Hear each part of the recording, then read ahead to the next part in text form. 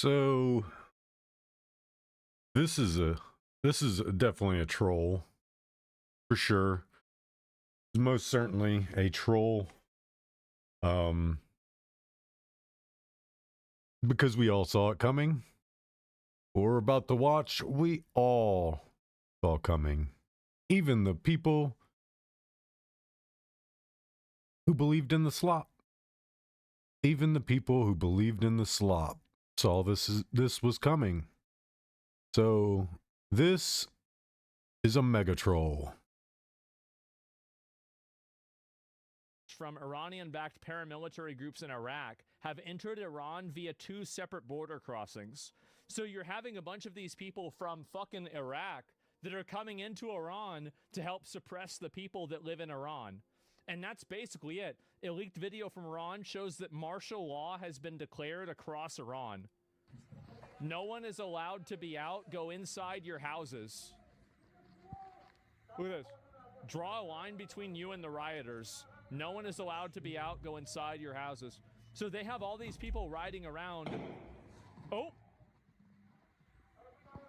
No one's allowed to be out. They kill people in the hospitals.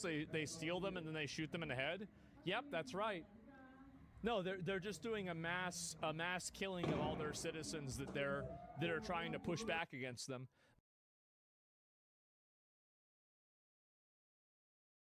So you remember when I said that it was too late? That's what I mean.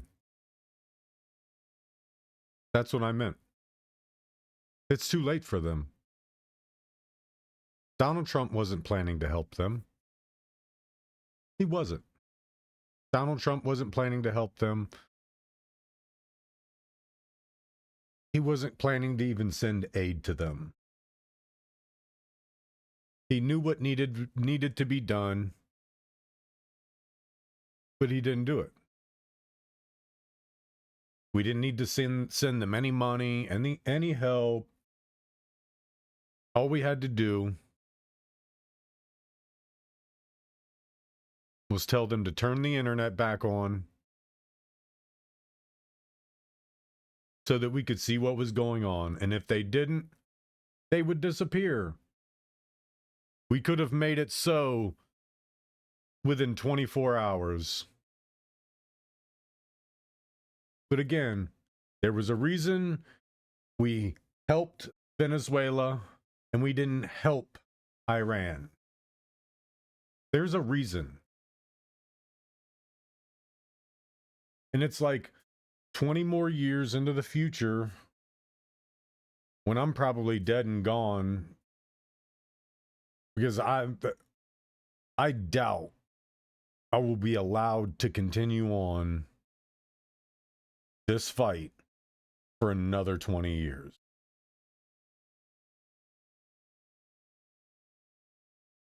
So when someone takes my place, still fighting the same fight, saying the same things, to the same people who were doing the same things, don't be mad at anybody but yourselves. Really, don't be mad at us. Don't be mad at us that walked to the edge and were allowed to be pushed right off of it. Because if you think we're jumping off the edge, you haven't been paying attention. We're being pushed off the edges, and you all are believing it was just our own free will that did it. As I said 3 days ago, it's too late. You let that guy come on our networks. You gave him a platform. You let him lie. You let him do his smirk. And you did nothing about it. That's actually what what we wanted, Trump administration. We want you to do as we ask you to. It wouldn't have taken billions and billions of dollars to go over there and help them. It wouldn't. It would have taken a team of five or six people being embedded into that country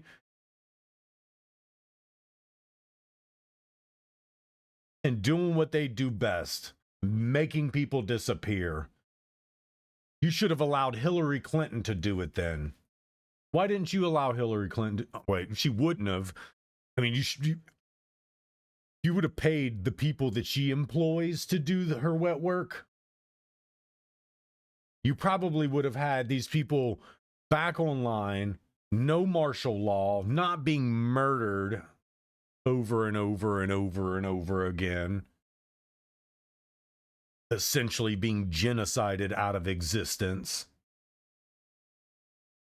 You want to pretend like you want to help people across the world, but then you're very selective. I would say picky, choosy, but even an asshole does the picky, choosy thing and still gets it right. You all are selectively choosing who you want to help across the world. If it's not Israel, if it's not somebody else who you could either A, take advantage of, or you're being taken advantage of by, I don't know why. I don't know why you want to help all these scandalous governments, these governments that are not good people. And it's almost as if you wanted the Ayatollah to take back control. It's almost as if you using that mouth you've been using to just say stuff to do just that. Basically, it's just telling the Ayatollah, yeah, I say we're going to do something, but we're actually not. I'm just showing out for my people. Just showing out for my people. That's what you are. You all are chess beaters. You are nothing remotely close to a follow through at all. You follow through on self-centered interests. And even that, I don't call that following through. I mean, you would have planned to do that anyway. Like, you would have made sure to write that into some code where it would get done anyway.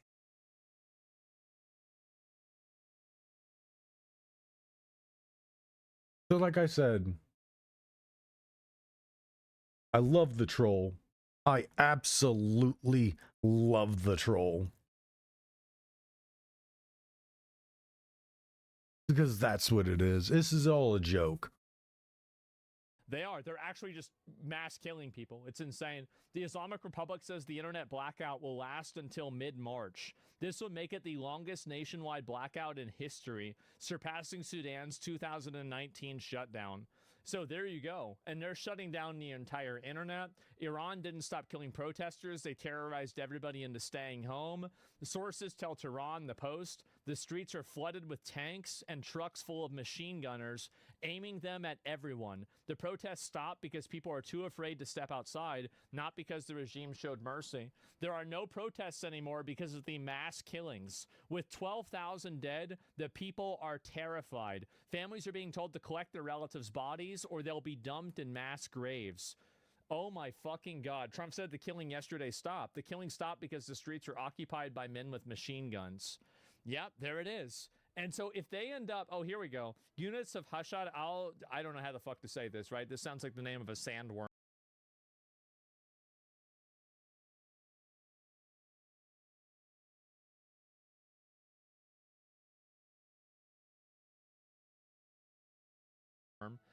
In northern Iran. They are Iranian-backed paramilitary group originally from Iraq. And so there you go, guys. Wow. Wow, so we'll do nothing? I don't know what's going to happen. This is why I wanted to talk about it more, because I feel like nobody has really been talking about this for the past 2 days. It's like all of the news around this kind of disappeared, and people just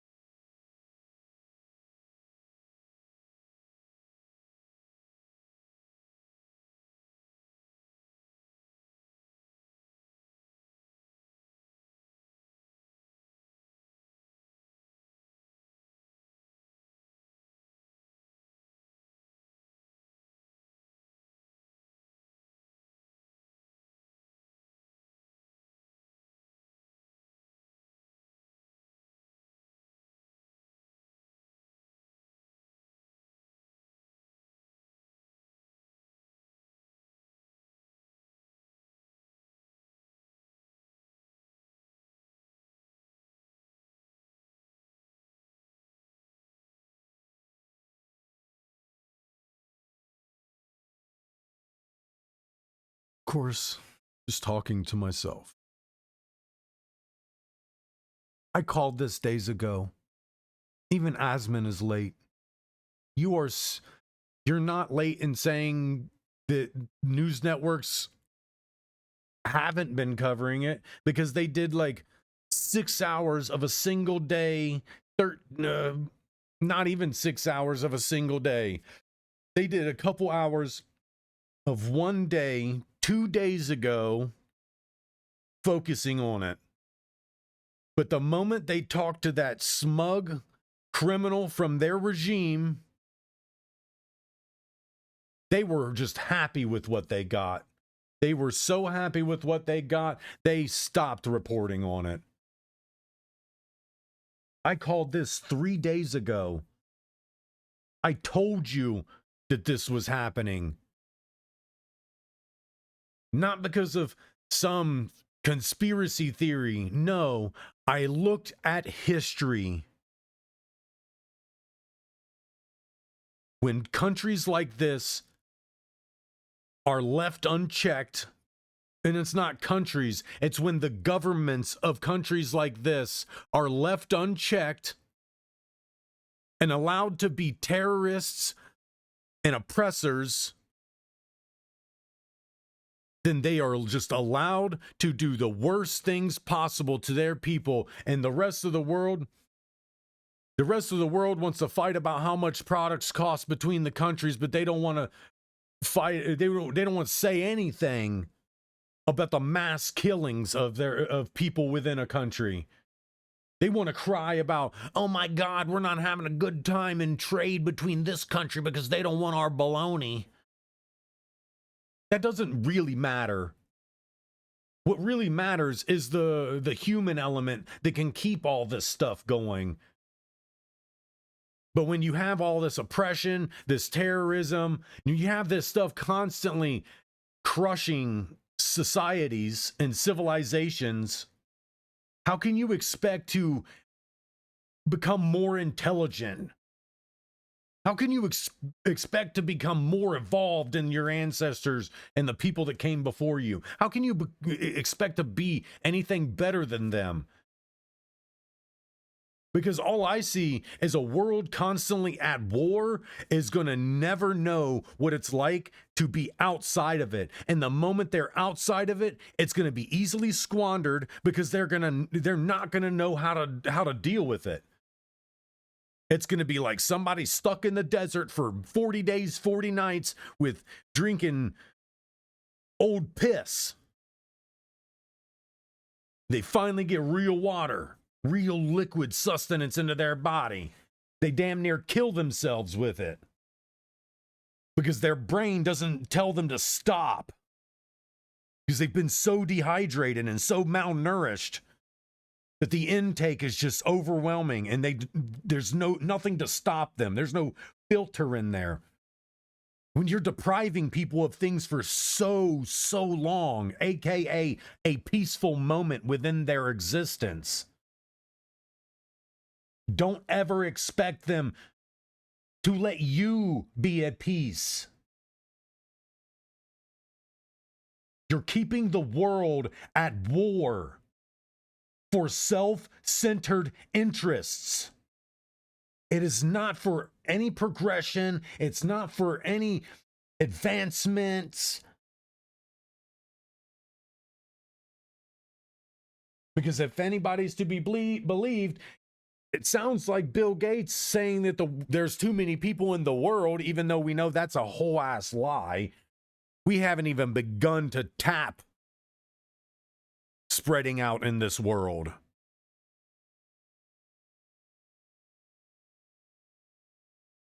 Again, they play all the sides. There's too many people in the world. There's not enough people in the world. There's too much peace in the world. There's too much war in the world. They're the only ones that can be at peace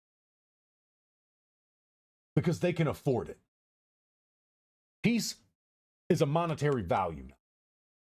It's not something you seek. You can seek inner peace, but you have to dole out the world in order to really gain inner peace.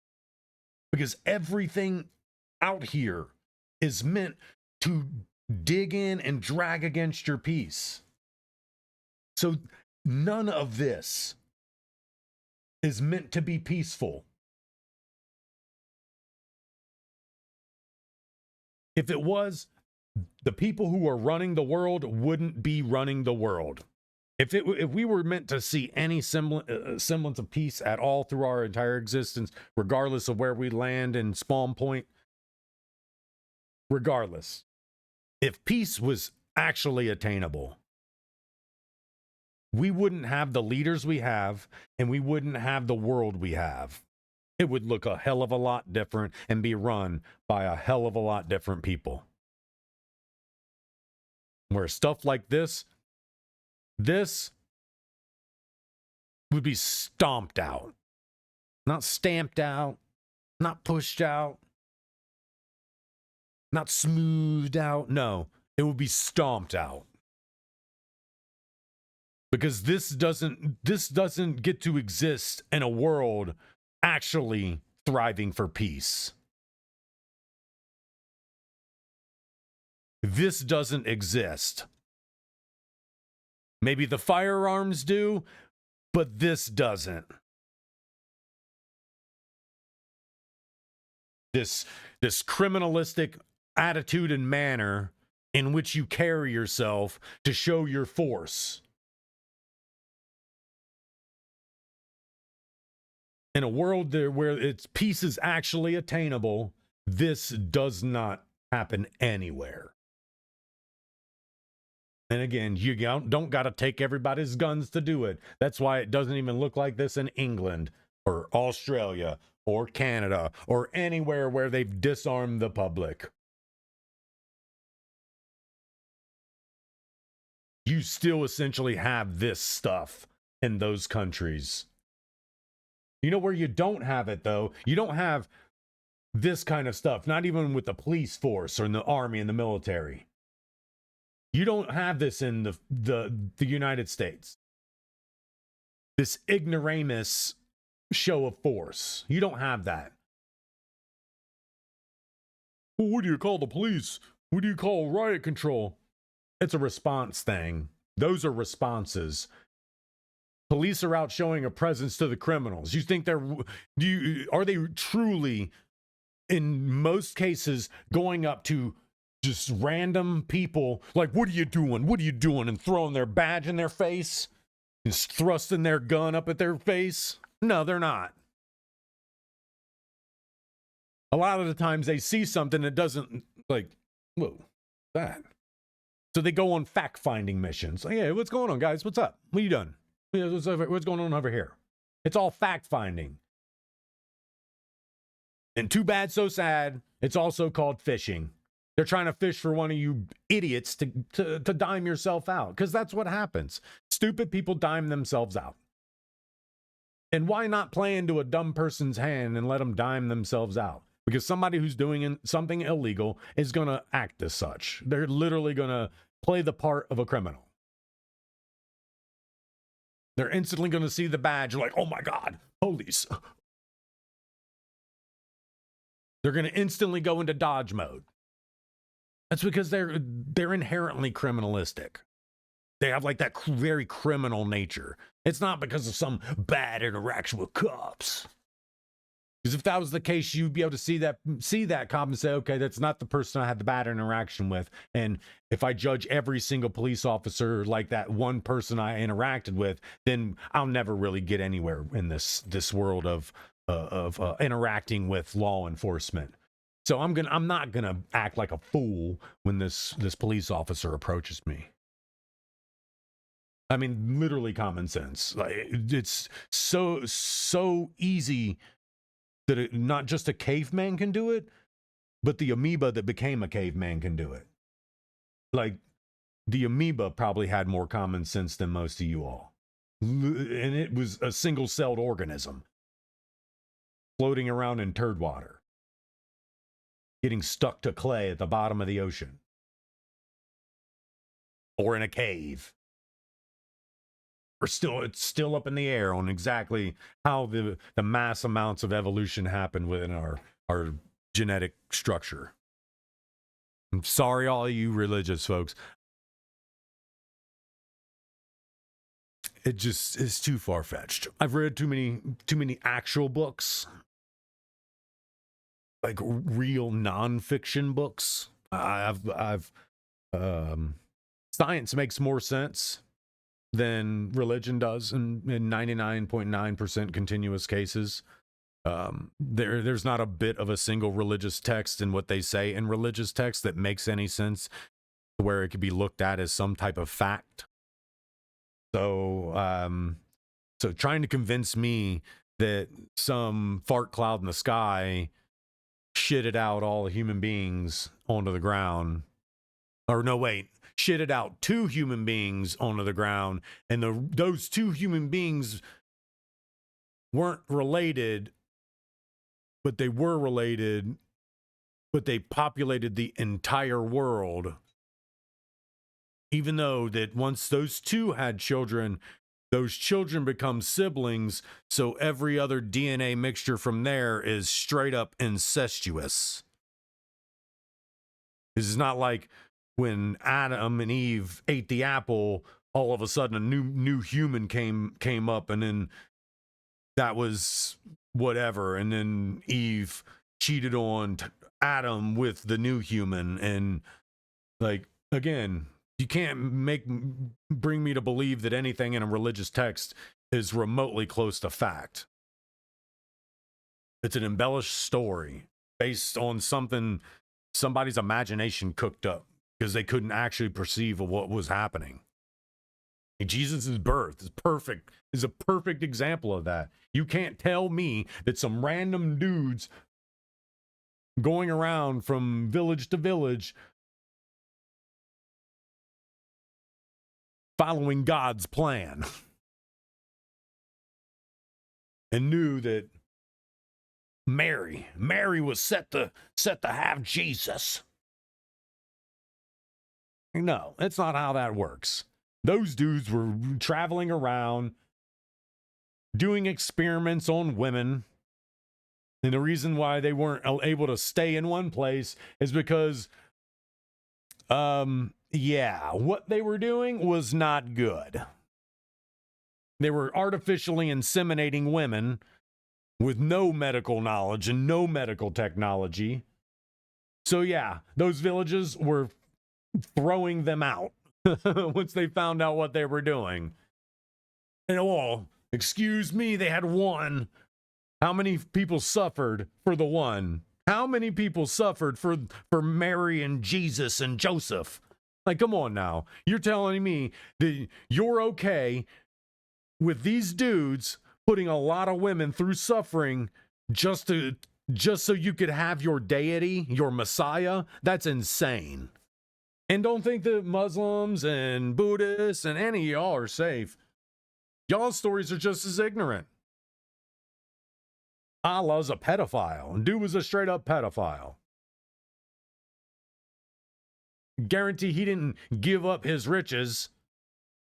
No, the dude was ousted because no one really wanted PDF files running around their village, ruling over them.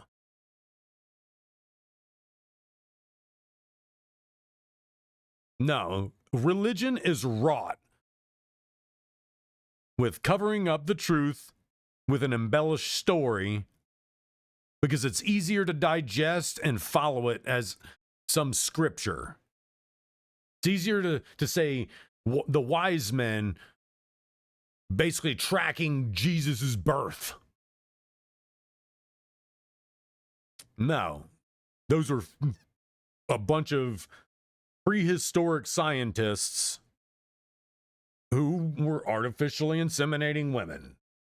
And Mary was the only one to succeed.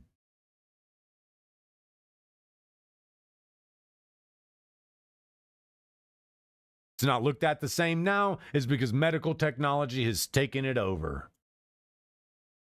Because, again, if Jesus' birth was actually looked at as a human thing, it wouldn't be some religious aspect. It wouldn't be some big, easily sold religious thing.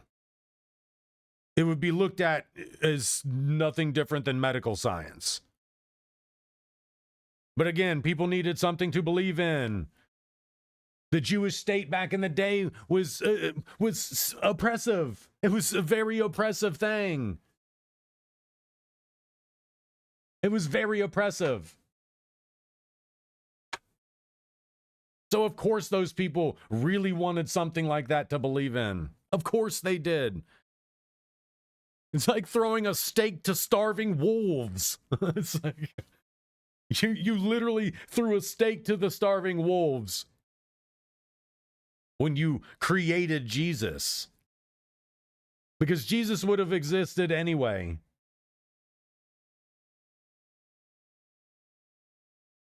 But the fact that you artificially inseminated him into Mary while leaving her a virgin, because again, that's what you all wanted. You all wanted this weird thing. To me, it's weird. It's weird. Throwing all your eggs into a single basket and then telling the rest of the world, don't throw your eggs into a single basket. But you do that with your hopes. Like you literally take your entire life's hopes and throw them in the basket of religion. One religion. You don't spread it out to all of them because they all have semblance of truth. Every single religion has a semblance of truth. It's when they start to get in the opinion side of everything. It's when the opinion stuff starts to come out. And don't even get me started on how do you explain the miracles then. They are so easily explained away. It's not even funny. And I can meme it while doing it. I can do it in a way that it sounds so stupid that believing in it makes you dumber. So don't get me started on, well, how do you explain the miracles? Those are the easiest things to explain away in your religion. The hardest things to explain away are the things that we see now and we are led to believe now are only possible because of technology. Like we're led to believe that we were absolutely morons, like complete morons before technology came up. Like we didn't know how to do anything until technology happened. Like we didn't create the wheel. We just found a circular rock and rolled it. We didn't cast the wheel into the rock. We found it that way. And it had a perfect hole right through it. We could run a spoke into it. Like we revert our intelligence when we believe in things like religion. Like when we believe that all of this was created by a fart cloud in the sky. Like we really undermine our own intelligence when we believe that stuff. Because you're caging yourself. You're caging yourself into pushing away any other even question in regards to something against religion. Like saying things like, how do you explain this? Is basically blasphemous in your religion. So again, you can't lead me to believe that overly religious countries like this are good for the world. Because the further you get into religion controlling your state, is the closer you get to this stuff. Like these guys look like they stole this truck and are joyriding it now, testing the cops to come and chase them. That's what this looks like. But no, this would be their police. This is their police force.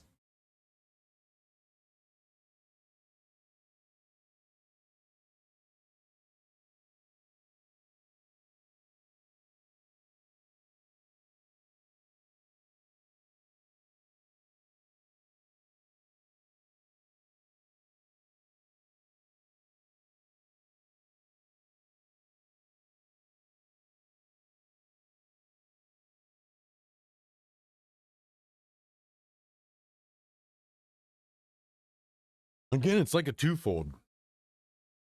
In a country like this one, the United States of America, the reason it seems to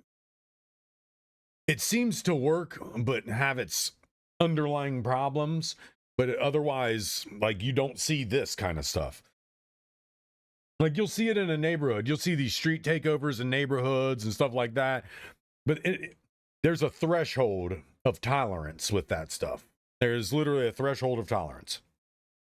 Once that threshold of tolerance has been stepped over, that's when police start stepping in. And if it starts to get out of control and become closer to a riot than it is just a minor disturbance, then you start seeing an increase in force. But even if they were to pull out the riot control, full blown, ready to pop canisters if need be, even if it was to get to there, you would not see any of our law enforcement doing this. You wouldn't see them on top of trucks, driving around from area to area, firing bullets up in the air. Like, you don't see that. This is terrorist stuff. And even then, you will see service members and things like that point their weapon at people.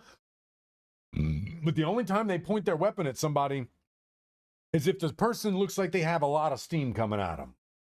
If somebody's coming at you full head of steam, telling them to stop, you need to stop. You think they're really going to stop if they're angry and mad and think that you're some dictator oppressor? No, they're not. No, they are not. They're not thinking logically. They're not in the right mind. They're no different than a person who's lost their mind. They've literally lost their mind, and they're bulldozing at you with all reckless abandon. Even though you have a weapon at the ready, you are carrying a rifle at the ready that has a on-target effective range of 300 plus meters, meaning you wouldn't have needed to allow them to get within 300 meters of you. So yes, when somebody's coming at you with a full head of steam, oh yeah, you're going to pull up. You pull up your weapon. Like, you better stop right now, because 9 times out of 10, it will stop them. But in a lot of those situations, when they don't stop, a lot of cases, it's too late to go from lethal to non-lethal. That would be a taser, or to a baton. Because with somebody rushing at you, if you got your baton out ready to go, it's like a bull. You do a sidestep and you swat them in the back, in the meat. Oh, like, well, you don't try to hit them in the kidneys and stuff like that. You try to hit them like up in the shoulders, because it's thick, muscular areas. And if it's a fat person, they're gonna have a lot of fat up here. I mean, you've seen obese people, they have this big old fatness in the back of their neck. They're all fat meat back here. So yeah, you smack them in the top of the shoulders. You don't try to hit them in the elbows and these joints here, in the knees, in the hips. You don't want when law enforcement and riot control are taught the use of a baton, you're taught to hit the meat. Hit the meat. Because if you full force hit one of the joints and it blows that joint away, there's no surgeries ever, no physical therapy in any future that will replace 100% mobility back to those joints. You blow away a joint, it's It's cooked for good. Like it's cooked.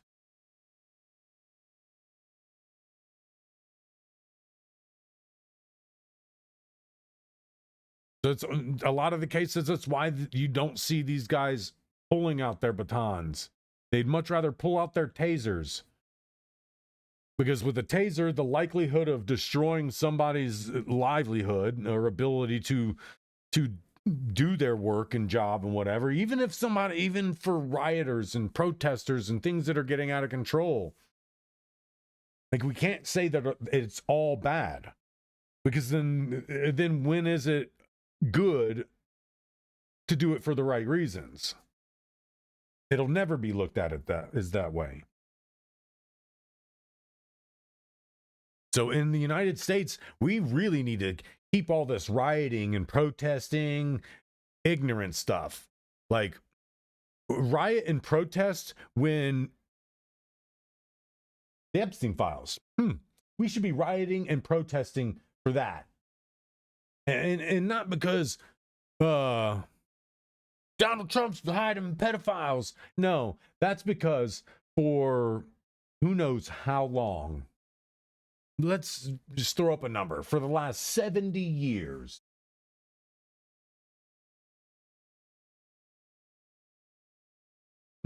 somewhere around there, the United States government, the entertainment sector, the news sector, the corporate sector, all of these institutions that are otherwise supposed to be a safe haven for the people have been the people's nightmare, have been the one and only nightmare of the people.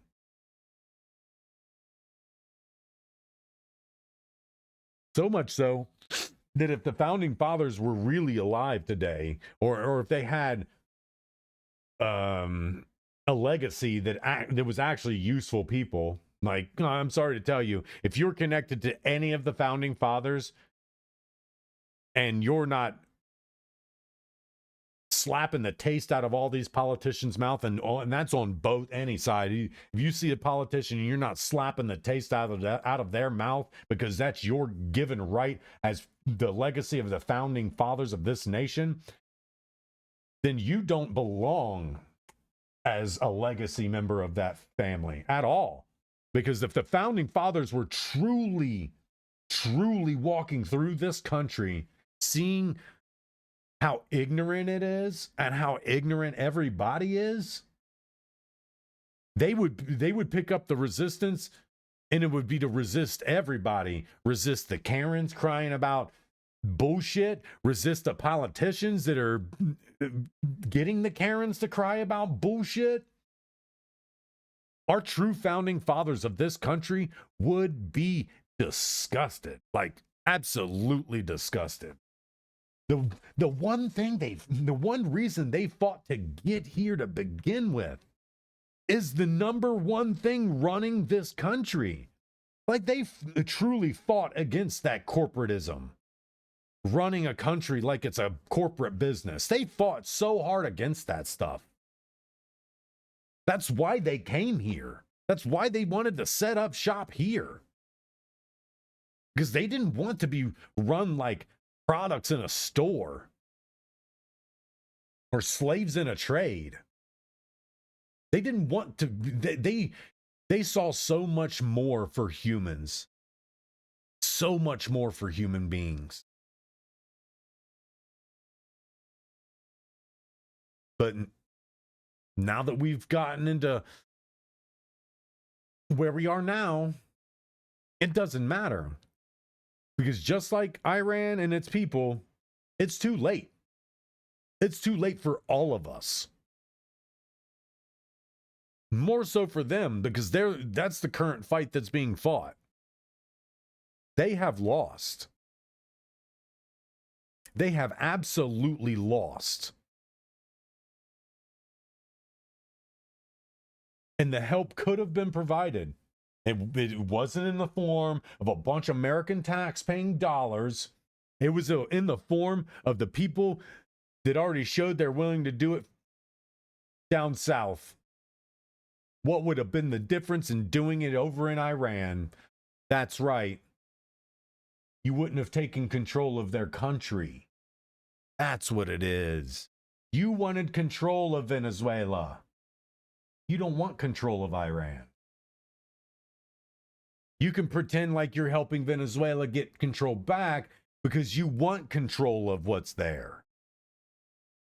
You can't pretend the same thing in Iran. You didn't help the Iranians because you can't pretend like you want to be there. You can only pretend in word form like you're going to give assistance.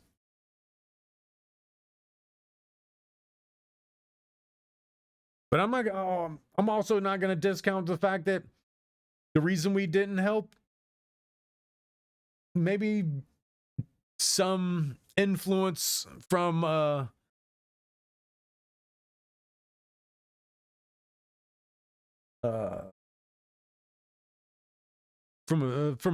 somebody from a certain part of the world that's very close to it. Maybe that's why. Like part of it. I'm not going to say the whole thing. I'm going to say part of it. Maybe that's why. Because he caught wind that Mossad was actually also there. Maybe that's why Donald Trump didn't actually offer a hand. Didn't send in those same Delta Force operators that extracted Maduro. Maybe because he knew Mossad was actually on the ground.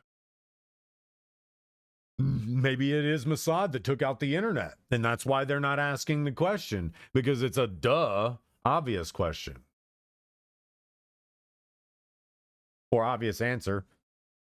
Maybe that's why.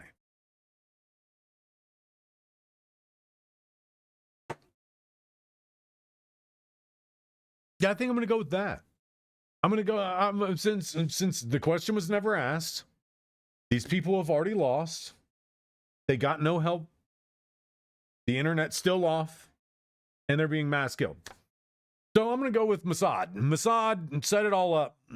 Israeli intelligence, Bibi Netanyahu, Mossad. Yep. Blame it all on the Israelis now. Yep. You took the ability for the questions to be asked and the answers to be gained, so I'm going to go with my own. Yep, Israel, Mossad, and Bibi Netanyahu. We're getting better. Well, no, they're not, unless you're the terrorists that are controlling the country. Trump spoke to reporters outside the White House about his decision to not carry out military strikes against Iran. Did Arab and Israeli officials convince you to not strike Iran? Nobody convinced me. I convinced myself. You had yesterday scheduled over 800 hangings. They didn't hang anyone. They canceled the hangings. That had. And who told you that? What credible source showed evidence to Donald Trump that the Iranian hangings weren't carried out and were instead canceled? Because they had to have gotten it from a credible source.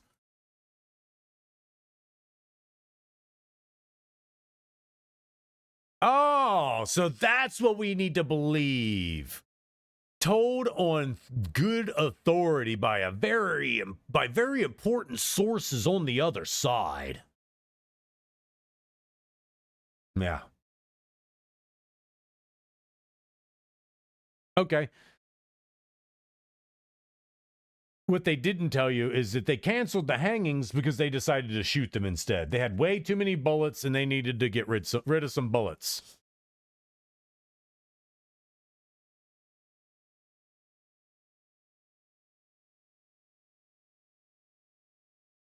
So no, the hangings weren't canceled. They were just like, they just did a class change.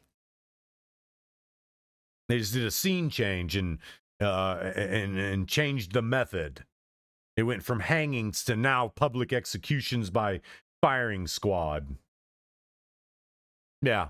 Again, you can't tell me that he actually planned to do anything. He didn't plan to do anything at all. So you can't tell me some credible source on good authority, but very important sources on the other side. Yeah, well, they're lying to you. They're lying to your face, and you're lying to everybody else based on their lies. You should have sent in fucking Delta Force to confirm it. You should have sent in some fucking spies to confirm it. But no, you left your credible, your on good authority sources, which is probably the Iranian government. It's literally somebody in the Iranian government, probably that guy with the smirky smile. A big impact. Congratulations. I don't know, man. I really don't. It's very confusing to me.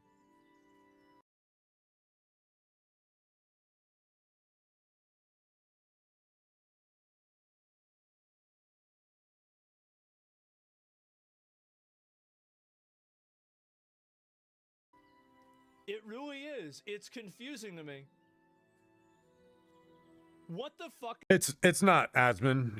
Here's the breakdown. You put your faith in an 80-year-old man who speaks in corporate lingo,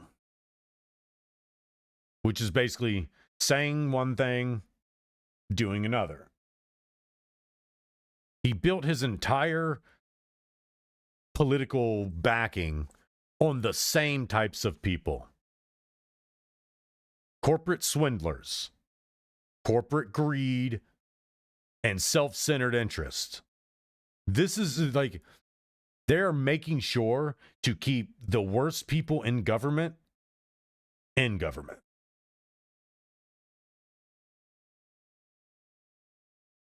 He had his chance, and it's gone. It's gone. Those people, they're going to be, that population is going to be dwindled so small, the internet won't be restored for a while. And when it does, it's going to be like North Korea.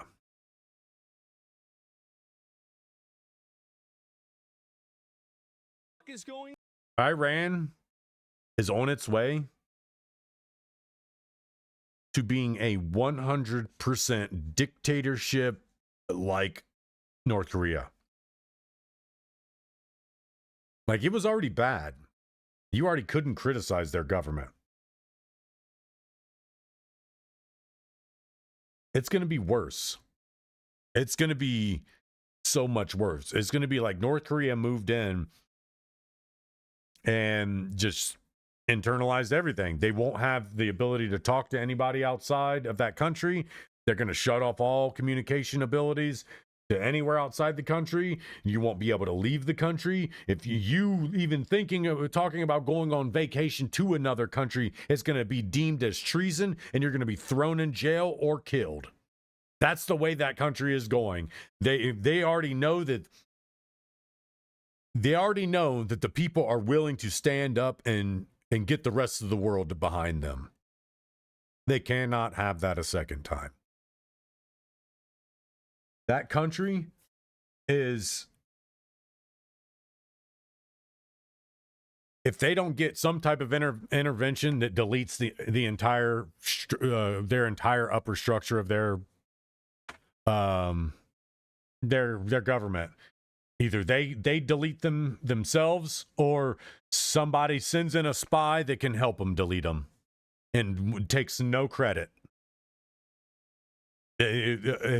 If you don't get rid of those people up top, there is no way. Because you've already seen what the Ayatollah is. You've already seen how he talks, how he is, and how evil of a person he essentially is to his people. Then you get Smirky Smile, who he is showing he is just as bad, if not worse. So those people are going to have a really rough time trying to restructure their government. And without somebody with a high level of spycraft strategy to help them,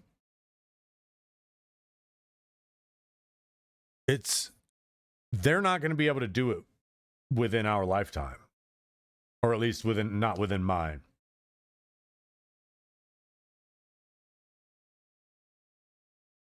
Because I can guarantee you the internet doesn't get restored in March. Something will happen where it'll have to stay out. It'll stay blacked out. And of course, Donald Trump will give he'll say, well, that's unacceptable, guys. Come on now. We need to, you guys got to get back into the rest of the world. And that's it. That's it.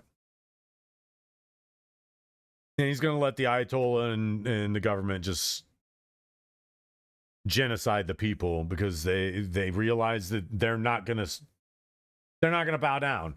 They might be hiding into their houses right now because they don't want to be shot. But I mean, if you can stay in your house now to not be shot today so you can go out and try to do the right thing tomorrow, some battles are, I mean, sometimes it's better to retreat, recoup, and rebuild your strategy.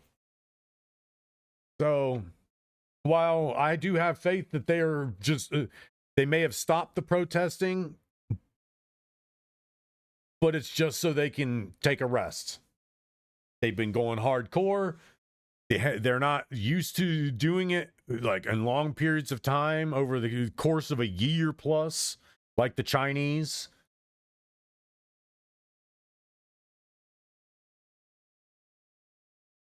So they're just going to have to work the bunions and the blisters into their feet before they can just do it longer and harder and keep the fight going.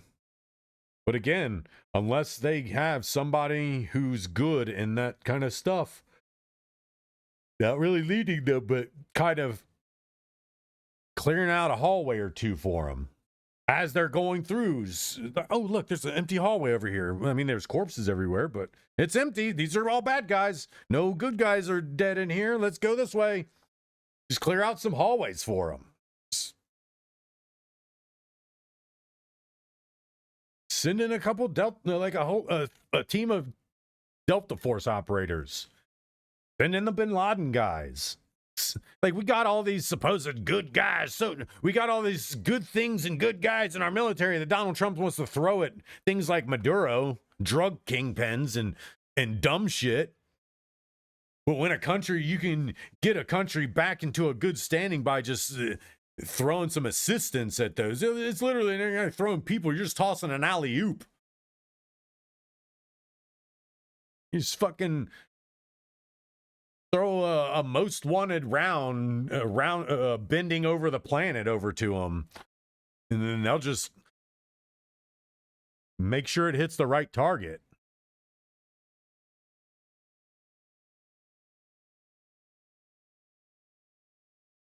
We didn't need to send in a massive incursion force to start boots on grounding that country. You could have sent some wet work operators. And the only people who would have known about it are those of us who pay attention to the shadows. Because we would have been able to see the signs. The math would have lined up. Trust me, we all would have known that math equation was used. I promise you. You use that equation, there are a lot of us that are like, I did a lot of calculations on that, but there's only one that gets that kind of result. And it's the one that's hidden by the shadows. We could have provided them assistance, even if it was just to go and get their internet back online. If Mossad and the bad guys were taking it down. Again, he didn't want to help. He doesn't see mass amounts of profits for the corporate America in Iran. He just saw helping people of Iran. And he's no different than any other rich guy. All the rich people are all the same. They pretend they like everybody, even the ones underneath them, but they actually don't. They don't. They like you as far as they can find tasks for you to do around their house so that they can not do those tasks. Like hiring you as help. You're the help. You're not a human to them. You're the help.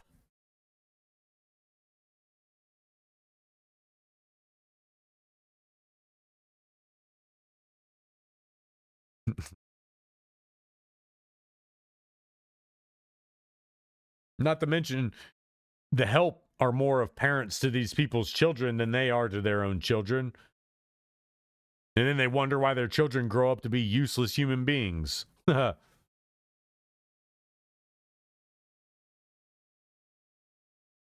on? Because like, how do you go and say, listen, like you do a press conference after you literally kidnap Maduro. You I'm ready for it. I'm so ready. I'm so ready for how mad he's about to get. If he really follows it down, follows this hole down and down and down and down like he should, by the end, he should be like ripping his headset off and like damn near stretching it to death. It should enrage him. But he's only like hitting starting points of this stuff. There are those of us that have been speaking these same words and these same things for our entire adult lives. Our entire adult life.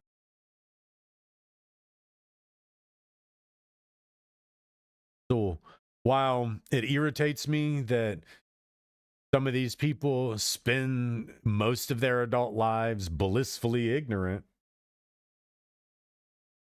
I have to sit back and just kind of be entertained by the 0 to 100 miles an hour that these people end up getting when they do start tuning in.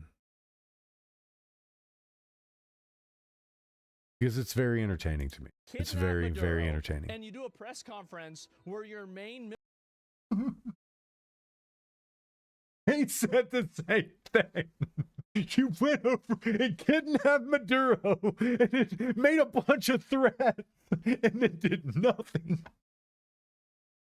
You did it. You did all the show of force down in South America. And then you made all these threats on TV and then did nothing. You did nothing. He's so bad now. Military guy says, welcome to 2026. America's back. And this is right after you capture this dude. They do like fucking interviews about it. And they're saying, yeah, these dudes came down, everybody started dying, and then we started bleeding out of our eyes. I don't know how this happened. These people. He's talking about sending the Delta Force operators over Thailand to do the same fucking thing. I said it. I've been saying it for 3 fucking days. And that's what I'm saying. Wow, it's irritating that he's late. It's so entertaining, the response that happens on how late they are. How late they are. There are those of us that are so tuned into this. We've been so tuned into it for decades that we're basically Nostradamus with all of it. Which is why it's so entertaining to see how agitated and angry he's getting about it. And literally saying the same message, but with different words that I had just said. And again, I don't watch these things before I talk about them. I use like natural deduction, my ability to analyze, and I use like it's hard to explain what I use in kind of like talking about stuff like this and how I kind of even feel confident about saying like something that might happen. It's hard to explain that because, like I said, it's These are skills that it's like they're coded into me. I don't know when they developed. I've always been this way. I've always been able to like sit and look at things and analyze them from a 5,000-foot view.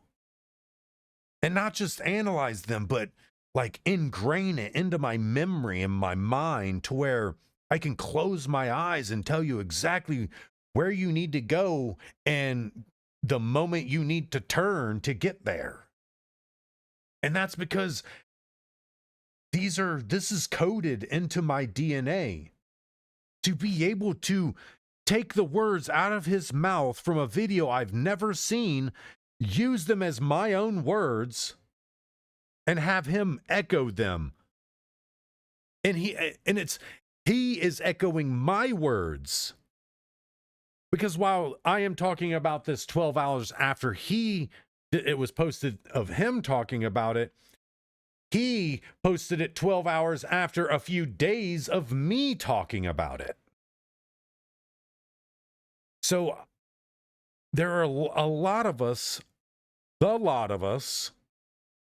that have given all of these Nostradamus predictions of Nostradamus to all of you. But you only listen when someone like Asman is saying it. You don't hear us say it because, oh, well, you don't have a following. You're just saying stuff. Okay, so why aren't you listening to me now? Oh, that's right. Because it's not Asman saying it. Because I'll say the same thing today as he'll be saying 3 days from now.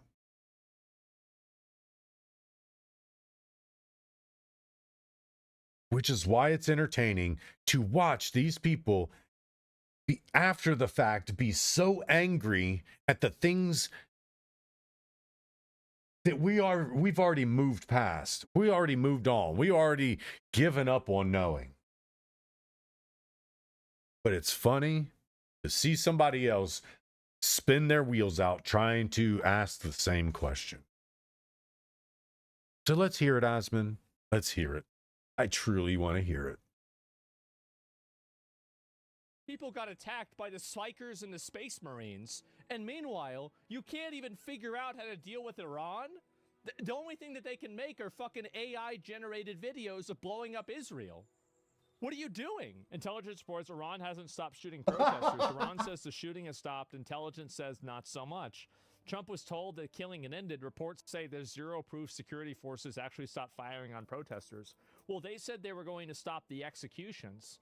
Well, yeah, they're not doing the executions anymore because they're just killing them on the street. Problem solved. So there you go. What's Trump waiting for? I don't know. Hard to sell. We're in control when you're importing foreign militias and still shooting your own people. And this is another really important component, is that a lot of people are saying that, oh, well, we shouldn't get involved because, you know, we're a foreign country. The Iranian government is shipping in and importing militias to go around and be paramilitary police and kill protesters in their own country. Isn't that fucking insane? He's waiting for the strike. And again, if you think that the Iranian government isn't going to do all that stuff within their own country and just leave it as within their own country, no, hell no. They're going to want to create that same type of chaos around the world. So you better believe they're going to pay money into all types of unsavory organizations. So if you think that terroristic activity stops within their country and against their own people, then I'll stop talking. Because that's not remotely close to what's happening. They terrorize their own people, and you better believe they'll terrorize the rest of the world too. That's how all that stuff works. You don't just keep it contained to your own people. You try to make the rest of the world fear you too. Group? I mean, I think so. Again, North Korea doesn't need to send anybody anywhere. What do they do all the time? They threaten the entire world with being nuked. Literally, even though we see like them just failing at a lot of their stuff, It doesn't stop them from threatening the world. We'll nuke you. We'll nuke you. We'll nuke you. We'll nuke you.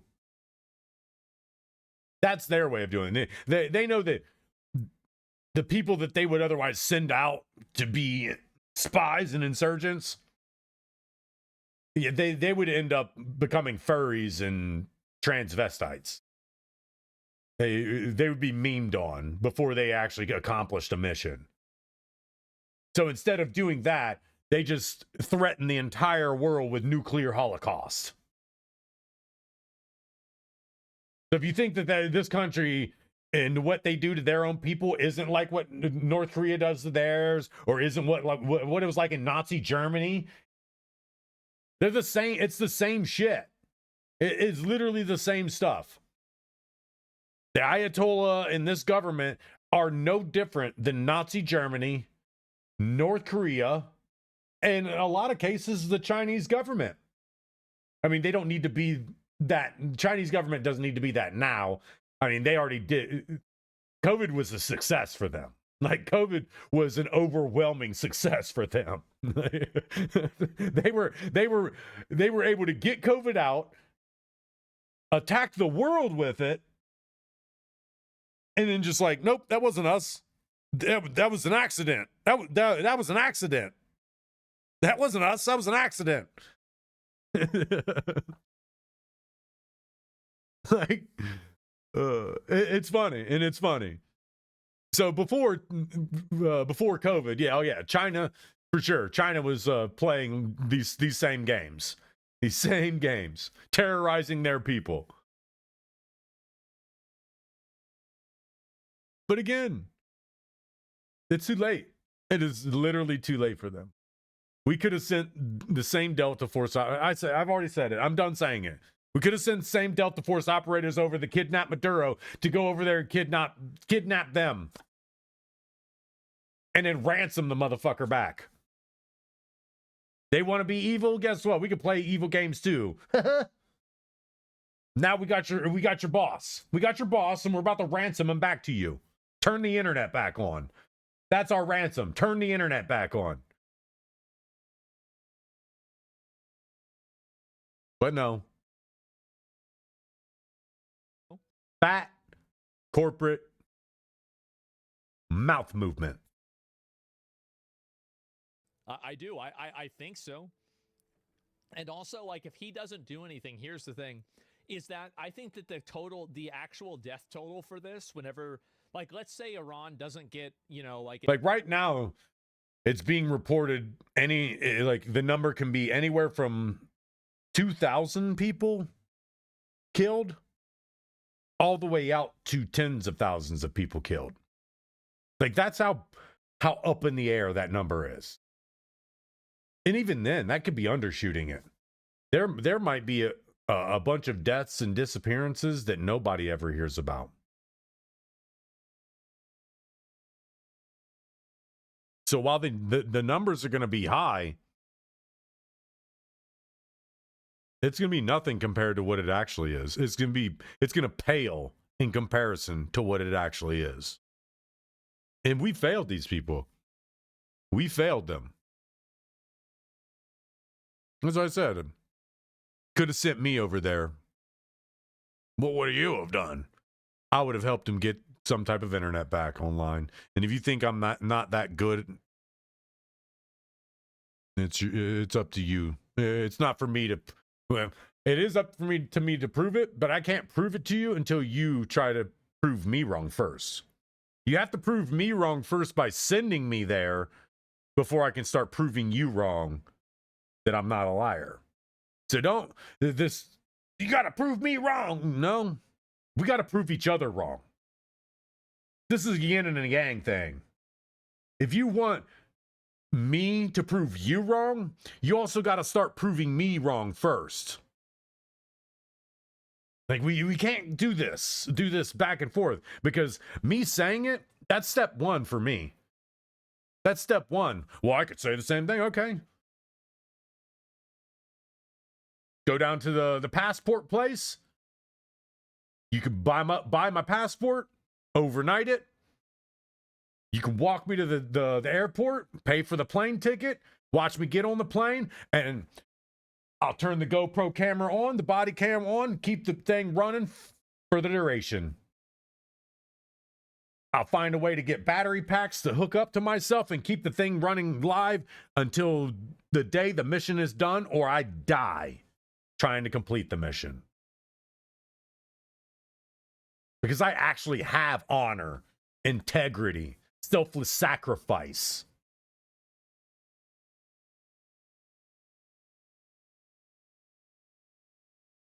I actually believed I believed not just mentally, but I believed to my core the warrior ethos. I believe them. So much so that putting them into practice is second nature. So again, it's not for me to prove that I'm right and anybody else is wrong. It's for us both to prove that neither of us are liars. And we can't do that if we're trying to wait for the next one to take a step. No, we get to go together. We get to do it together. Take my hand and let's walk together. That's what it should have been done. We should have helped these people, even if it's just sending Delta Force over to kidnap their damn leaders. Again, we didn't need to kidnap Maduro. We sure as hell didn't need to kidnap him. What we needed to do was help the country that's actually fighting for their land.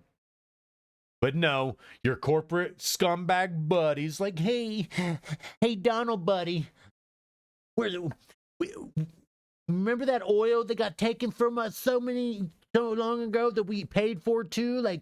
Like they paid us for, they didn't pay us all of our money, but they paid us something.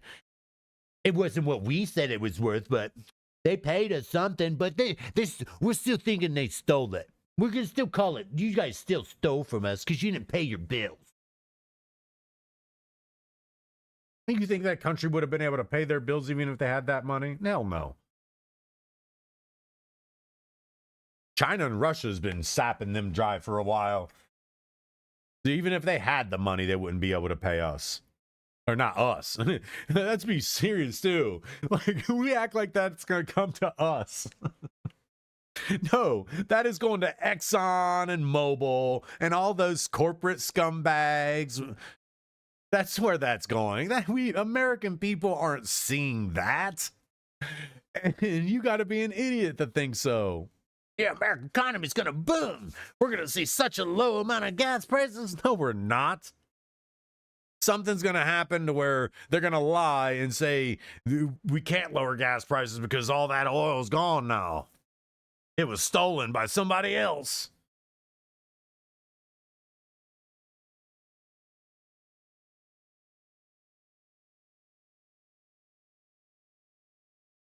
It doesn't. Let me look actually. Let's look at what matters. Okay. Wow. That is sad. Holy shit. That is really sad. People have totally lost hope. It's over? I don't know if it is or not, but it sure seems. It is over. Again, you can play the ride the middle line if you want.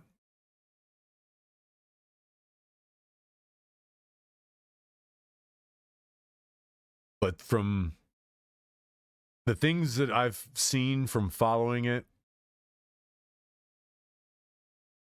all I can say is it's over. It is legit over for them. It's over.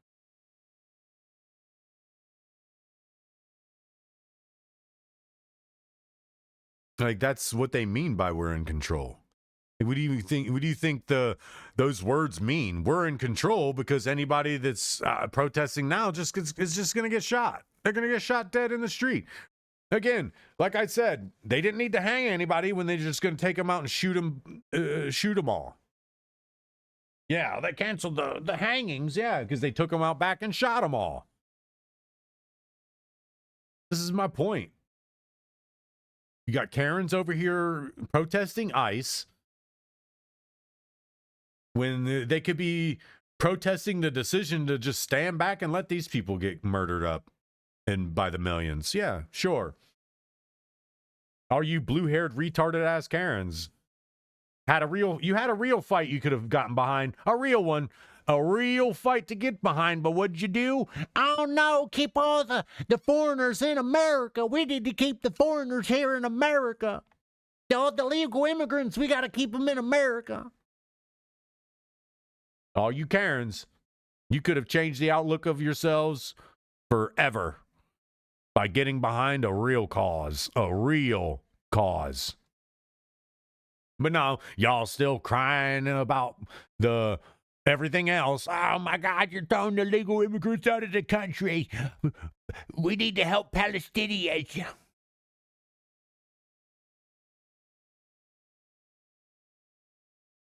AKA, you just want to fight against our government. That's it. You don't want to stand for a cause. You want to just fight against any decision that our government's making.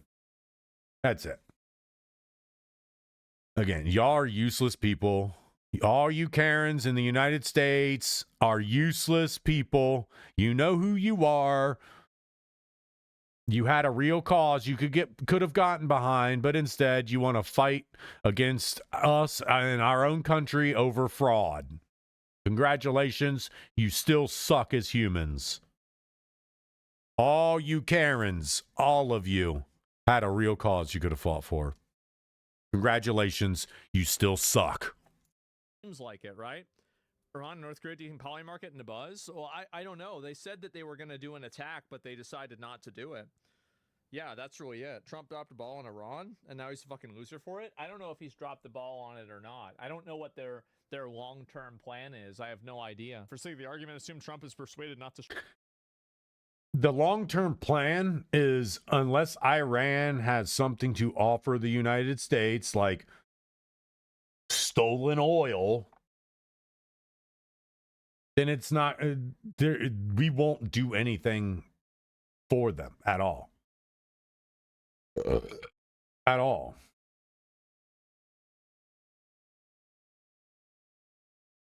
To strike the regime. Protesters stay home in fear of being shot. The streets quiet down. Does life return to normal? Yeah, the economics are broken, and all of these people, here's what's going to happen, is that the moment that the government retains control or regains control, what's going to happen? Do you think might makes right? Sometimes, yeah, it does. And also, being right doesn't matter. Surviving matters. So your focus, might makes right, exists inside of a context of a moral framework. The world doesn't exist in a moral framework. You invented a moral framework to see the world. So I think that even just the concept of that is a false idea. But my point is, let's not even get into that, right? That's totally separate. What we're talking about here is that as soon as they get control over again, they're going to go back and find out all the protesters and then kill them en masse. That's what's going to happen. And I think they're probably going to kill 50,000 people. That's what I would assume. I've already said that. And again, like I said, we can do the moral gymnastics around the issue, but in terms of morality, it's, like I said, is it better to watch someone's world burn or to maybe do something about it? Because that's kind of what we did. We're sitting back and watching these people's world burn. And while we have to kind of separate the morals out of it to make a smart choice, again, we didn't need to go over there en masse. Like Donald Trump threatened the rest of South America with, we have the technology. We have the manpower. Why didn't we use a small bit of either? Because again, you think any Iranian military at all has the same capacity as a militant in South America, even if they're Cuban. Even if they weren't even Venezuelan and they were Cuban. Do you really think the Middle East is better militaristically than South America? I'm going to say no. No, I'm going to say no. They would have had just as easy time going down there and snatching him up and snatching them up as they would have going into Venezuela. It's not like they didn't know where he was at. It's not like they didn't know where they are. But again, there's no actual benefit. The United States had no monetary benefit. There's no. I mean, they got oil, but it's like we got all that, and we just picked all that up in Venezuela. We don't need any more oil right now. And then it just looks a little weird. He looks nothing more than George Bush going over there to Iran for their oil, helping them just for their oil. But again, it's one of those things. I do believe Donald Trump dropped the ball, but he didn't drop it. He just tossed it aside. He knew he wasn't actually going to do anything with it. He knew he wasn't about to pass it. He wasn't about to shoot it. He wasn't about to do any of that. He knew he just needed to say that so people would shut up and he can just toss it aside. Assume. Now, it'll probably be hard to tell, but do you really think that they're not going to go around and do that? Because they're going to obviously be worried about it happening again. Sure, of course they will. Oh, yeah. They're going to get rid of anybody that shows any type of resistance. So how do you stop it from happening? Well, you kill the people that did it so they can't do it again. Duh. Of course. Why do you care? I don't know. I think it's pretty bad. It sucks. And again, why even ask that stupid ass question? Why do you care? I mean, why shouldn't I? Why shouldn't I? Like, what really? Let's look at it. What tyrannical cause is going on around the world or in America? Like, seriously, what other cause where people need your support? What other cause is going on? You can't say the deportations. No. Nobody's being oppressed. Nobody's being murdered. The internet's not being blacked out so that they can hide crimes. No. So there's no cause in this country where people actually need an overwhelming amount of people throwing their support their way. None of it. The only people that are supporting standing in the way of ICE are Karens. Karens and useless people. People who want to just look that much better for a group of people that hate them anyway. Like, if you think Somalians are going to all of a sudden just like you because you stood up for them, no, they're not. They'll be nice to your face, and then they'll talk shit the moment you walk away. Because you're not Somalian. They do not care about anybody that's not Somalian. They'll be nice and friendly. But these people that are involved in fraud and being deported, these illegal immigrants, these Somali fraudsters, these people do not care about you. They do not care about America. They do not care about American citizens. They care about Somalia, Somalians, Hispanics, and the people that they know and love as friends and family. They don't care about some blue-haired Karen that lives next door. As a matter of fact, they're trying to figure out a way to get that blue-haired Karen out of her house so that they can get their friend moved into the house.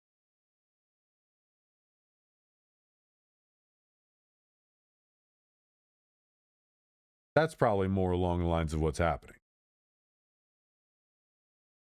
Again, fraudsters and criminals and illegal immigrants, this stuff needs to be taken care of and controlled, because we can't really think about throwing our support in any direction. We can't help veterans. We can't help the homeless. We can't help the people in our country until we get our own country under control. And we can't get our own country under control if we can't get the illegal people out of it.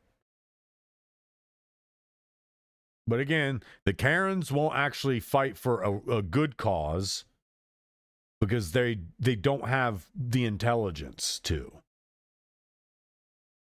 Because to fight for the Iranian cause, they would essentially have to go over to Iran and fight for their cause, or get vocal about why no one else is paying attention to what's going on over there. Because again, if the country over there gets so bad and people are going to start flocking out of it, and if they can't take their own country back and they start flocking out of it, where do you think they're going to go? They're going to come here, be angry, and want to turn us into what they see their country as.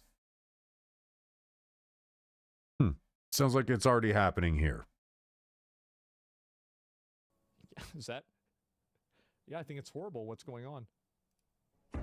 در روزهای اخیر گزارش‌هایی از فعالیت‌های مشکوک و ناامن کننده در برخی معابر شهری دریافت شده است. در این درگیری‌ها تاکنون 3000 نفر از Exactly. It's bad, and it's a cause worth putting support behind. And it's not some useless blue-haired Karen cause that's just standing in a way and being an obstruction of justice. Because to support them, you're not obstructing justice, because their government isn't a bad government. It's not a good government. It's literally the government you don't want to have running your country. These religious state governments are not governments you want running your country. Which is why it's very important to keep separation of church and state here in the United States. Because the moment that religion and church and all that stuff is allowed to make rules to put in place for the rest of us, is the day that it becomes illegal to say, I don't believe your religion is real. You will not be able to criticize that religion. That's the country these people live in. They can't say, well, I don't want to follow this religion. Maybe I want to be Christian. Maybe I want to be Catholic. Maybe I want to be Buddhist. Maybe I want to be Tao. Like, you can't, in these countries, you can't choose the religion that's not bestowed upon you by the government. So yes, these are causes that wholeheartedly you should get behind, because it's showing people that they have support in breaking the chains of something that they do not agree with. So wholeheartedly put your support behind this. You don't have to go over there. You don't got to give millions and billions of dollars. But at least say, I do support what they're fighting for. Because then that tells those people over there that their fight is not worthless. It's not a useless fight. And that's enough to keep people fighting. If you don't think it is, maybe you should join the military. I mean, it's why troop morale is huge. Like, back in Vietnam, morale was so low in Vietnam that COs were bringing prostitutes to have sex with their soldiers to bring up morale. As a matter of fact, the term hooker is directly, I'm almost positive it's directly connected to the military. The term hooker. It's directly connected to the military.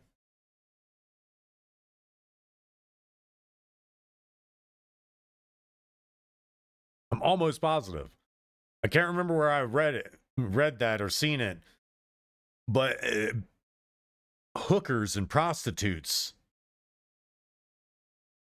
like almost synonymous with military action. Like they were literally used as a tool to keep morale amongst the soldiers high.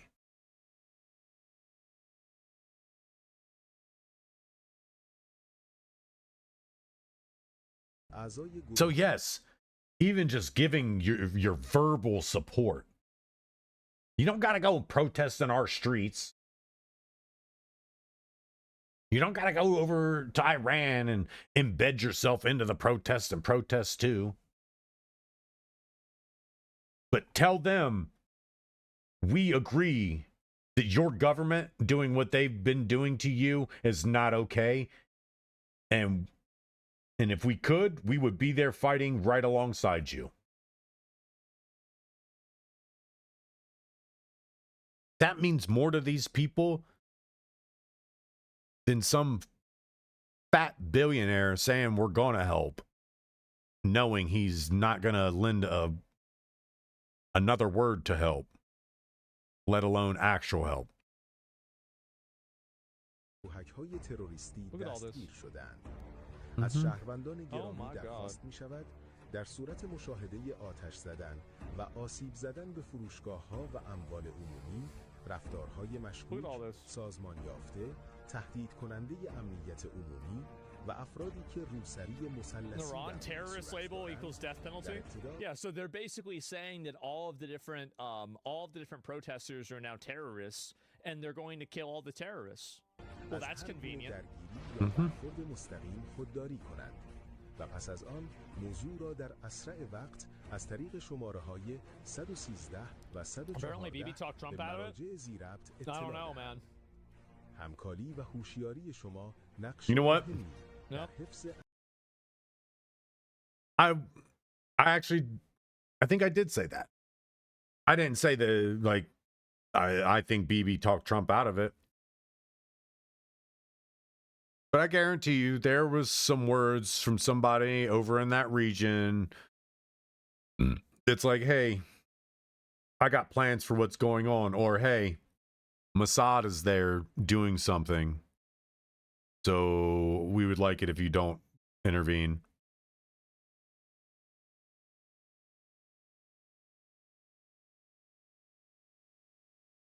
And even if the protesters they got violent, why would they get violent? I don't know. Well, I mean, just to think about why anybody would get violent after saying something for so long. I mean, I don't know. Why do people get mad after they say the same thing over and over and over again? Oh, that's right.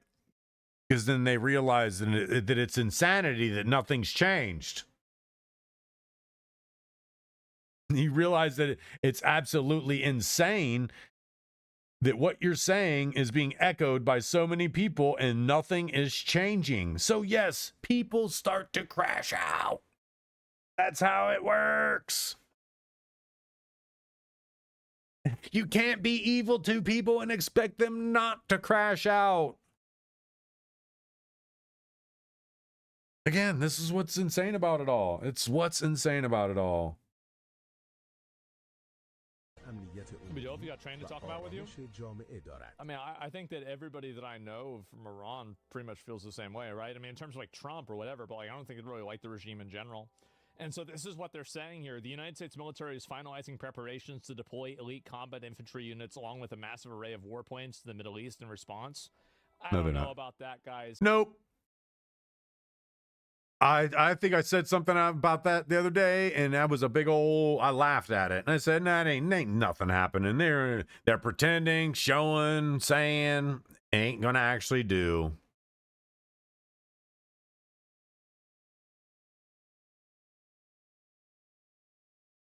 And again, Fox News, they platformed that dude, and of course, there's none of this, none of that.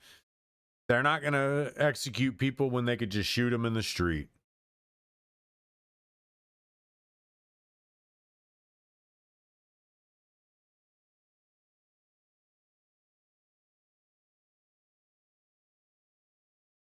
Exactly. I really don't. The regime will hang everyone at a later time instead of right now, while still gunning people down in the streets. Everybody knows this. What are we doing here? Is this what help is on the way looks like? Exactly. If Trump... Exactly. I mean, I don't know how many more times I have to say it. Well, I don't have to say it, but I do anyway. Because it's the same thing over and over again. If Trump pussies out on this... I don't know, man. Like, it's just going to be disappointing, man. It really is. Yeah, is Persians are historically Zoroastrian? Yeah, I know that. Yeah, it's going to be such a huge loss. He'll look like a cuck. He absolutely will. If the killings in Iran have stopped, why do you think the regime still has the internet turned off? Are you motherfucking serious? When was that? January 15th, 2 days ago. Oh, that's right. I've been saying it for about 2 or 3 days now. Now you want to see some random person say it. Ah, geez, guys. And so they're still, and you see they're still out there trying to protest. They are.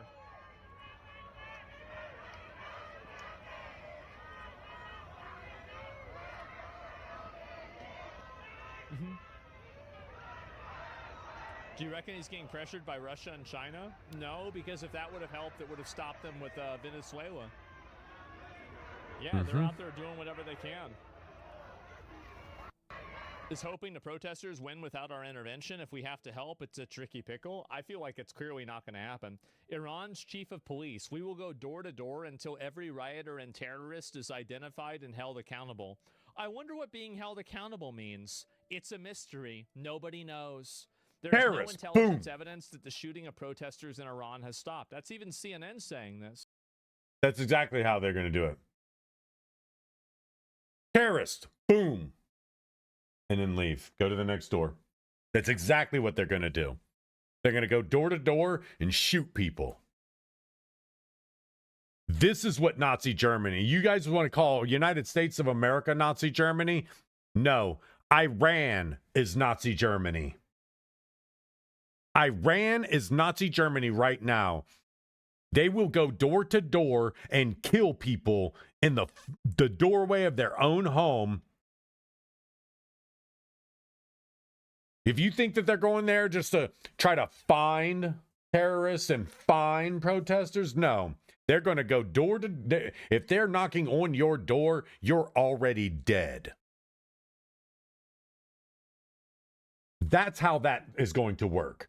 They're not going to go door to door looking for anybody. They're going door to door to shoot everybody. So if you have Iranian police and military knocking on your door, you may as well flee. If you even think that they might knock on your door, you may as well flee.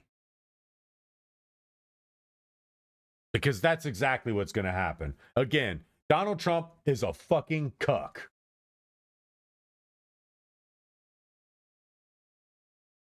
This whole fucking administration is a massive fucking cuck funnel.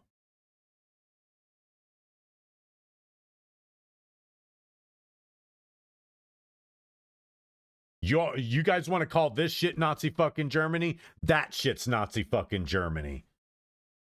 Iran is literally Nazi Germanying their fucking people right now. And you all are worried about fucking illegal immigrants in this country. You're worried about protecting illegal immigrants in this fucking country. You all should be ashamed of yourselves. You should be ashamed of yourselves. You're watching Nazi Germany pop up in Iran, but you think it's taking place here. You think you're watching the unfolding of the Gestapo here.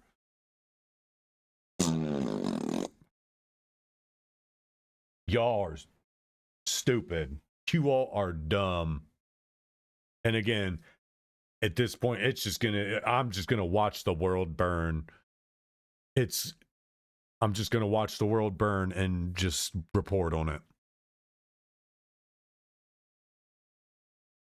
I've already said this. Iranians still out in the street despite the massacres. That's a lot of people. Look at them all. Oh, this is another one. Don't let the propaganda of Islamic regime tell you the Iranian revolution is over. Iranians are still fighting. Look at this. Exactly. Liberty or death. Those aren't the two options we have to choose here.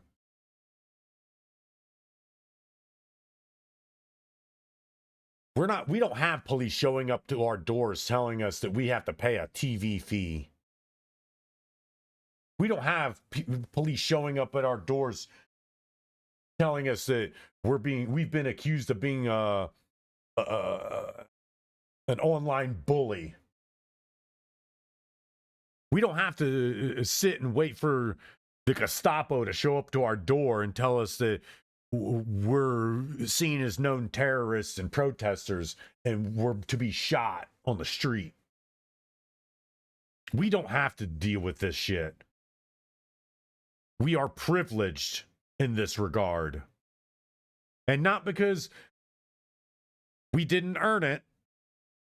Our forefathers and the people who fought and died for all of this have most certainly earned it for us. It's up to us to show why we deserve to keep a hold of it. And fighting our own government that's trying to get rid of evil fucking people that are this, like, you don't understand. These illegal immigrants are the Iranian government in this scenario. They're oppressors. They're criminals. They would rape and kill you given the first chance. They would kill you if you criticize them. This is what these illegal immigrants in this country, if you think, no, they're not, they're just here to work. They're just here to work. I mean, they need a job to buy the tools that they use for murder. So yeah, they're going to work. And I'm almost positive Jeffrey Dahmer worked at a butcher for a while. I'm pretty positive Ted Bundy also had a job. Ed Gein. The Strangler. I mean, all of these, even serial killers, at one point in time, worked a regular job. Some of which worked a regular job even while they were murdering people. So I don't want to hear the excuse that illegal immigrant who's also a murdering rapist, they just want to work their job for their family. They want to work their job until they can go out and do their crime. So if we already have problems with homegrown criminals and murderers and rapists, what makes you think that we want to bring extras? We want to bring an extra murderer and add them to the mix. Somebody else we got to chase around the country, and not somebody else we got to chase around the country. Somebody else we got to figure out who it is first. Figure out whose identity they're using first. Then we got to figure out where they're at. Then we got to chase them around the country. But at least with our homegrown criminals, it's a little bit easier to find them because their identities are ingrained within this system. Most of these illegal criminals you all are advocating for, they're using your neighbor's identity. So you're going to go over and kick in your neighbor's door and talk about their criminals?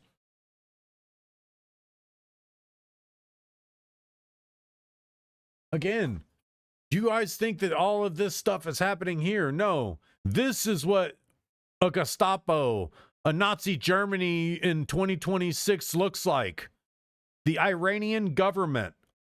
You want to call somebody a fascist? Call the Iranian government a fascist. Call the Ayatollah. Call him a fascist. Call him a Nazi. Oh, that's right. He doesn't have my color skin. So you don't want to call somebody who doesn't look like me a Nazi and a fascist because you don't feel like it fits. It fits better if white people are Nazis and fascists. But you don't want to call somebody who literally kills people who disagree with him a Nazi and a fascist. You don't want to call the Iranian regime, the Islamic regime, you don't want to call them fascists, even though they are doing the exact things that Nazis do. But do you think that in order to be a Nazi, you got to go after somebody who's of a different race than you? No. It literally is like the whole Nazism thing, the whole fascism thing. It's about silence, control, and fear, and using that as a tool to control people. That's fascism. And if you think of the Islamic regime aren't fascist, then you've been drinking way too much American media juice. If you truly can't put the Islamic regime into the same category as the Nazis, the same tactics, the same way they do everything, literally, they're showing you what Nazis in 2026 actually look like. And you all are still saying no because they're not white. It is mind-boggling how contradictory and hypocritical you all are. You're actually seeing 2026 Nazis, but because they don't look white, they're not. This is fucking Nazi regime shit. This is fascism.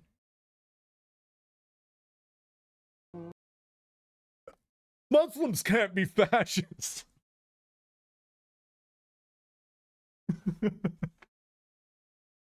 How can Muslims be fascists? They're not white.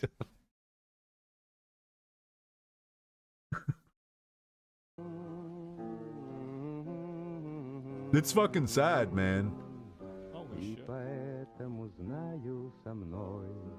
Like I said, this shit was as inspiring as the Chinese protests were. Maybe even more so, because these people didn't have a COVID to fight against. They had a government who's a brain-rotted government. They're not intelligent. Like, they might have intelligence, but they're not intelligent. These people were beating them. They were winning, gaining ground, and beating them. These people truly needed the support. The most inspiring, some of the most inspiring resistance fighting of the 2000s. And I hate to say it, but they've lost. They're still fighting, but they've lost. I hope that they can, at least, I hope that they can hold out, and then something happens that they can regain ground. But the way these governments work, it's, again, send me the fuck over there to help them. I don't need paid. My rabbit will go to one of my family members, and they will protect him. until I either come home or I'm sent home.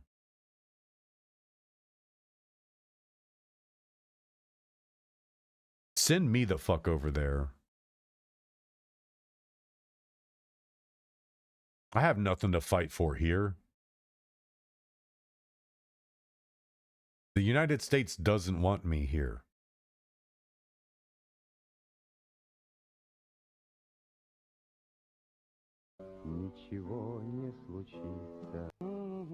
That's nuts, man. Holy fucking shit. And yeah, just like in the US, yes, definitely. It's just not even worth considering. And you have even more people that are still fighting, right? But I do think that I do think with the demoralization around Trump basically capitulating and assuming that they're actually going to stop the shootings, and on top of that, the Iranian government bringing in foreign militias to go around and terrorize their own people, I think that there's a chance that this might not happen. It's an old video. It's from yesterday. That's what it said. I don't know if it's from any other time. I have no idea. So, yeah, I feel like there's a lot of these that are there. We can just look at another one. Oh, no comments. Oh, there's another one right there. Wow. Look at that, guys. The protests in Iran will also go down in history, but if Trump isn't doing anything, this will be forgotten in 2 weeks. Well, I don't know about that. No. Yeah. No. Because if it comes down to it, this should be marked in history as the biggest failure of humility in the early 21st century. Again, we didn't need to send over mass amounts of troops. Their military, these guys, again, they need to kill people who are unarmed. They need to terrorize people who are unarmed, who just want better lives for themselves. These people are not men. These people are not warriors. These people are scumbags and bacteria with opposable thumbs and a trigger finger. These are not people. Anybody that has to terrorize innocent, unarmed people as a control measure, you're not human. You are poop-covered bacteria. And a group of me and 5 of my friends, we would destroy half of their military and half of their police force and delete 90% of their political members. The training that a group of 5 of me and my friends have.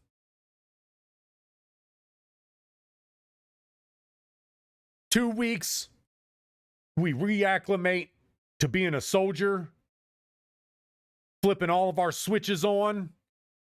We delete the entire regime. It could take Jethro and 3 of his hillbilly buddies, 4 packs of C4, and delete that entire government. You can't tell me that these people are bad dudes. They're gunning down unarmed civilians and people who just want better lives. These are not men. These are dickless boys. Eunuchs. Bunch of spineless eunuchs. These are cowards. This is what pure cowardice looks like. These people are cowards. And I would tell them right to their face. And the moment he gets froggy up under his ugly chin, deleting the eyes right out of his body. People like this should not be allowed to terrorize the world. Because if you think that they're just going to terrorize the people in this country, you really, really need to stop listening to mainstream media.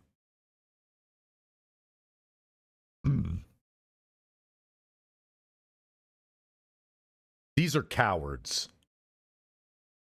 And I think Trump is lying. I hope Trump is lying. I mean, but I don't know if it's true or not. Yeah, we already saw that one before. And this is Iran now. Yeah, look at all these people. And then time to strike. Look at this.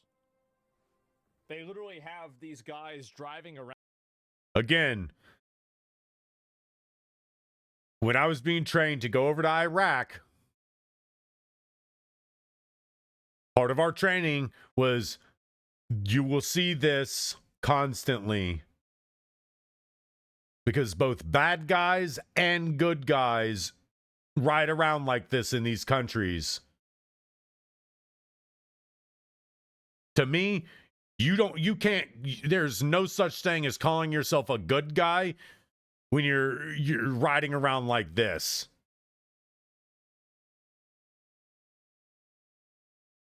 Our police force, our military, we don't need to ride 17 guys in the back of the truck all holding our guns. No, we all pile into an up-armored vehicle that you don't see anybody in. You see two people, one in the front, one in the back. Because the other two guys probably got their windows up and they're just chilled back and snoozing. They don't need to show force. We know how dangerous we are. If you got to pretend like you're dangerous, sitting on top of your trucks and standing up and holding your weapons and pointing them at everybody, if you got to pretend, you got to show your force, you have no force. You're a coward. You're a unit coward. These dudes have no wieners, no spines, and they're all cowards. Around in Toyota trucks. Like, this is like the stuff that you saw about Al-Qaeda in the 90s. Thanks for echoing it. I probably should just shut the fuck up and let him say all the things. Maybe it might get listened to. Yeah, this is insane. Trump bombing. No, that's right. It does get listened to. But nothing happens. Even somebody with a big name saying stuff, nothing happens. So you think anybody else is going to do anything?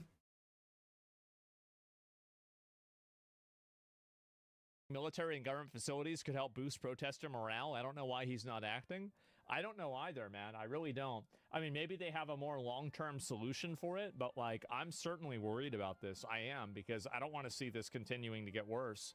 And you see that they already have these guys coming in. Look at this. Look. The place is a shithole, you can see, too. Thought you didn't care about morality? There's a completely logical and reasonable reason that you would want to get rid of these people, right? There is, like, obviously it's sad if this is happening, but on top of it being sad, like, it's bad that Iran is there and they're paying terrorists to cause a bunch of problems. Like, you don't have to. Huh. I think I said that about who knows ago, how long ago. I said that. If you think the reason this is so bad is because if you think Iranian influence just ends in Iran, no. Iran has been causing problems with, that government's been causing problems with everybody around them. Everybody. They are just like North Korea. They threaten everybody. They send their little insurgents out everywhere, causing terroristic problems for everybody. They are bad. That government is bad. The people in the country might not be bad, but the government that runs those people and that are killing those people for standing up against that government is bad.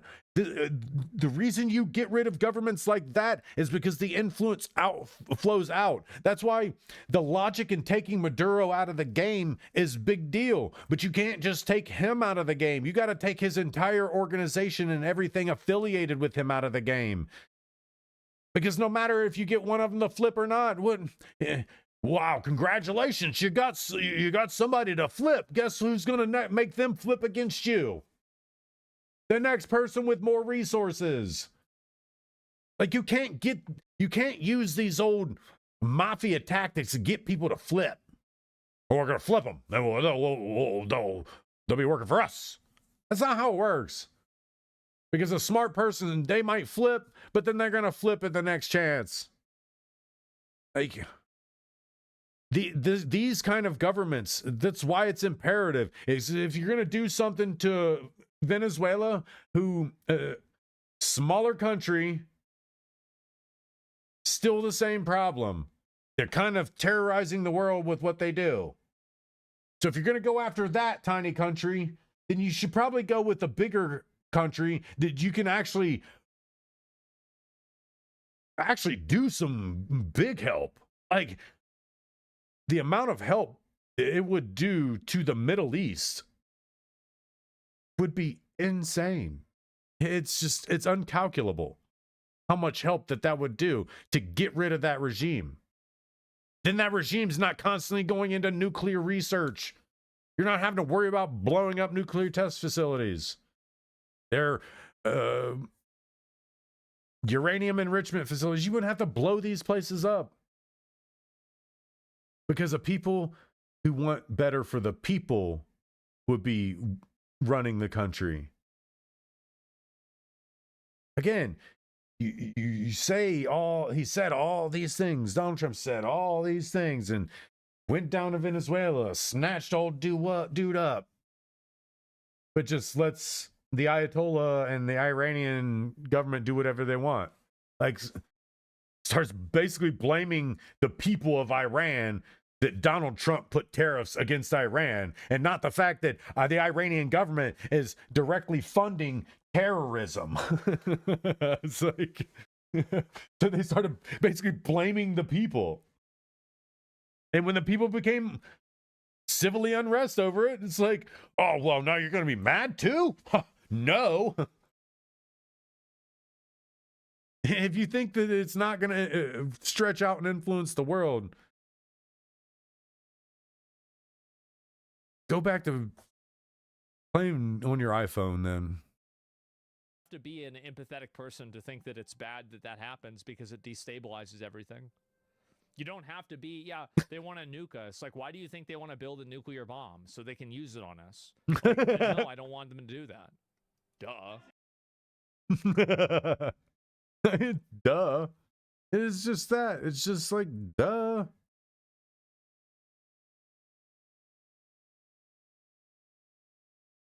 Today we're going to No, I did this.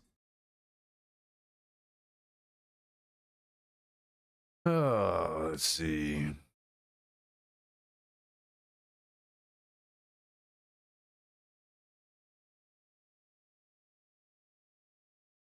Again.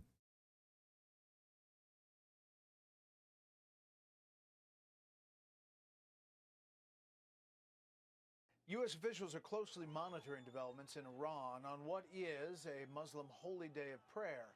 A senior hardline Iranian cleric is imploring the regime to follow through with executions of detained demonstrators. Here's senior foreign affairs correspondent Greg Palcott. Iranian leaders capping off their deadly crackdown against anti-regime protesters with a new warning today. An appointee of the Supreme Leader Ayatollah Ali Khamenei at Friday prayers in Tehran declaring armed hypocrites should be put to death, also branding the protesters Trump's soldiers. The death toll from the regime's brutal response nearing 2,800, according to a U.S.-based human rights group. It doesn't matter anyway. Anybody protesting what that regime does is automatically a good guy. That regime are the bad guys. They're the villain in every story. When Doctor Strange went through 14 million or billion timelines and only saw the one, they were still evil in every one of those timelines. Every one of those 14 billion timelines, the Iranian Islamic regime is still an evil entity, still funding terrorism, still trying to build nuclear bombs to bomb out not just the United States, but everyone else that they don't like, aka anybody that's not part of the Islamic religion. So, eyewitnesses from Iran say the security forces' gunfire was strong. They were heavy weapons, heavy machine guns. I heard a lot of it. Along with those killed, many more injured, and according to the government, 3,000 arrested. While only scattered protests were reported today, the regime's internet blackout inside the country remains in place, causing others outside to root them on, including the son of the late deposed Shah of Iran. The people of Iran have reason to reclaim their country. History will honor those who stand with them, including the Trump administration, which, according to Fox News sources, is moving military assets closer to the region. It's all show. Are called the strongest since the Islamic Republic's founding. So far, at least, there are no major cracks in the hardline rule of the country. At best, what would come of this is we put the Iran regime on a pathway to its collapse. That's at best. As for Israel, a military spokesperson saying today its army is prepared, quote, both defensively and offensively if the U.S. were to strike Iran. Brett. Greg Palcott, live in London. Greg, thanks. Senior White House correspondent Jackie Heinrich has... The bad thing about any Israeli response is,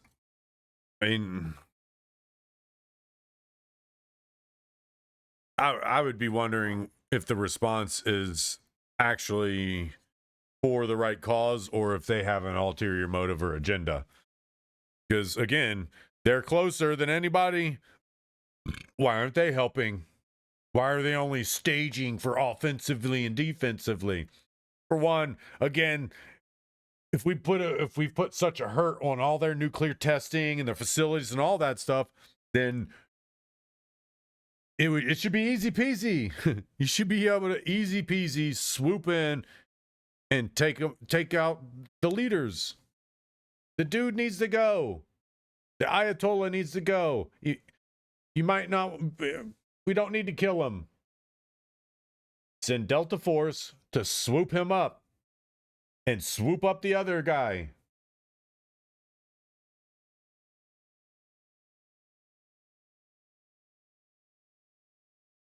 Make him disappear.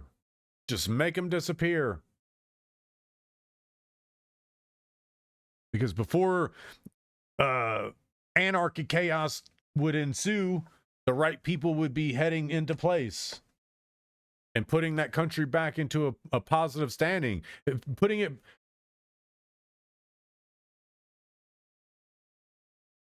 Iran before the Islamic regime.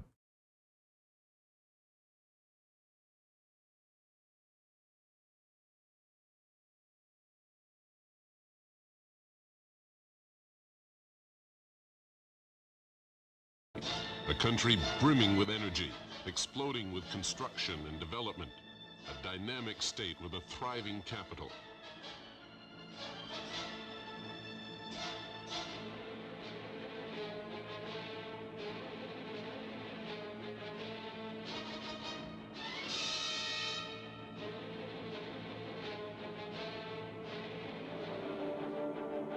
Iran today, women even playing soccer.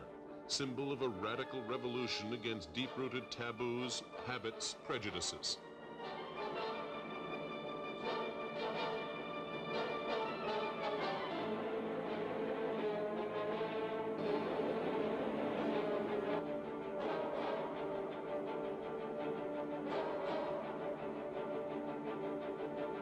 Iran, like the most insane thing of it all is if you didn't see a single flag, if you didn't see a single Iranian flag anywhere, you would think that this is somewhere in the United States. You would think that this is somewhere in some vastly evolved country. You would think this is you wouldn't think that this is Iran.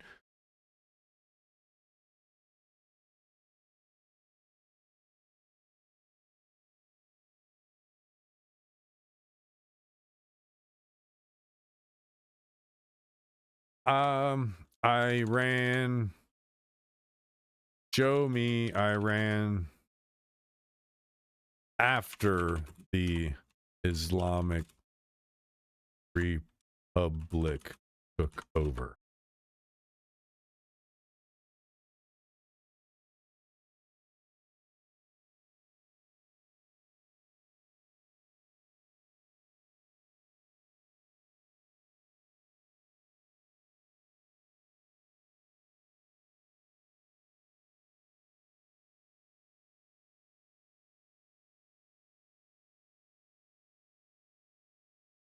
This stuff is before.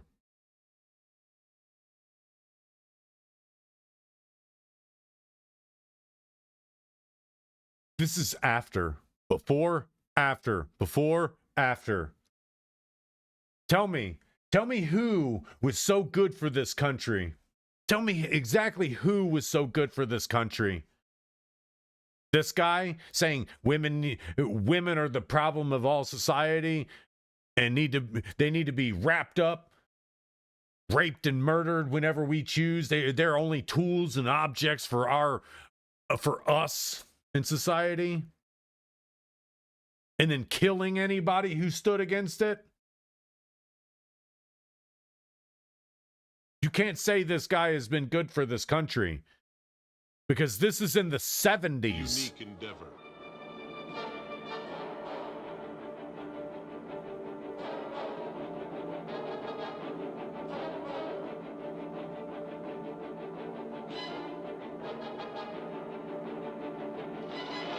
In an age when so many monarchies perished and Mohammad Reza Shah had ascended to the throne, Iran still adheres to her constitutionalist traditions.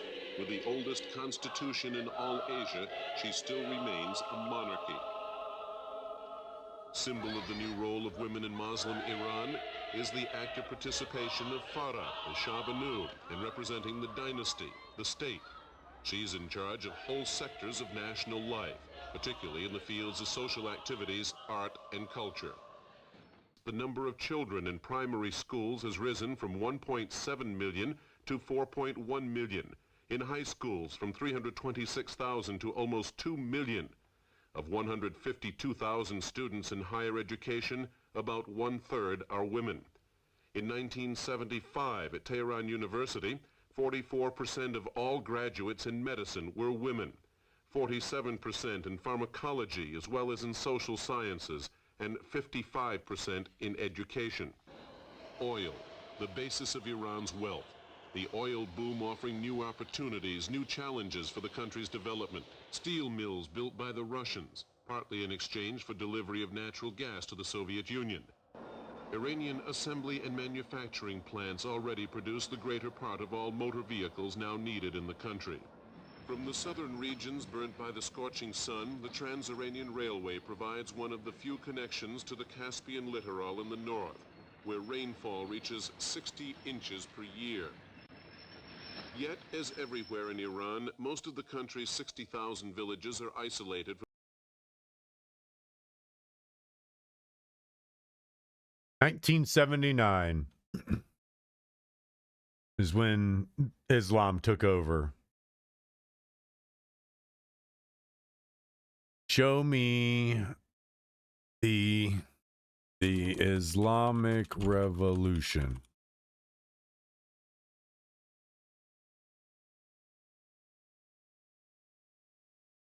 I'm not gonna watch the whole thing. I'm not gonna watch the whole thing. In 1971, the Shah of Iran threw a party at Persepolis, the ancient capital of the Persian Empire.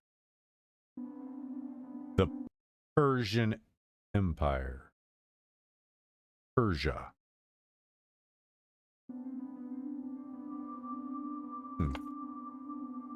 It paved the way for the downfall of the Shah and ushered in an era of Islamic revolutions.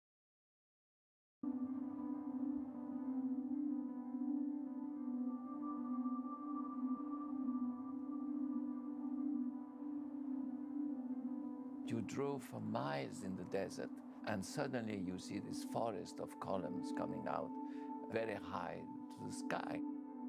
And next to it, this village, town, which was created for the occasion of tents. And that was already a fairy tale story. It was a perfect setup for a James Bond plot. It was so extravagant. It was so exclusive. It was the budget from Switzerland for 2 years, which they spent in 2 days. It was big security was everywhere. Yes, machine gun on every corner.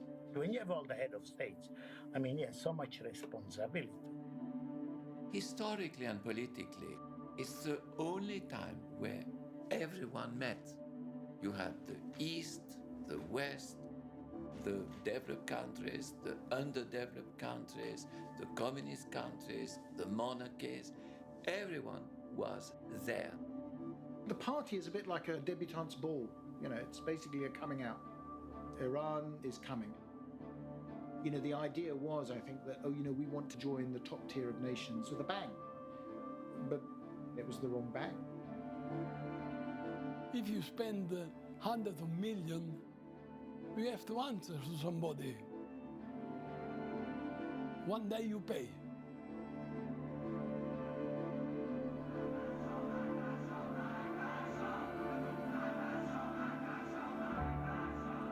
That party seemed like the downfall.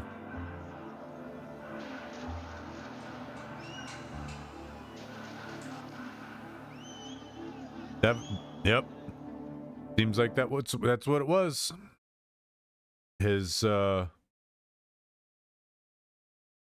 grandiose party caused the downfall of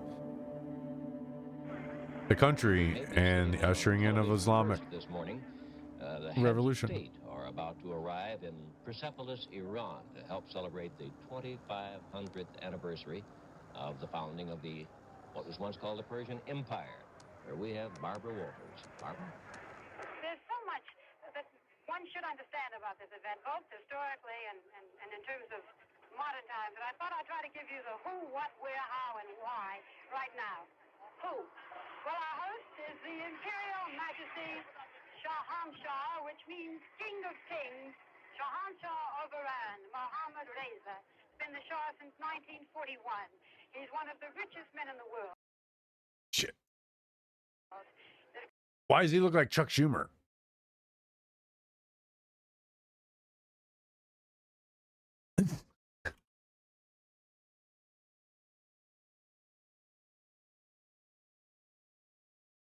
Why does he look like Chuck Schumer?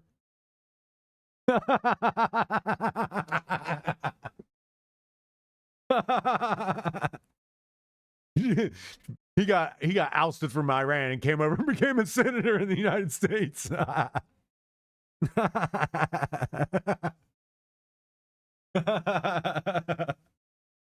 Oh, that's fucking hilarious. Chuck Schumer, his real name is is whatever that guy's name is, Shah. He got ousted from Iran and came to the United States to become a senator. He's been ruining our politics since.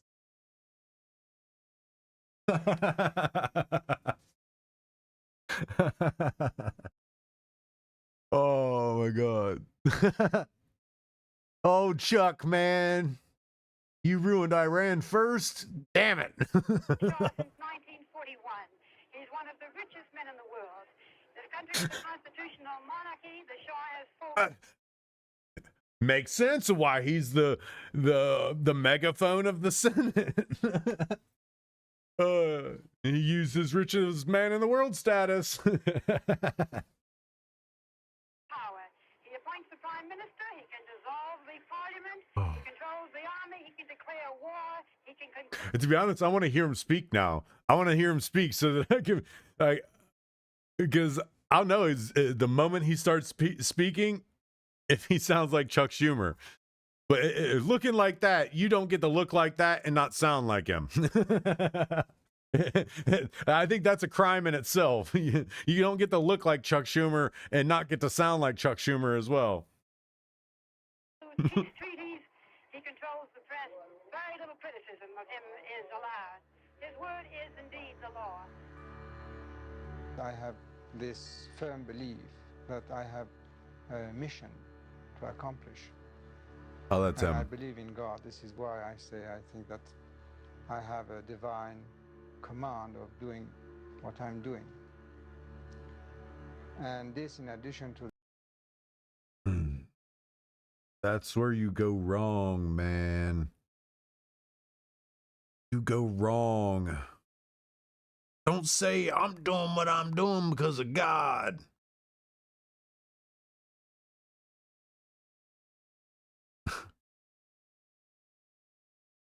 Can't starve God to death. You can't murder God because he doesn't like you. And that's what's insane and why I never understand why politics and religion they try so hard to mold them together. Like they need to stay separate forever and never intermingle, because when you start to intermingle them, then you start to have leaders that think that they are direct messengers from God. So if they have a nightmare last night, the people of the country be damned. You better hope he doesn't have a nightmare, because he'll take it as a sign from God to eradicate his people. And that's why these two things need separated, and a wall put between them that is so high it's unscalable, and it's so wide that you can't go around it, and so deep down that you can't dig underneath it, and so thick that you can't break through it. Those two need separated, 100% completely separated, and stay separated. Is that...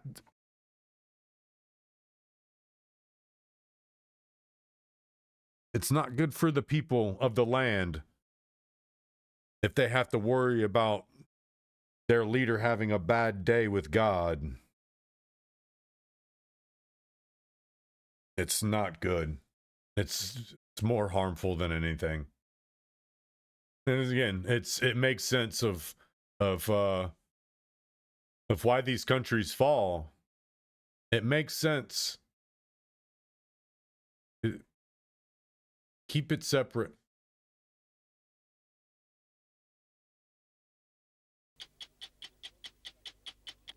Just 3 years ago, the world was shaken up by a political earthquake that's far from over yet.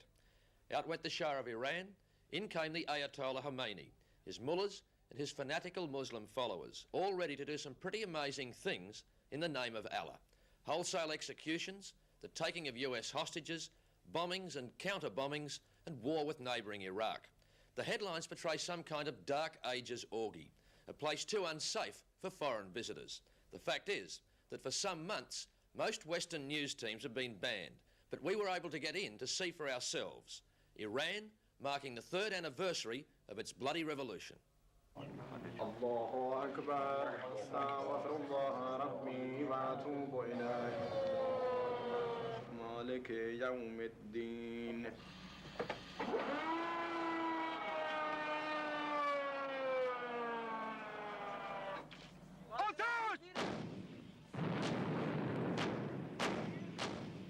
Iran in 1982 is a nation both united and divided by war. We'll go put some food in my guy's bowl. I'm gonna let it play, but I'm gonna turn it up so I can hear it. Being fought on two fronts. A less visible civil war within its borders between the ruling mullahs and counter-revolutionary Marxists. And this one, a full-scale military battle with its western neighbour, Iraq.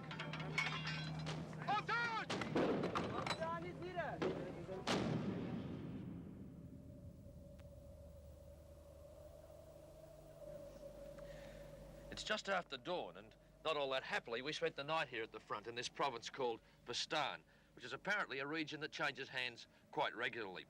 The heavy artillery fire that we saw here last night was aimed at Iraqis who are being held down only a few kilometres away from here. Needless to say, we didn't get much sleep. How long have they actually been in this position, Ali? Things are quiet now, but tonight, that pattern will be repeated. And are they actually pushing the Iraqis back? There's some fire now.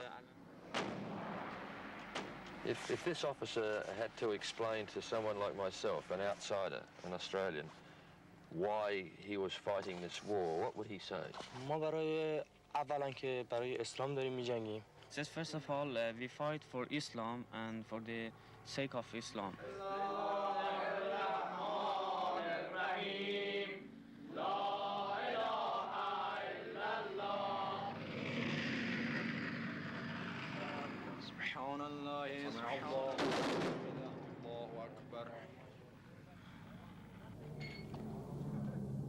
Early in the war, the Iraqis pushed almost 100 kilometres into Iranian territory. Southern towns like Suzangurd were heavily bombed. Inspired by their faith, the Iranian troops say they have fought back in the name of Allah. What do I say? Best to Saddam, best to America. But to an outsider, without an Islamic view of the world, the difficulty is working out exactly whose side Allah is on, or even knowing precisely who the enemy is.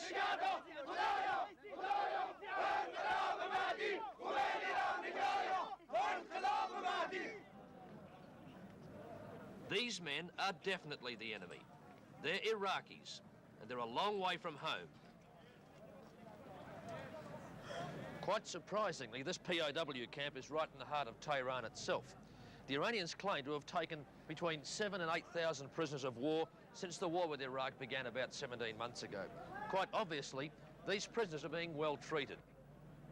The Iranians are fighting a propaganda war as well, and as they see it, to treat your enemies well is a good advertisement for the revolution.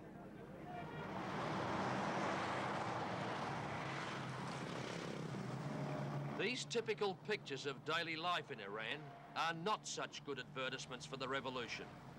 In the world's second largest oil-producing country, oil production has been cut by half. Unemployment is high, prices up, and food queues long. The black market is thriving, corruption persists, and like it or not, development of any sort left with Western money and Western companies. The government was repressive towards people who had a belief. The only thing they wanted you to believe in was in Western culture, and in particular American culture. Our interpreter, Layla Bakhtiar, is editor of the country's women's magazine. Sister, people in the West see the way women are treated in the Islamic society, and they see that as one of the main reasons for thinking of Islam as being repressive and out of date. Yes, because we feel that that we are actually liberated. Because when you can practice what you believe, then you're liberated.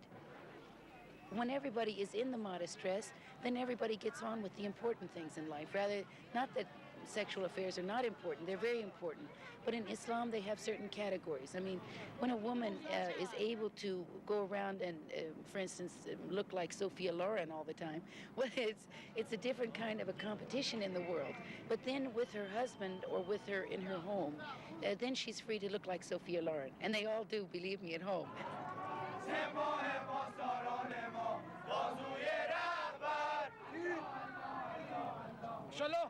Post-revolutionary Iran is gripped by an atmosphere of suspicion and spying. Idle chit-chat is rare. Conversation about politics almost non-existent. What's he concerned about, Ali? The result is self-appointed vigilantes like these, who take it upon themselves to check out anything or anyone. A foreign television crew, for instance. Top security at one of the Shah's many palaces. This one is now the president's headquarters. It's almost a fortress with the country's leaders under constant threat of assassination. The Islamic Revolutionary Guards were unaware we were filming this check. You appear to be facing very grave social and economic problems. You're at war with Iraq. You've got high unemployment. We see long food queues in the streets and lots of unfinished buildings. These must be very serious problems for your Islamic Revolutionary government. He did not like that question. He was ready to interrupt him.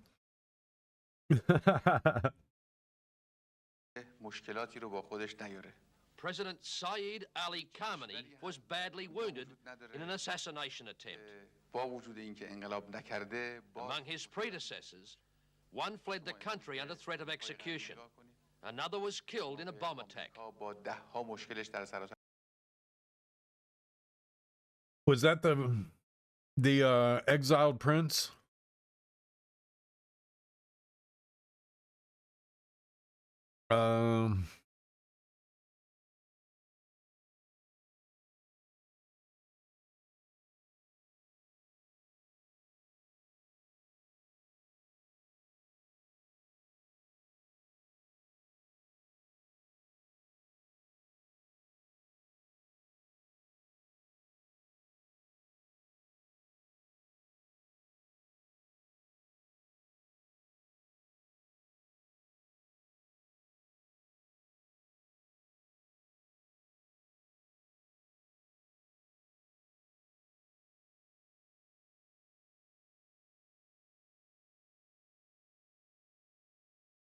Okay.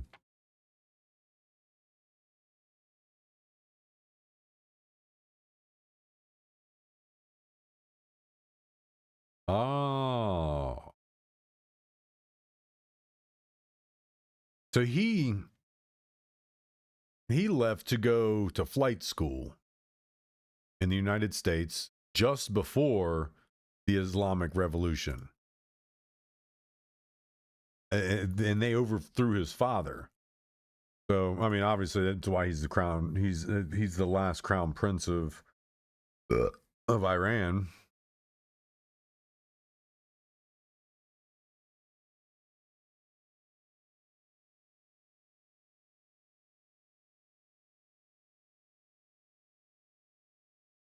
So his father probably fled because he was threatened with execution, or he left to escape being executed.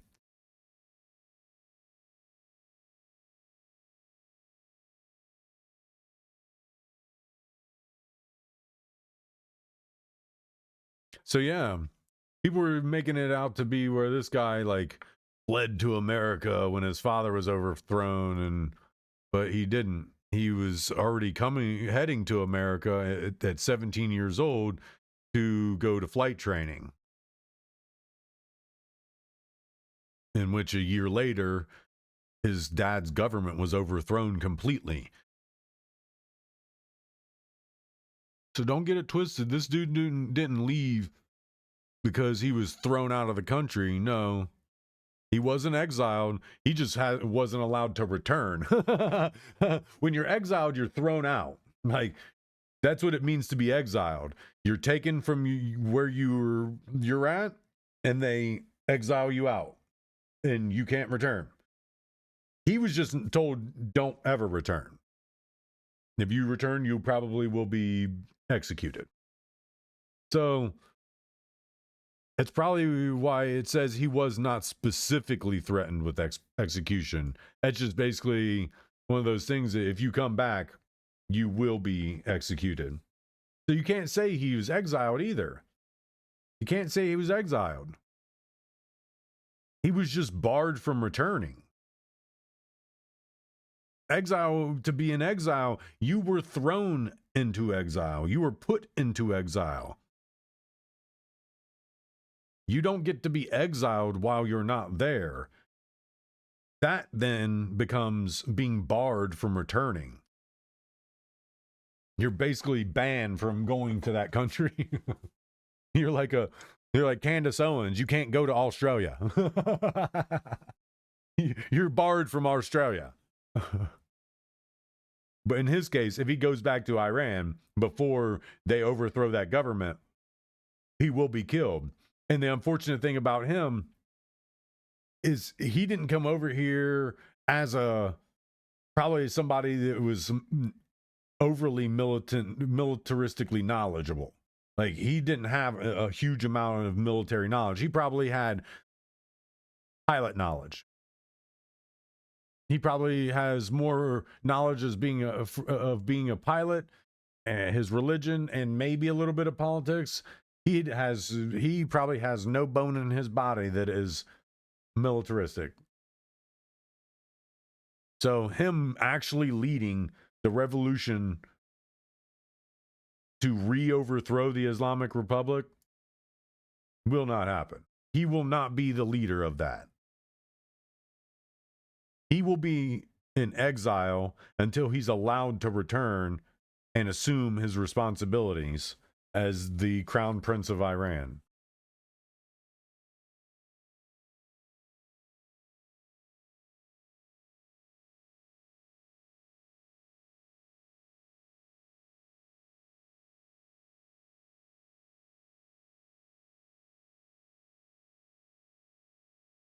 Yeah.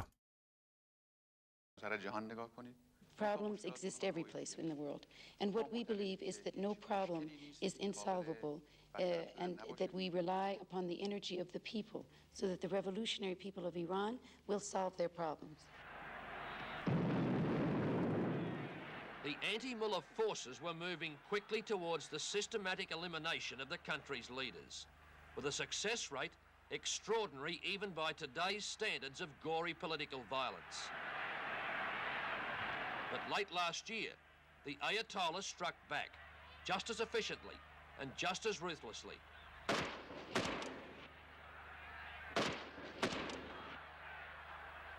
Mr. President, 3 years after your revolution, you still have serious internal problems with what you call counter-revolutionaries. And Amnesty International says that you've killed executed almost 4,000 of those people, and we hear other reports of jailings and torture.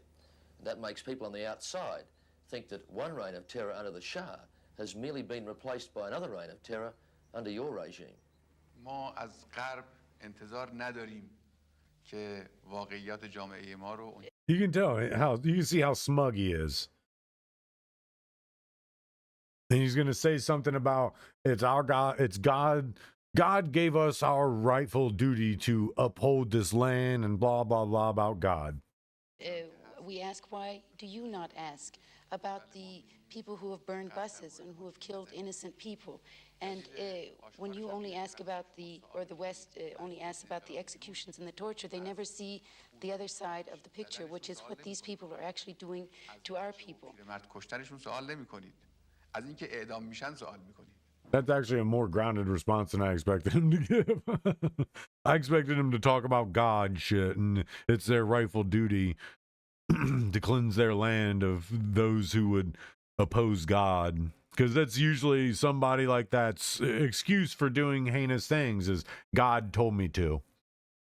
Ironically, the rumor here at the moment in Tehran is that the old US compound behind this fence, which has got to be the most filmed fence in the world, is to be used as a holding corral for political opponents of the Ayatollah. And the reason for this is that the city's notorious Ivan prison is overflowing following last year's crackdown. According to Amnesty International, since ex-President Barney Sada fell from grace last June and fled the country for fear of his own life, thousands of left-wingers, communists, Marxists and the like have been rounded up, jailed, tortured or executed.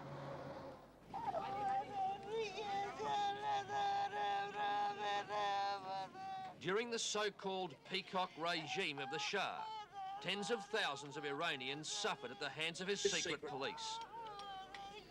Many of them wound up here, at Behesht Zara, the cemetery of the martyrs.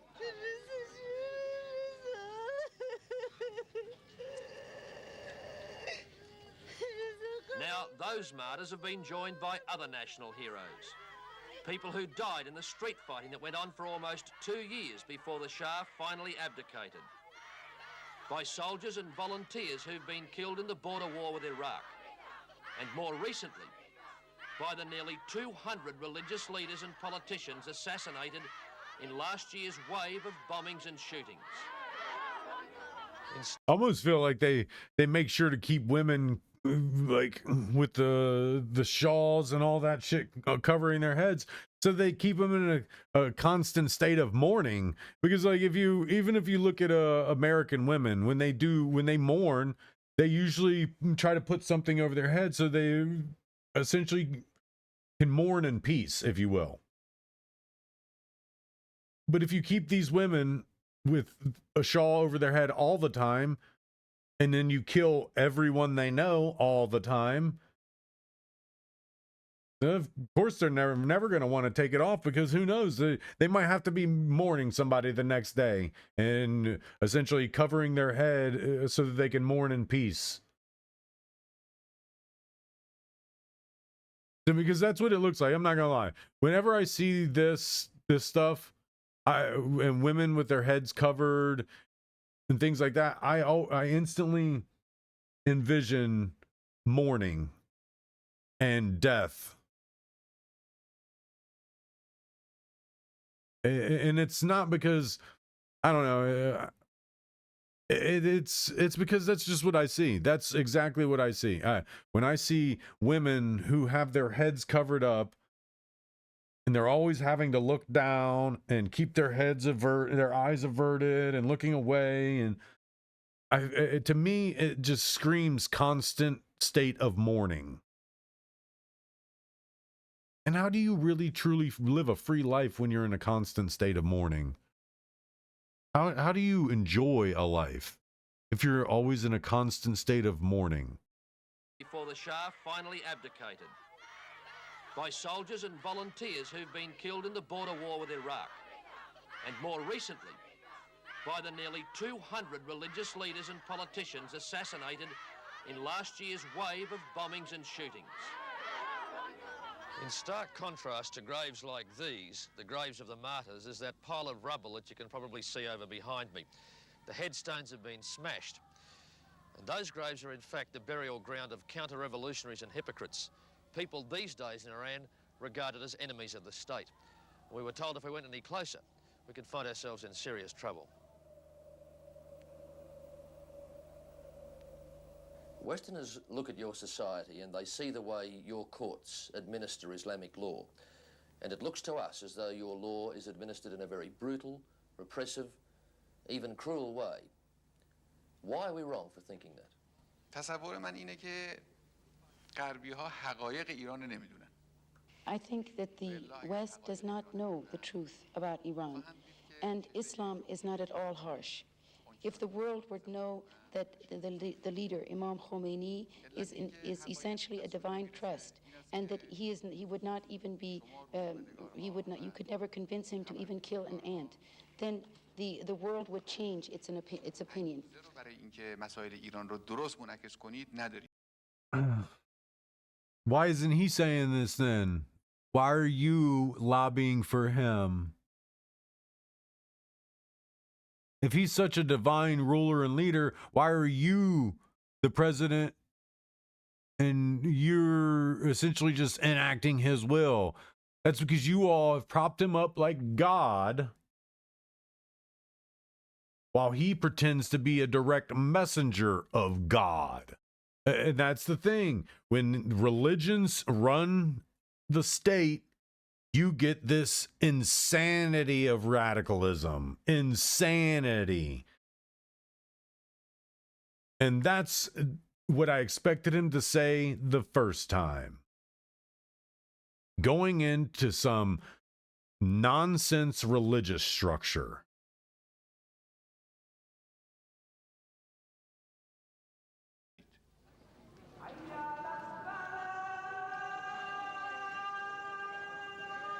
Again, it looks like they're all heading to a funeral. And that is even today. You can don your bright colors and you can don whatever, your floral patterns and all that. But at the end of the day, to me, it still looks as though you all just rolled out of bed or heading to a funeral. It doesn't scream an overwhelming amount of happiness and joy. And you would have to prove to me why that is an incorrect viewpoint. Because from what my eyes see, that's what I see. I see a religion so hell-bent on control that they are perfectly okay with making all the women look like they're heading to a funeral or they just woke up from bed. While all the dudes become more and more cowardly. Because then you start having the over objectification of women. And again, women in the United States, you're not objectified. You're not treated like objects in this country. These women are treated like objects in that country. In that country, these women have basically one purpose. That's to have these guys as children. That's it. They don't have a voice. They don't have rights. They don't have a say-so. They don't have free will. They don't even have the say in what dinner they get to make. They get to make the dinner that's told to them. Otherwise, they get beat the hell up. Or it's legal. Just put it that way. Just because the man doesn't do it, doesn't mean the man doesn't have the right to it. Because in this country, if a man beats up his woman, or the woman beats up her man, guess what happens? You go to jail. You get put on trial for domestic violence and domestic abuse. It carries a prison sentence. It ruins your life.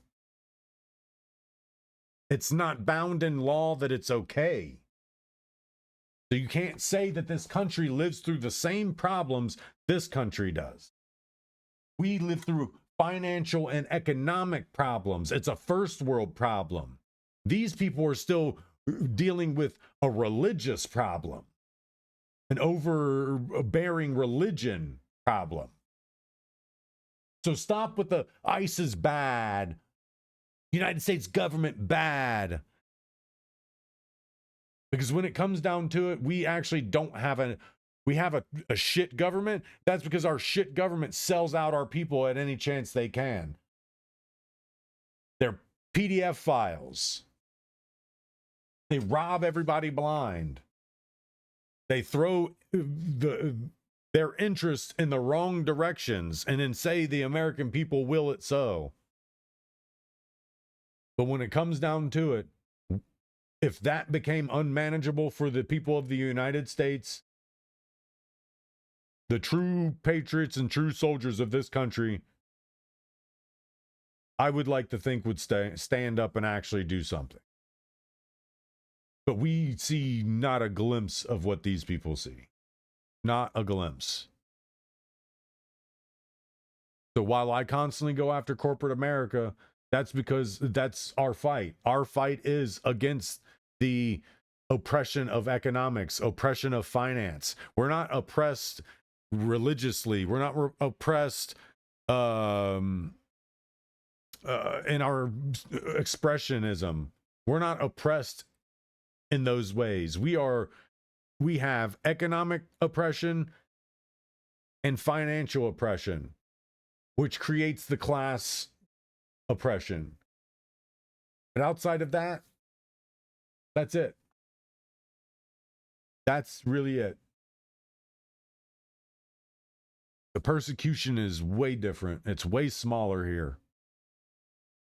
Men and women separate as tens of thousands of Islamic faithful make their way to traditional Friday prayers. Many of them stop to give money and gifts to the war effort against Iraq. The Shah's Iran was riddled with suspicion and therefore security measures. So too is the new Iran. At a glance, it's a country based on religious belief according to the Quran.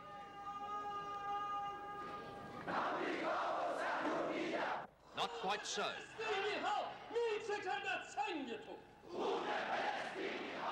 The mullahs themselves have become politicians. In fact, politics and religion are inseparable in the Islamic Republic. This Friday prayer leader, an Ayatollah and a member of the government, carries a rifle instead of the ancient Islamic sword. This is meant to show that he's prepared to fight and die in the name of Allah. Again, that's fake. That dude will not step into any war zone and fight. Otherwise, he would have already done so. Otherwise, he would be wearing a uniform and he wouldn't be wearing his bathrobe. The Imam, the Ayatollah Khomeini. This guy wouldn't do the same thing, just the same as our politicians wouldn't actually go and fight in a war. There might be some of them that served in the military, but when you follow their military service, it's usually wrought with sitting in an office, doing admin work, getting saluted, because that our officers, that you don't salute an officer, you may as well punch them in the dick or the cooch. You basically offended everything about them. I worked my butt off for you to salute me. They take it, they're very offended if you don't salute them. That's respect. It shows respect. No, it shows that you can't go 10 seconds without somebody showing, oh, we got to point notice to the officers. Most of y'all ain't done shit. Y'all went in, did basic training, went to AIT and fucking West Point. A lot of y'all ain't done nothing. A cook in the army does more than you guys. Well, we do all the movements. Oh.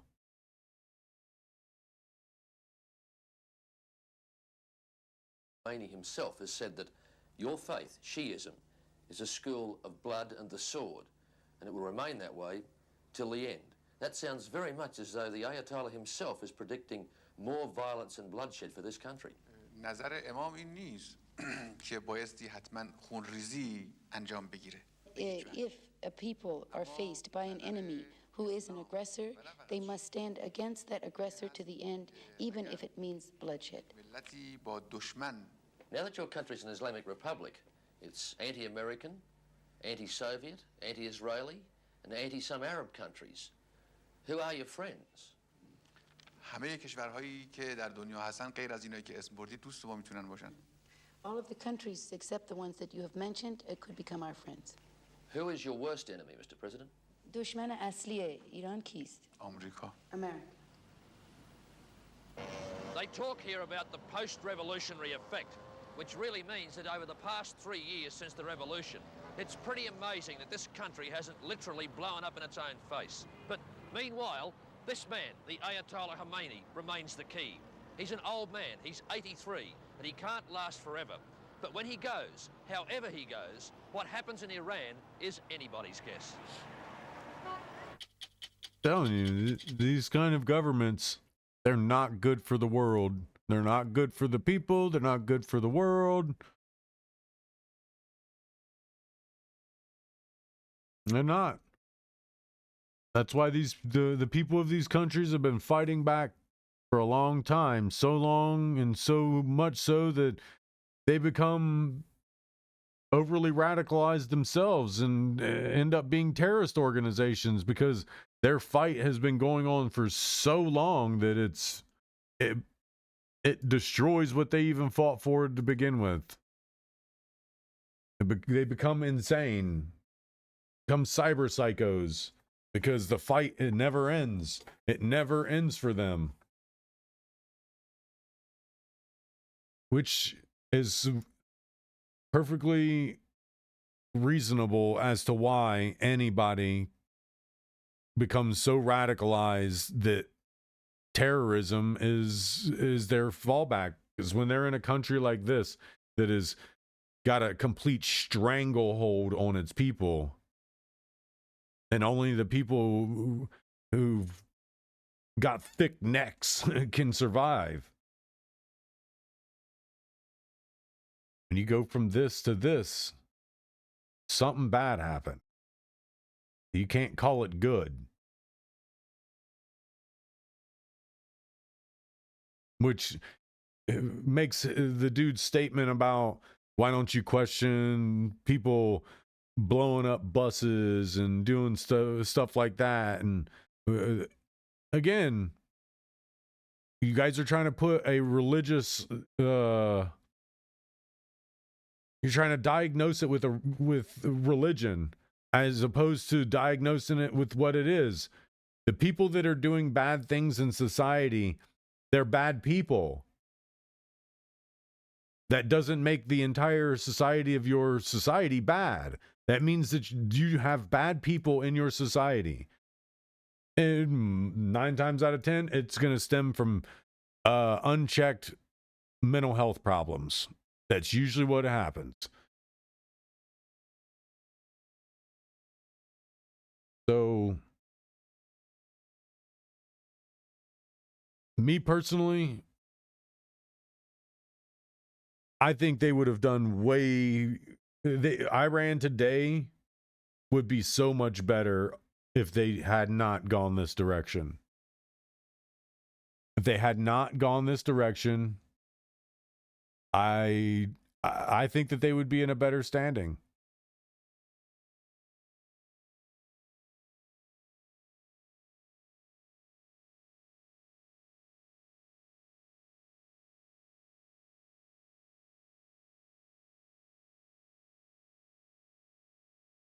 And not because they'd be friends of the United States. They would have friends. Because even to this day, they don't have friends. There's nobody in the world that's going to overly flock to the Ayatollah's side to provide some type of assistance. If somebody was to actually go in and legit, straight up attack Iran, nobody would care. Like maybe Russia because they have assets there, or China because they've helped build stuff there. But other than that, the Iranian government does not have friends. That country, they've made sure that country has not made friends with anyone. So while they invite anybody who's not America and the things that they named, it doesn't mean that anybody's taken up that invitation. They're still an isolated country. They have no friends. And I would really question anyone who says they're friends with them, because I would believe that it's a lie before I would believe it's the truth.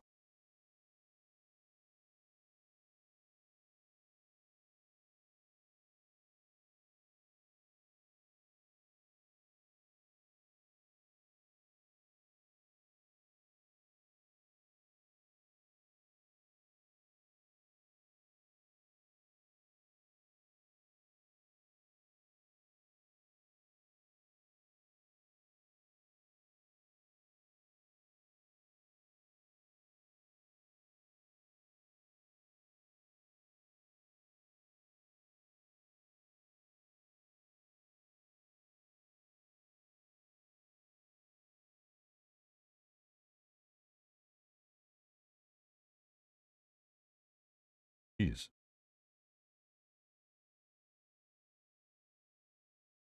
Thousand notifications.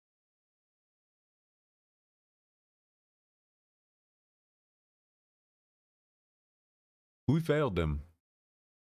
The rest of the world failed. And it's not really we failed to provide. We failed to even cheer them on.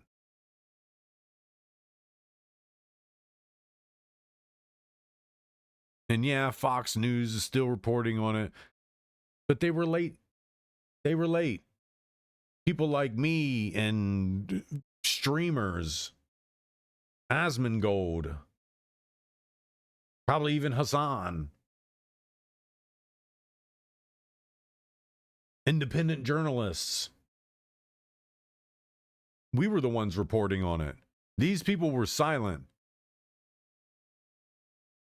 Well, the internet was off. But how was it that we somehow were finding all the stuff? Going through X, going through Reddit, going through Google, going through YouTube, Facebook. Like, and Facebook's like the Internet Explorer of information. Facebook is so behind in getting information that we've already moved on to new information before Facebook's on any information. Like, they are literally the Internet Explorer of information. And that's probably what they were doing. They were probably watching the Facebook feeds. 2 days later, after everybody already talked about it, they're like, oh yeah, they said something about us needing to pay attention to that. Then they started paying attention to it. Then they had the chance to ask important questions. But instead asked about some nonsense. This is why you're failing. I might be poor, but at least I don't fail at the one job that I have, and that's to report the news. Like, my one job right now is to survive, and I think I'm doing it. Your guys' job is, one job is to report, and you're even failing in that. I would have to die for me to fail at surviving. But I'd still be able to report more than these people. The latest live. I just don't have access or resources for access. From the North Lawn. Good evening, Jackie. Good evening, Brett. President Trump denied reports that Israel and Arab states convinced him to hold back, but Iran's exiled crown prince was in Washington today, publicly pleading for the president to take a surgical strike on what he called the Iranian regime's paramilitary assets. Still on the way, or has your bar Well, we're for going to see. As you know, Iran canceled the hanging of over 800 people. Amid continued pressure to intervene in Iran, President Trump doesn't seem poised for immediate action, but surging military assets to the Middle East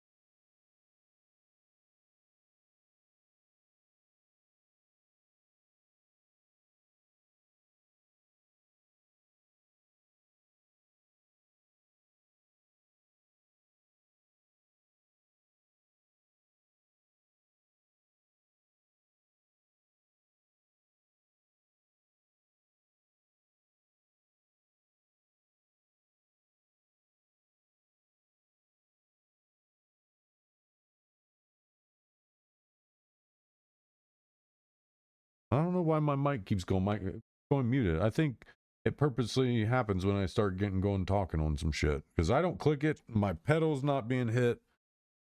It just all of a sudden goes mute. So I don't even know when I started talking and it went mute. So anyway, even if Israel is behind sabotaging them, even if it's the case, say Israel is. Why are the people still trying to take you down, though? If Israel is behind all this, why are the regular people? Because I doubt Israel sent over millions of people to protest you. I doubt that that's the case. I doubt that Israel said, okay, I need a million Israelis who are willing to go and pretend to be Iranians and protest the Iranian government. I doubt that's the case. I really doubt it. So while you might try to use Israel and Mossad as the scapegoats for all of this, smirky smile, it's not going to work. It's not going to work. Because even if Israel and Mossad are the ones that caused all the violence to kick off and begin with, maybe that's what those millions of actual Iranian protesters needed to start taking back their country. They needed to start the violence. Maybe that needed to happen for them to start taking back their country from a very oppressive regime of people. So again, even if it is Israel, they still have the backing of millions of people. Does the Ayatollah actually have the backing of millions of people, or does he use fear as the backing for millions of people to agree and want him as their ruler? Because I'm going to venture to say, even if Israel sent over some Mossad agents, they didn't send millions of people to protest you too. So using the whole Israel Mossad, it don't work. It's not going to work because they didn't embed millions of protesters ready to commit violence against your regime. No, they may have sent like 1 or 2, 10, 100. But maybe the violence is what was needed for those people to see that they can actually take back their country. See that they can oust this evil that has been allowed to infiltrate them. Turn them into from a seemingly free, obviously not free under the old regime, because they're still tyrannical, still evil people. But they at least didn't look like they were heading off to funerals. At least they could live some type of creative, self-expressionist life. They could choose to be something. They weren't cursed with being born a woman. Oh, you're born a woman. Good luck. You don't get to say that here. You don't get to say, well, sorry, you're a woman. Good luck. Women can't, they actually can't say that here. Women cannot say that here. Over there, yeah, wholeheartedly. Same with China, wholeheartedly. Back when they were still doing the one child policy, yeah, for sure. Well, sucks to be you. You better hope that family loves you, because we're not going to be after you get married.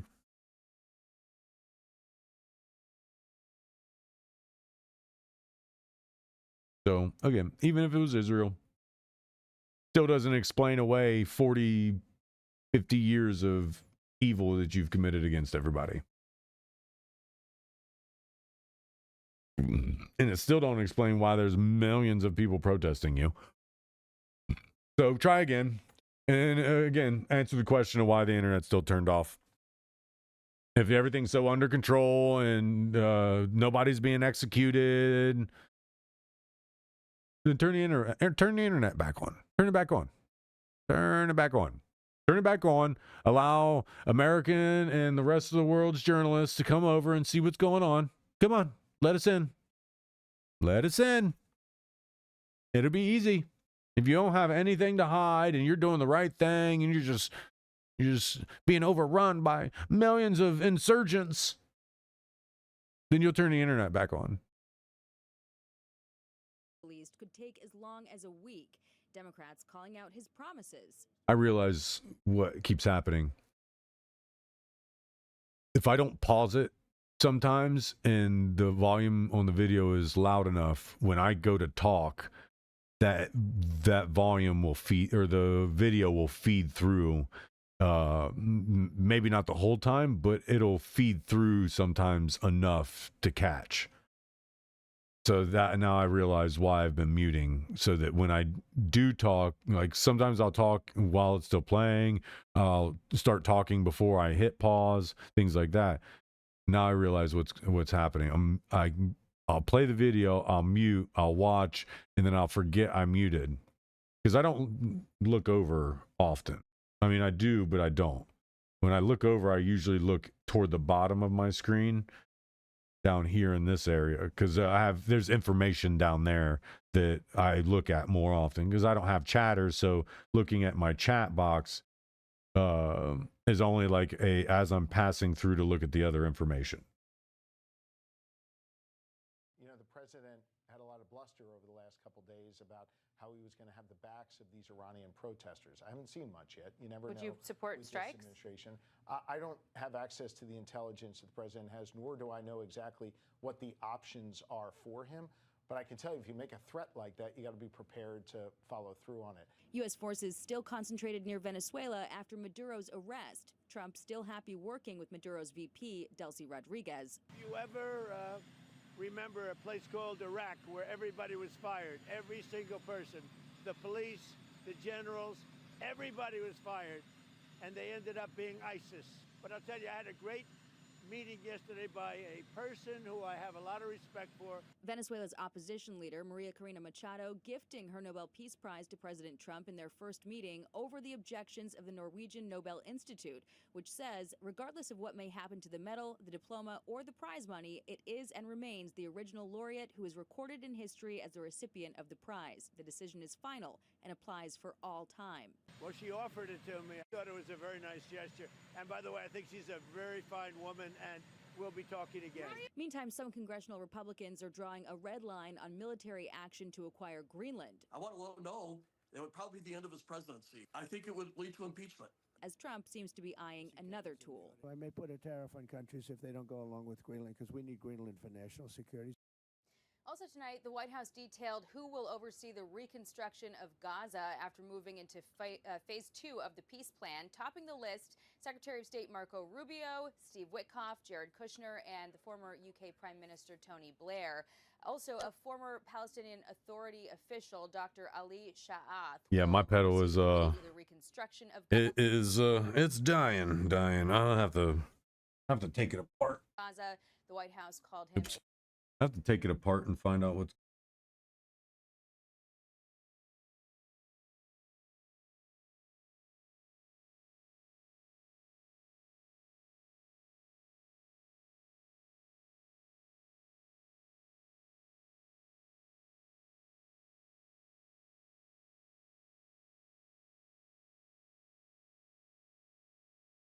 A respected Palestinian technocrat, Brad.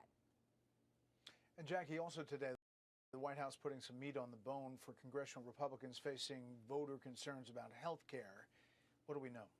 Yeah, the White House today pushed the first tranche of the $50 billion rural health care fund. It was established to offset cuts to Medicaid from the big, beautiful bill. This fund, which reportedly every Democratic governor applied for, does give Republicans a response to questions as Congress struggles to coalesce around a comprehensive plan, despite the White House unveiling an outline this week, Brett. Jackie Heinrich, live in the North Lawn. Jackie, thanks. The U.S. moving military assets closer to Iran in the wake of a deadly crackdown on anti-government protests. The White House says it is keeping all options open. What I will say with respect to Iran is that the president and his team have communicated to the Iranian regime that if the killing continues, there will be grave consequences. The president and his team are closely monitoring this situation, and all options remain on the table for the president. Okay, Jennifer Griffin is live in Washington on all of that for us. Hi, Jennifer. Hi, Sandra. Well, the president was just asked what convinced him not to strike Iran. He said nobody convinced him. He convinced himself. He said the fact that they stopped the hangings or agreed to stop the hangings had a big impact on him. But the president has also said all options are still on the table, including military options to strike Iran. In the last 24 hours, there are indications that one, if not two, aircraft carrier strike groups could be sent to the Middle East. The U.S. Navy not confirming that the USS Lincoln, which was in the South China Sea earlier this week, is en route. It would take at least a week for it to arrive. Expect to see at least one squadron of stealth bombers deployed, as well as an increase in anti-missile defense systems by land, air, and sea to protect the 30,000 U.S. troops in the region and Israel. Norm Rule served in the CIA for 34 years, focusing on Iran. The president's approach is actually traditional. He has used a variety of diplomatic tools, which ranges from putting this issue before the UN Security Council today. He's put forward serious sanctions that are just beginning to roll out. And last, the United States already has substantial forces capable of dealing a powerful blow against Iran. Experts say it would be a mistake to think that a single military strike would cause the regime to fall, but it could destabilize the regime for sure. I believe we could go in there, disrupt their command and control, shut down their ability to respond, and make significant strikes. Remember that some of the heaviest tonnage came all the way from the United States. It doesn't have to be right there. I think that we would be able to make a significant strike. Sources tell Fox that if the president does decide to carry out military strikes, they will look different than last summer, bigger and more offensive in nature. Sandra? All right, Jennifer Griffin on all of that for us. Thank you very much, Jennifer. John? All right, Sandra, let's bring in John Teichert, retired Air Force Brigadier General, for more on this. The carrier strike group Abraham Lincoln headed for the Arabian Sea. What do you make of this? I know that Arab nations, which we have bases, aren't particularly eager to let us launch anything against Iran from there. So what do you make of the Lincoln and its strike group going there? John, this is an example of help being on the way for the protesters. It gives added options of offensive capability, added options of defensive capability. It's a huge sign to the protesters that we still are supportive of them. And then it also forces the regime to have to consider the external threat. It's nothing. I promise you, it's all show, not help, not actual help. It's all show. They're not going to send over some massive military response because, again, Iran doesn't have some grandiose military. You think that they have some massive technology to really fend off an attack? No, they do not. You hit key points with strikes like you did with their nuclear facilities, and their entire military structure falls. They don't have no Iron Dome, no Golden Dome, no other dome. They're not some massively militarized country. They can get maybe a response from Russia, but that's if they're ready to promise some shit to Russia. If they're not willing to give up their entire country to Russia, then Russia ain't going to help them. Russia's got other problems. They don't have friends over there. You don't need a massive military strike. You need, like the dude said, a precise strike in key locations. It cripples certain defenses that they have. And once you do that, you go in. That starts to cripple their entire government. You take out those key things that dude's already told you about. He's already given you those plans. Again, if the point is to pretend like you're doing this massive show of force while you're working in an embedded team, then fine. But don't sit here and say stuff.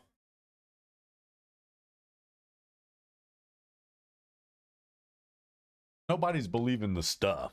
I promise you that. You're getting these people's hopes up, and you're going to end up dashing them away. In addition to the internal security.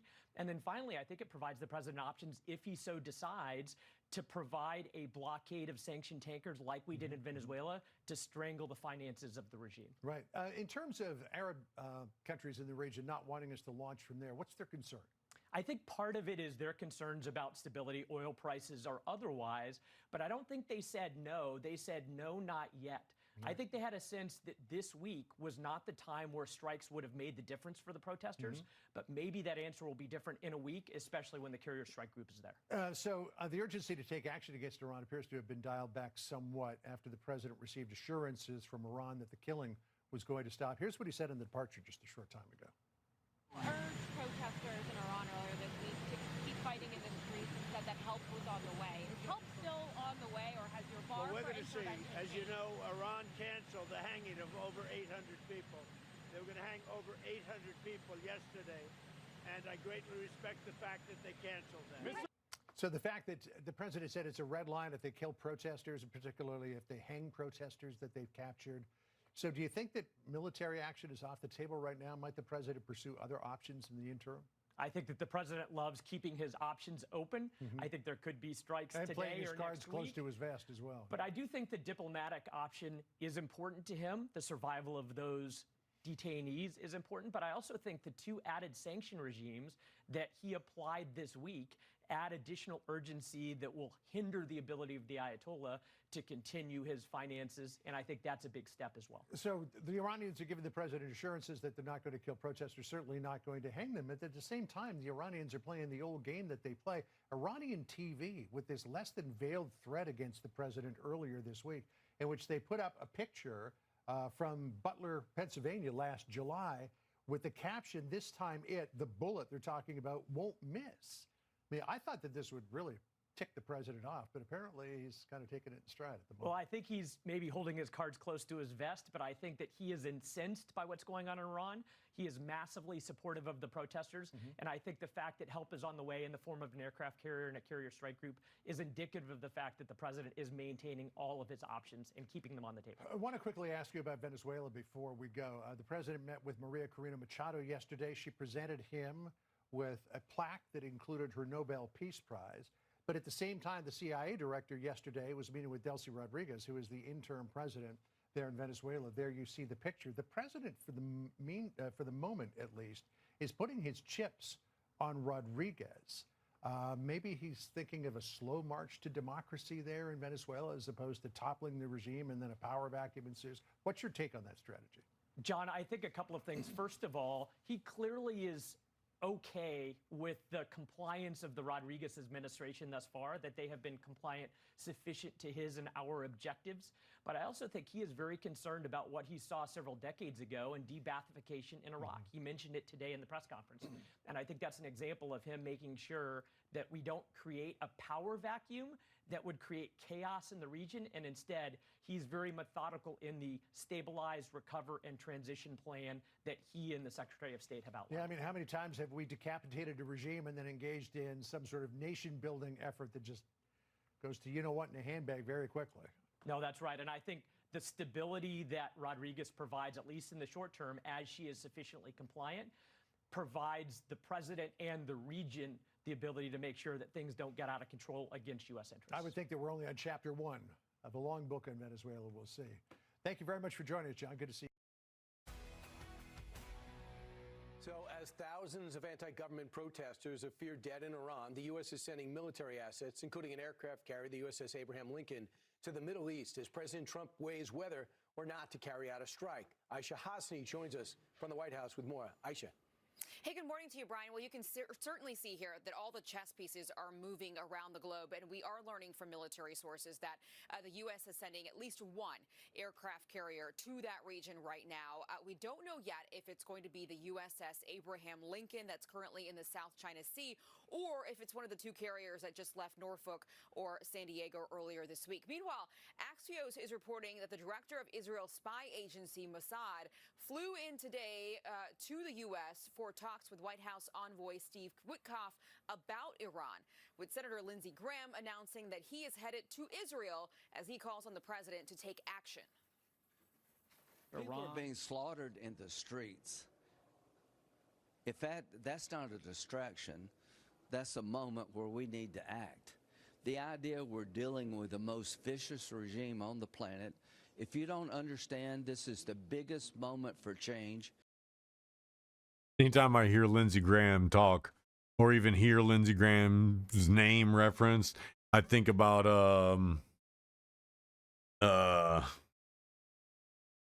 old dude who went on Candace. It was and did his impression of Lindsey Graham. War, we gotta go to war.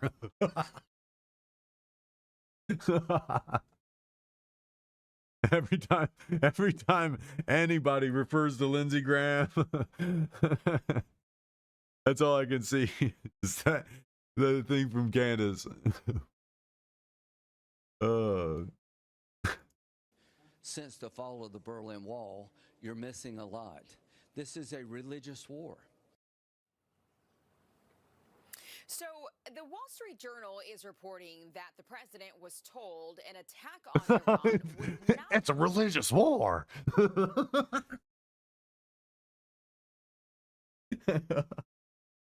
I gotta get it now. That was too. That lined up too perfectly. There's no way that lined up. It's a religious war. Oh.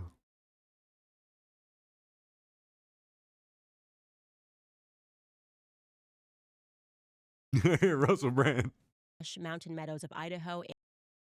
You know, and by the way, there is no such thing as an atheist, obviously. And Sam Harris showed us that there's no such thing as an atheist because he joined the Church of COVID in 4 seconds. You know, he replaced his God with the authority. Improve myself is through absolute desperation and total breaking point. At breaking point, I will stop drinking and taking drugs. I will surrender to Christ if there is enough external pressure, if I'm literally crucified, if I'm forced to recognize that my identity is temporary, transient and impermanent, that I can't look after the most important things in my life, like my son and my son's well-being and his medical. He had heart surgery when he was just born, and it just exposed me to the limitations of my power, which are narrow. How ridiculous to think that I'm important. How ridiculous to think that I'm like a god. How ridiculous to think that there's any accolade that anyone could accrue or acquire that would mean anything at all. So I was lucky enough to meet people that knew that someone like me could never take another drink or ever do drugs. And the fact is that most people that drink and take drugs addictively, Candice, are indeed looking for God, are indeed looking for a spiritual solution. And the 12-step solution is a spiritual solution. It focuses not on the substance actually, but on the self. It tells you you're worshipping yourself. That's what you're doing. And in order to sustain this mad system of worship, you need to drink and take drugs. And firstly, abstinence. Like once you force someone who's a dependent on look at that word, dependent on drugs and alcohol, then you feel terrible and bare and naked and raw. And then you have to believe it's possible that you can change. You do this somewhat from the community, but also by investigating yourself, where you will recognize that you've always known there was a God. You've always known it somewhere. Then you make a decision to allow that God to run your life under the guidance and tutelage of other people that you know are acting on the basis of these principles. That's why we have scripture. That's why we have clerics and priests and people that are ordained and that are able to carry that kind of weight, burden, responsibility and duty. So you admit there's a problem, you stop drinking. You believe it's possible to change. You make a decision to turn your will and your life over to the care of God. You belong to a community. You inventory yourself and work out where you've been going wrong. You have to be 100% honest about everything you've ever done, every resentment you've got against other people and yourself. There is an ideology. 12-step recovery is a miracle. Actually, it is ordained. It is anointed. It is stopped. I don't do it. I used to drink all the time. You meet people worse than you. I was in jail for this. I done that. I prostituted. Altman, Elon Musk. Of our Where the hell's the when it Lindsey Graham happens, thing? that people cannot fulfill you, not just in obvious ways, like if you're sleeping around a bunch, like I was.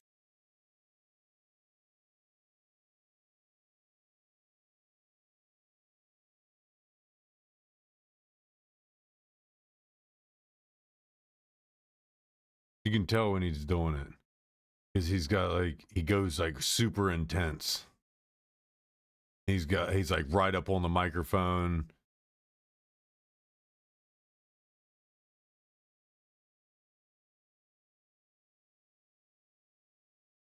This is actually a really good interview. I really like this interview. I never really paid attention a lot to Russell Brand. I thought he was he seemed kind of pompous to me, the way he acted and the way they portrayed him in public and stuff like that. It just wasn't wasn't good. What the hell did she cut it out?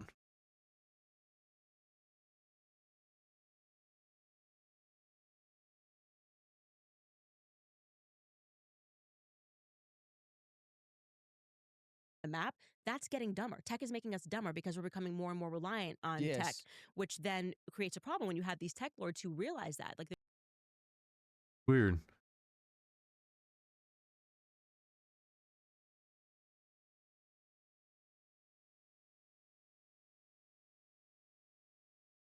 Maybe it's at the beginning.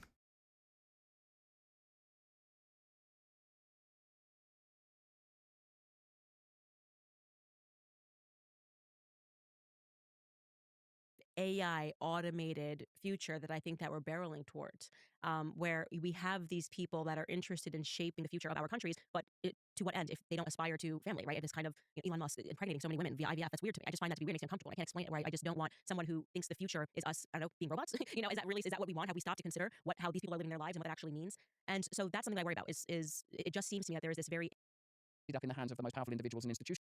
To a God, is that what the proposition is? It is somehow superior to the divine authority of our creator God, God the Father, our triune relational God, our God that sent his only Son, the Son that gives us the efficacy of the Holy Spirit, that power can be usurped, that power can be ignored, that power can be emulated and replaced, and people make intellectual claims abundantly, and I don't feel like they fully know what they're saying, and even that, he says on the cross, forgive them, they know not what they do. When the claim is made that we will solve disease, that we will solve poverty, that we'll occupy Mars, that we'll do this, we are advancing from a point that we should never have left. We are marching forthright out of Eden, not turning back to glance at the flaming sword. I don't think we're advancing at all. No. I think that's one of the great illusions. I wonder, when I take a look at the world today and I look at the ancient civilizations that were bombing, the old church structures that were bombing, I see this very intentional darkening of mankind. I actually think, if you want to get into my conspiracies, that the Enlightenment was not enlightenment. I think it was the darkening of mankind. I think something happened. There was some sort of great reset in about 1850. And if you control the textbooks and you control people now and they tell you, oh, well, it was so terrible, everybody's dying, we don't know, we have no idea. And I do think that there is, we have removed ourselves from the source. Like, we've removed ourselves from God in so many ways. And I mean, even when I realized, and this is like a small thing that happened in my life, so it's totally anecdotal, but when I moved down here and Tennessee, and I was like, okay, well, I want to start to grow stuff. Like, I'm from New York City, I want to learn to like grow vegetables, and kind of went outside and realized I had no idea how to do that. I had no idea what agricultural zone I was in. I didn't know what could grow. And I said, and this is advanced civilization, I can't feed myself. I don't know how to grow and drop a seed. And then this older woman who's got like 26 grandchildren helped me, and she's like, you just put the seeds in the dirt and here's what grows here. And just this spiritual awakening that I had, that I was an absolute idiot. For all the fancy things living in New York City, okay, if the electricity went out, they would die. They would all die, okay? And they are the brightest minds. Oh, they're so bright, they're so smart. They have these cars, these cars that can drive by themselves. Oh, so you're saying they can't drive? Like, so people, we're gonna get to a place where we don't know how to drive, we don't know how to grow our own food, we don't know how to take care of our own children. I mean, even the idea, and this is nothing I've thought about recently, obviously, because I'm exclusively breastfeeding my infant, and I'm thinking to myself, I sent a text to Brett Cooper, who I used to, a former colleague of mine, I said to her, she's pregnant, think about the fact that they created this environment where women are paying, going to the store and paying for formula, and this is now a household expense, right? Formula, because it's easier, you'll be able to get to work. That's something that your body just produces for free. I mean, we're really quite dumb. If you spend a lot of time thinking about it, we're idiots. Our grandparents were smarter than us. They go all the time. My grandfather could go outside, he knew every, this grows here, that's poison, he could look at it and tell you if you had a burn, a cut, he knew what he could pull and fix, and we have none of that knowledge because we've given it to these gods, these doctors. And what do we get for it? We get vaccines, we get kids that have never been sicker. You're telling me that society is advanced and kids are allergic to oxygen? I mean, I'm being facetious a little bit, hyperbolic, but these kids are allergic to everything. They're like peanuts and tree nuts, and now they can't allow sea nuts and peanuts, and I'm going, okay, kids are allergic to everything, and you're telling me that this is because there's been medical advancements. Women don't know how to feed their own children, and I stopped reading the internet telling me how to do it. I'm like, why am I asking the internet, like, how often I should feed my infant? This is so weird. I'm in some weird simulation where we've let go of our instincts, our divine instincts. And so no, I actually think this is not progress. And I think that when you get these tech lords that come in and tell you how great it's going to be when your car is going to be able to drive itself, I just think, no, thank you. Excellent. You're describing degeneration. Degeneration, almost by definition, is a decomposition down to the smallest unit. That's what happens when things degenerate. If you degenerate down to the level of the individual, you have no cohesion, you have no elders, you have no wise woman that's going to tell you how to grow vegetables and to encourage you how to look after children. No multi-generational relationships, no true family, no community, ancestry no is church. so important. Yes, you're quite right. You're quite right. This idea of dependency is important because we are 100% dependent on our Lord and Creator. Again, St. Francis regarded dependency in its, I understand in its Latin root, I'm certainly obviously not a scholar of Latin, means hung upon. And St. Francis apparently would sometimes, like a landscape artist, stand upon his head to look at the vistas, to get a new perspective, so that he began to question his environment. So suddenly the masonry and tall towers of Assisi looked suddenly not solid and permanent, but by the very fact of their weight, hanging upside down, the masonry and towers looked suddenly fragile, elegant, delicate, capable of falling. If you've ever looked at Jupiter and his moons through a telescope, you will see that it looks so fragile out there. These vast entities are these great spatial objects hung upon the moment. Once it would have been natural for us to depend entirely on God, to have moments of recognition, acknowledgement, and prayer before every meal, before making love, before embarking on a business negotiation. Now all things are profane, everything desacralized, everything cast out, and yet look at its results. We have created new gods. We are dependent now on the state. When back in the glorious days of my communism and anarchy that you disrupted that fateful day on that visit, I was familiar with an anarchist saying that we've been de-skilled. There was a time where men would know how to fix their car, women know how to make food, or, and of course I'm not saying that you have to be entirely defined by sexism in matters of that nature, but the idea, yes, that we don't have to feed ourselves. They want to create false dependency. What is our natural state with our relation with God? Dependence. We are dependent on God. They want us dependent on them. You're right, we're one solar flare away, one power cut away from the savagery that in a sense legitimizes their control. Not only that, Candice, like think of what is unconsciously being inculcated, that your body isn't a sanctuary, a temple. Did you not know that your body is a temple? Your body can feed your baby. Your body is perfect. You don't need to give that job to Nestle And you or some pollute it, and pharmaceutical you're encouraged to company. pollute it. You know, drinking and making it sexy, like, wine culture for women, which is obviously aimed at, like, oh, it's so classy if you have a glass of wine. I mean, I'm just so conscious of this stuff now, and I'm telling you, mankind is growing increasingly incapable, increasingly inefficient, and at the same exact time that we're being told that we've never been more efficient. I'll give you another example, anecdotally. So I was going to this cafe every day. I live in Philadelphia, and every single day I would drive, I put it where it was in my GPS, and I would drive about 3 miles to it. And I got 6 months, and I realized I don't know how to get to this cafe. I keep putting it into my Waze, and I keep looking at the phone to drive to the cafe. I'm like, I've been doing this for 3 months. I should know how to get to the cafe. So one day I set up my phone away and try to get to this cafe, and I had to. Within 2 days, I learned how to get there. Like, I'm so reliant on the tech. Go left here, go right here. That if it's plausible for 6 months, I've driven to a cafe and I don't know where it is on the map. That's getting dumber. Tech is making us dumber because we're becoming more and more reliant on tech, which then creates a problem when you have these tech lords who realize that. Like, they're selling us, it's going to be easy. It's going to be so much easier. Just let Waze do the thinking for you. Even AI, the answers have been so wrong. I played this game with my husband. He's like, well, this is supposed to be a really good AI. And I don't remember which one it was. They've all got their own names now. There's Grok, there's this guy, whatever. And I said, let's ask it a question that we know the answer to. I mean, I've so many times it's been patently wrong about me. What would you ask it? Well, so there was, for whatever reason, when Grok first got started, it was convinced I was Jewish, which is quite hilarious. That my husband was Jewish, and they got this information because all it is, obviously, it's scraping information from the internet. So that just means it gives the same power to the New York Post, and if they say something is true, that's true. So if you say it's anti-Semitic, well, what has been published in those? Is it yes or no? Then they'll explain to you why it's true based on scraping the data from people that have the most power to create the data in the first place. So it's nonsense. Yeah, people were arguing with me online, telling me that my husband was Jewish, and I was going, but he's not. I mean, it's fine if he is, but he's not. And then at some point they realized, and then the AI corrected it. But people will be relying on that and going, well, it's AI, so it can't be wrong. And it's like, no, it can be wrong. Okay, if it had scraped all the data during COVID about whether the vaccines were safe or whether the vaccines were going to keep you safe from COVID, it was going to tell you yes. You have to think. Like, you have to do this by yourself. You cannot rely on technology. It's making us stupid. And it's one of the things that concerns me the most. It's like people can't even read. They don't even have the attention span to sit down and read a book cover to cover anymore. Our children are becoming increasingly more dumb with every generation. And so I think the greatest generation was my granddad's generation. You know, I think we've kind of gotten really stupid. Yeah, but we needn't yield to it. We needn't yield. We can be fueled again. There is a revival happening. We are participating in the revival. Do you know how to grow your food? Even now. I'm going to go straight from here to a garden centre. I'm going to buy myself a packet of carrots. I'm going to empty whatever sacks of fertilizer Lindsey Graham is carrying in his trousers, by whatever means he prefers, and I have no opinion on what that might be. And I will grow me some carrots, and I'll paint a missile-like shape on it, and I'll give it right back to Lindsey. And Lindsey, you can put that wherever you want to, darling. Yeah, what do you think about that? Like, if you just turned off all the lights wherever you live in England. Did you say Lindsey?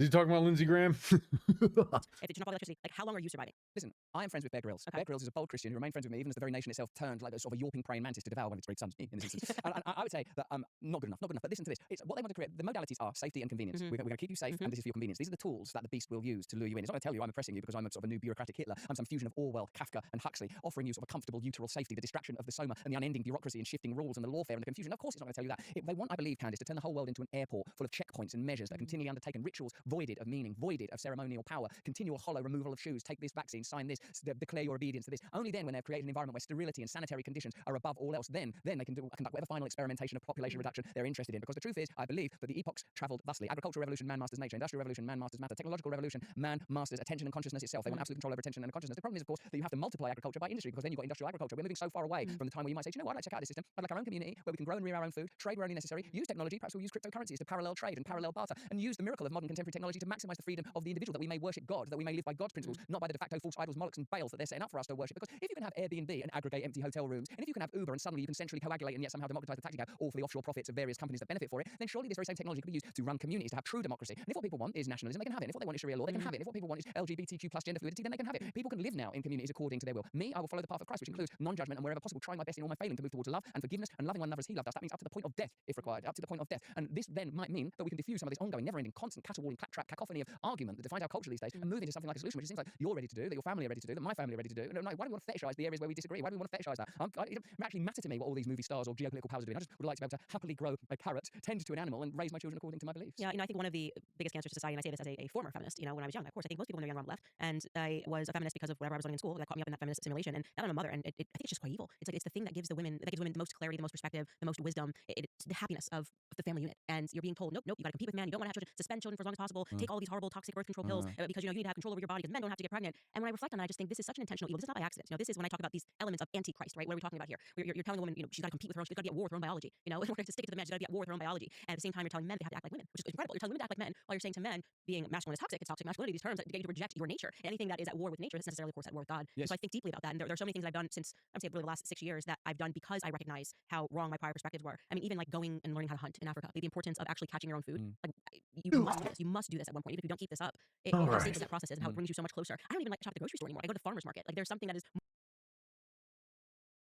Yeah, I think it seems like she pulled the whole Lindsey Graham thing out. He then dropped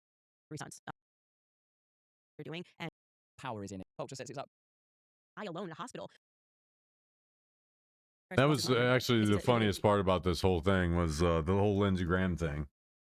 Because that's all Lindsey Graham talks about is war, war, war, war. Yesterday, the Treasury Department announced sanctions on 5 Iranian officials. The president today has a roundtable this morning on rural health. It is open to the press. We'll see if he takes any questions on any further actions in Iran. All right, thanks so much, Aisha. Meanwhile, let's bring in retired 4-star General Jack Keane. General, what are our options in Iran? Well, man, and I think a lot has already taken place. I mean, clearly the president has made a statement, his credibility is on the line, and listen, when he gives his word, he executes. And that is simply to hold the people that are accountable for what they have done to their own citizens in killing them. That is his promise to the people that have been on the street out there willing to risk their lives, and in thousands of cases, that is exactly the tragedy that has taken place here. So what is likely taking place and what could take place? Well, first of all, we're trying to squeeze Iran in terms of its ability to sell more oil that it's been selling. That has taken place. That's not decisive in itself, but it's an enabler. We're likely helping the protesters communicate better, given the Iranians have shut down the internet. And that's a covert operation to do something like that.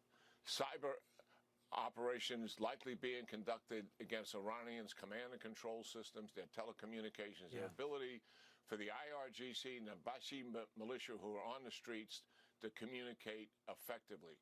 Also, cyber operations against their surveillance capability of the population itself. All of those are capabilities the United States has that are second to nobody's. Our offensive cyber capability is really something very special. And then we get to information operations. We are likely conducting information operations against the oppressors, the middle-level leaders of the oppressors, the people also carrying the guns. Because if and when, and I believe it's when, kinetic operations are conducted against that organization, against its leaders, we want divisiveness in it. We want that organization to break apart.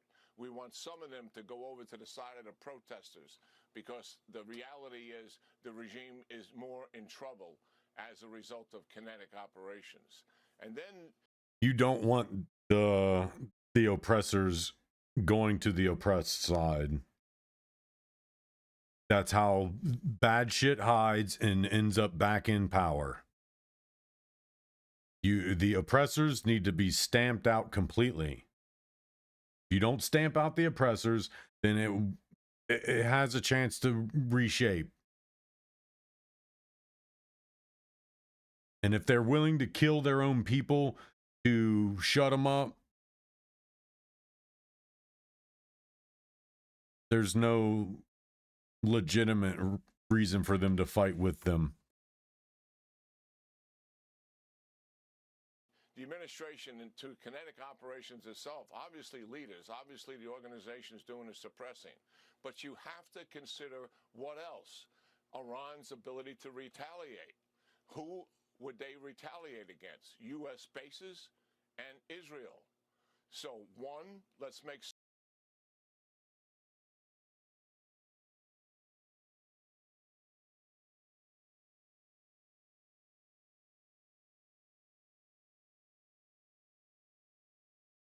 Israel's like 2 countries away. Shut up.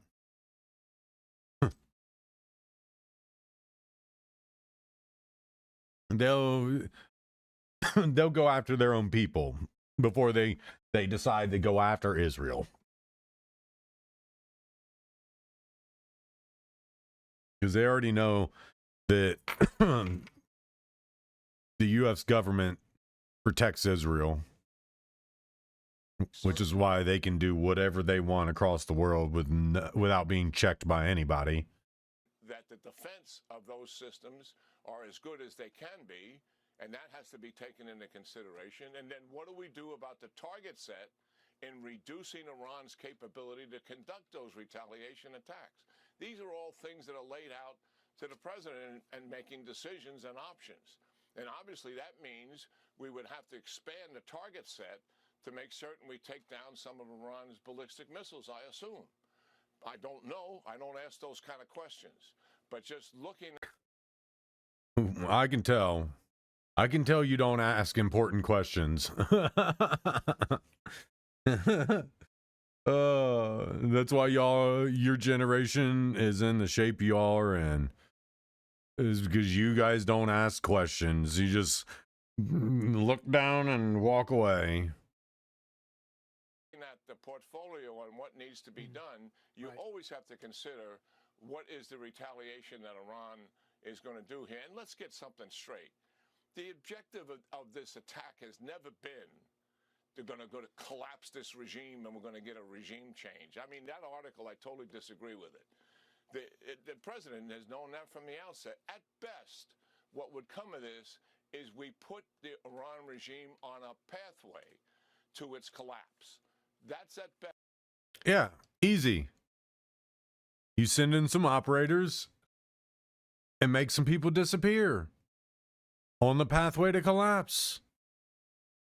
You just need like 2 or 3 key people to disappear. That's it. Make like 3 people disappear and that regime collapses.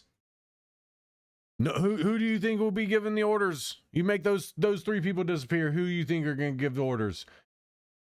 Nobody. The underlings won't know what orders to give because they're already destroyed morally. They already probably, I don't know if this is good or bad. They're probably already in that state of mind. So you take out like 2 or 3 people at the very top. All decisions essentially stop. It gives the protesters the ability to gain more ground, reorganize. Because then when the bad guys look back to ask for more orders, there's nobody back there to give them orders. Because in countries like this, and well, countries like ours, our leadership hide as far away from the choices they make for everybody. But in these governments, the ones giving all the orders are all the way in the back. They're all the way in the back hiding. And guys that run countries like this, they're hiding under rocks.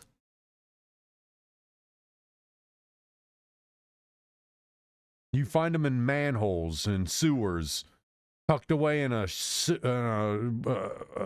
storm drain.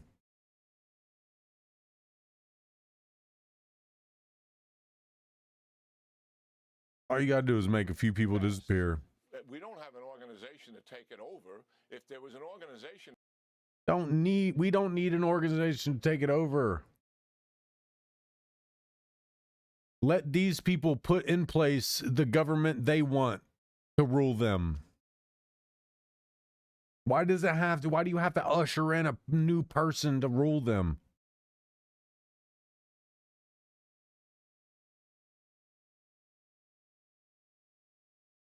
If these people want to put their new government in place, let them put it in place. Let them make the choice of what new government gets put into place. If they want to get rid of the entire Islamic state altogether, so be it. Let them. If they want to just live in pure chaos, just make sure it don't flood outward. If they want to destroy their country with destroying the oil and just burn their entire world down, then so be it. Let them. Just make sure it don't flow outward. But let these people decide what government they want to rule them, if any. If they don't want a government to rule them, then you leave it be. If you want to still do business with oil with them, now that we don't have an overly anti-Western regime of people rolling the country, it might be easier to do business with them. Because the most intelligent person of this will step up. They will step up, having already drawn out the plans of what needs done. Let these people rule themselves. Leave them alone. All you got to do is make a few people disappear. They take over. They choose their next government. Leave them alone. Done. You can get back to your whatever you're doing in Venezuela. 3 people just need to disappear.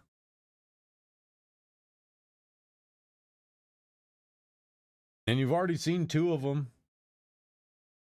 Because I guarantee Hamamane is already headed back. He's already back from Russia. I guarantee you he's already back from Russia. You've already seen 2 of them. You find the line of succession. You delete that. You're good. These people have what they asked for. That's what they're asking for. They don't want you to blow anything up. And if you need to blow something up, because I know that's America's thing. We love blowing things up. I mean, don't get me wrong. I am one for explosions. I love explosions. I help my brother do his fireworks show every 4th of July. And he dumps like $1,000+ into fireworks. So yeah, I like blowing things up too. But if you need to blow something up, that one dude has already told you they have like very few things that you need to target with some precision strikes that would cripple their defense. Hit those. You're satiated for explosives. Send a Delta team in to delete 4 people. There you go. These people take their country back. Iran goes back to what it was. Getting better. But you don't have this. You don't have tens of thousands of people being murdered. Yeah.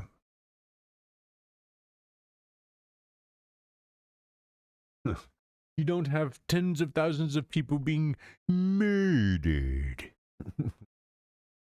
Out there ready to take over the regime, what would Iran do with that? They would be killing them, and they would be putting them in jail and hanging them. So this is a process that's taken place. We're focused on holding the people accountable for what they have done, and then putting it on a pathway to so weaken the regime, which is already politically, economically, and military the weakest it has been in 45 years. Our actions here will... Dude, sitting there pounding your fist as you say hot button words doesn't mean anything. It needs to be. No, I told you what it is. You proved. If y'all didn't want to start doing this in the shadows wet work, you shouldn't have did what you did in Venezuela. You shouldn't have did what you did in Venezuela. That's all I got to say. If you didn't want us to, that's how we're going to start to, you want to do it. You want to do that down there for some oil money, then you get to do that for everybody around the world now. How much did that cost us? You were willing to do that for some oil money. How much did that cost us? How much did it cost us? We didn't, do you think the American people agreed for you to go down there and do that? No. How much did it cost us? If you're going to sit and do it for one country that, for oil money, you did it over oil. Like the most American thing you did. But the one thing you could do in the same way, you won't. Shut up. I don't want to hear anybody slob on him. So regardless of what this melted-faced retard says, you shouldn't have did the shit in Venezuela then. Or you shouldn't have said nothing about it. Or you shouldn't have arrested him. You should have just took him and dumped him and his wife off into the water. If you're not willing to do that same thing with the same way,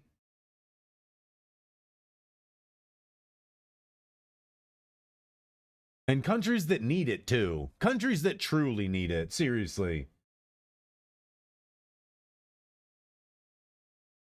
But again, it's all for show. These people, they talk, make threats, then do nothing.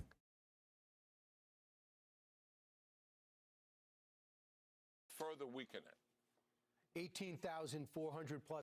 Yeah, because weakening their already shit government is going to help. Yeah, they already have a weak government anyway. And you think that's going to help? Like, again, this is why this generation is one of the worst generations for politics. And the moment we get them all the hell out of it, the better.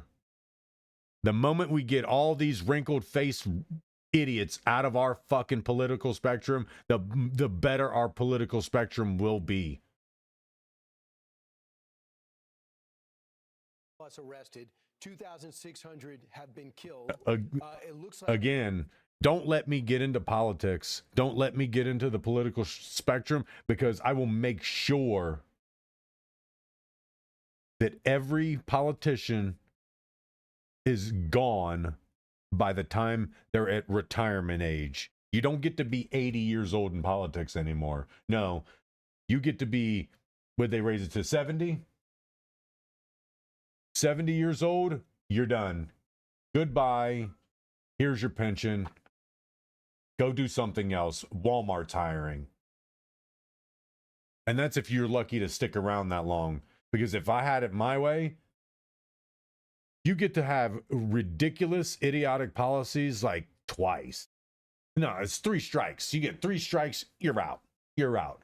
You don't get to work 50 years in politics and fail the entire time and then get to somehow run the country. No, you're out. You are out. If your policies are always failing, you're out. You're out. Get out. If you're always wanting to do a waiting game, you're out. Get the fuck out. We don't need you geriatric people sitting in here falling asleep while the rest of us are trying to do a job. That's why our government looks like it does. That's why our House of Representatives looks like it does. Our Senate looks like it does. Our entire executive branch looks like it does. That's why our justice system looks like it does. All of our institutions, that's why they all look like they do. Because we got stupid, ugly people in them. The way things ran in the 40s and the 30s are the exact same way things are going to run today. They're still living in history. Group dressed in plain clothes, along with the Revolutionary Guard, goes into the middle of the crowds and just executes people at close range, piling up the bodies in order to disperse and kill off this unrest. Kill off the unrest in the streets that was driven originally by economic means. Lastly, in your entire... Nah, you're incorrect. It was driven by Israel and Mossad.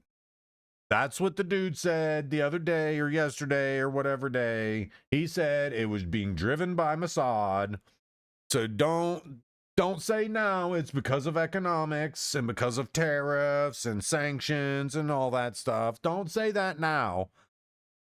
Because you guys believed the guy a couple days ago when he said it was Mossad in Israel. Smirky smile. So now it's economics? It's not Israel Mossad? Smirky smile. Since 1979.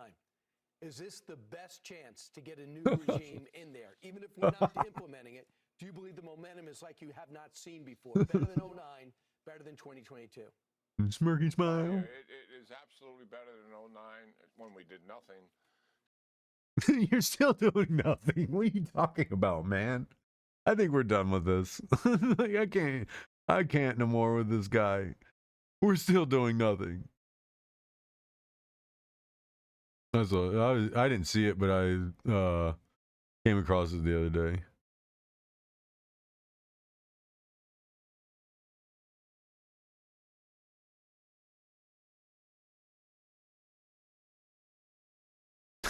Obviously preparing for strike. Trump is obviously preparing for a strike.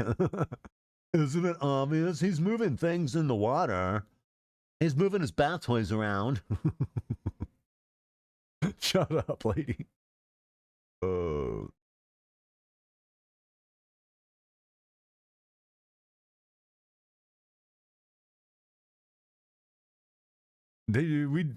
Star Citizen just did 4.5. You think it's coming that soon? It's not coming that soon. It's like it's still a while off. They're still currently breaking things and not fixing them. Okay, so nobody else is covering Iran stuff. U.S. officials are closely monitoring developments in Iran on what is a Muslim holy day of prayer. A senior hardline Iranian cleric is imploring the regime to follow through with executions of detained demonstrators. Here's senior foreign affairs correspondent Greg Palcott. Iranian leaders capping off their deadly crackdown against You ready to see this? protesters with a new warning today. An appointee of the Nope. Supreme Leader Ayatollah Ali Khamenei at Friday prayers. Nope, in he's Tehran, back. declaring He's back.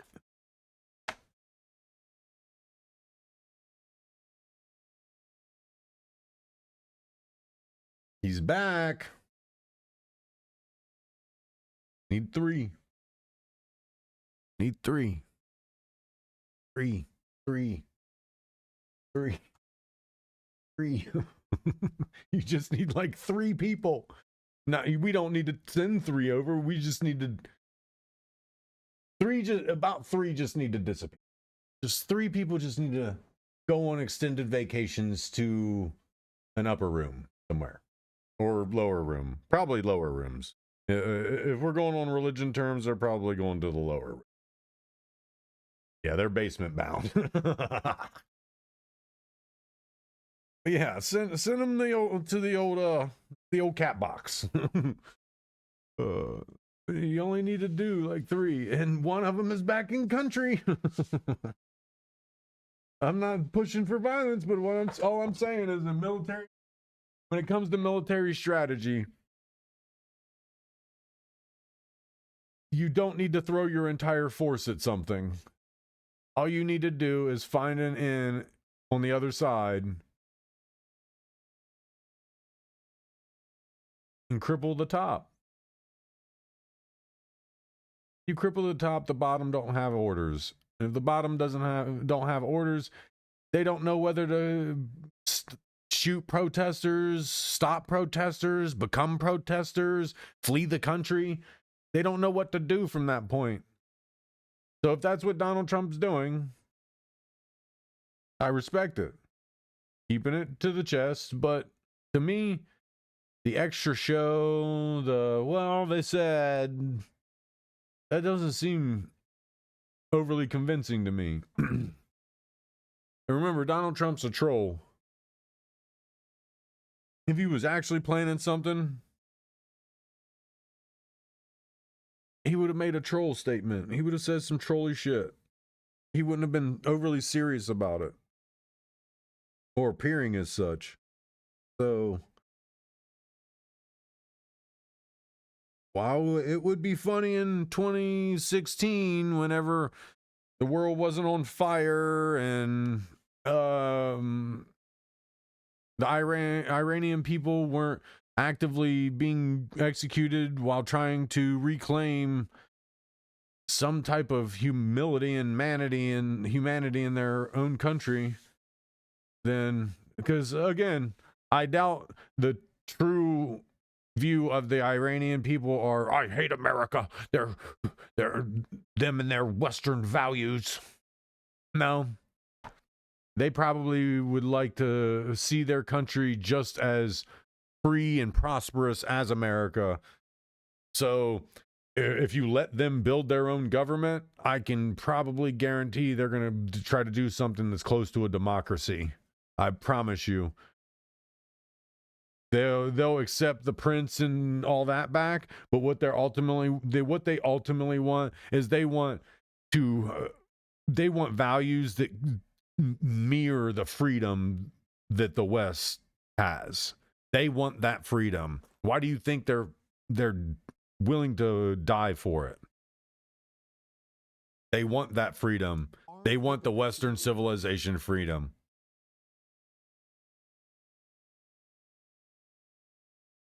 So again, you don't need to invade. Just insert some troop. Let them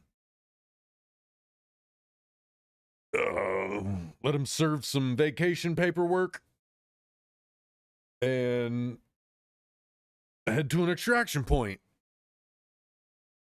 You don't need to serve a whole government's worth of eviction paperwork, or not eviction paperwork, vacation paperwork. Yeah, we're just sending people on vacations.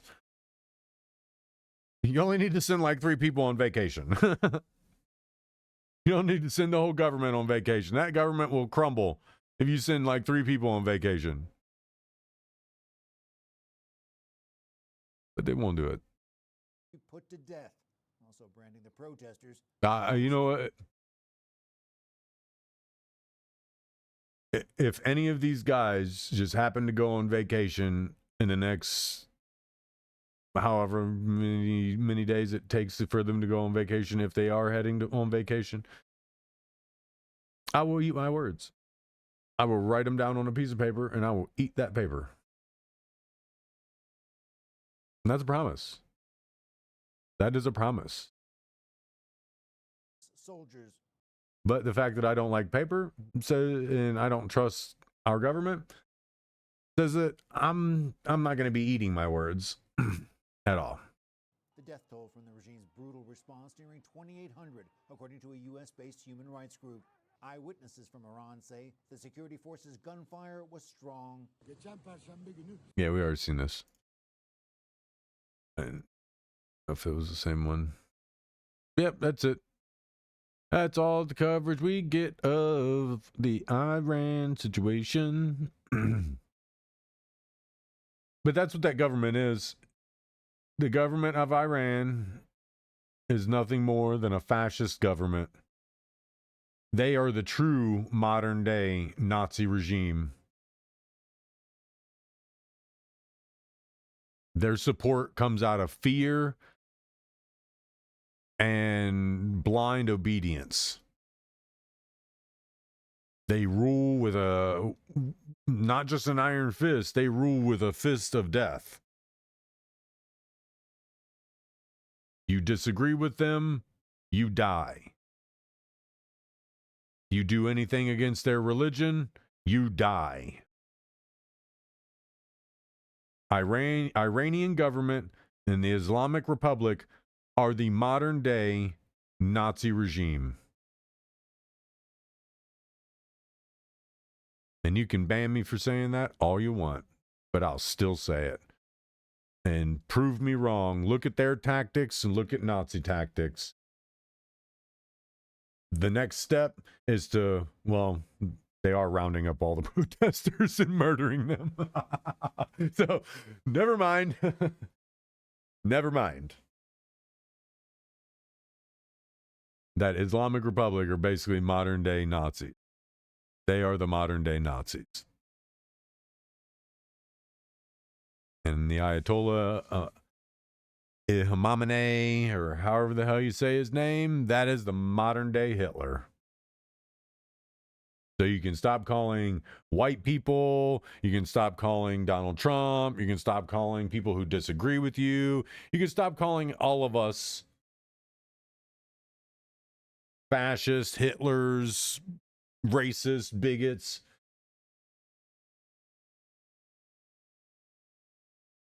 Because if it was true Nazi Germany, you would be put to death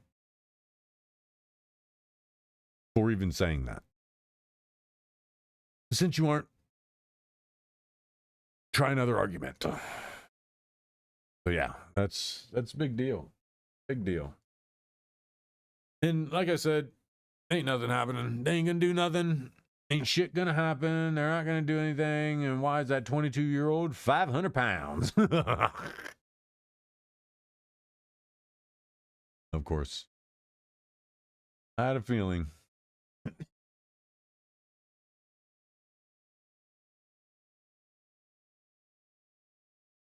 Funny.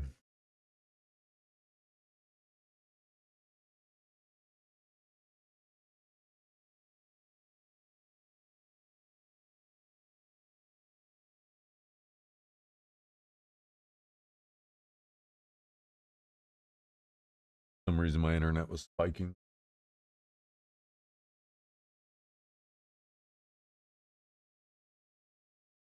I guess it's fine now.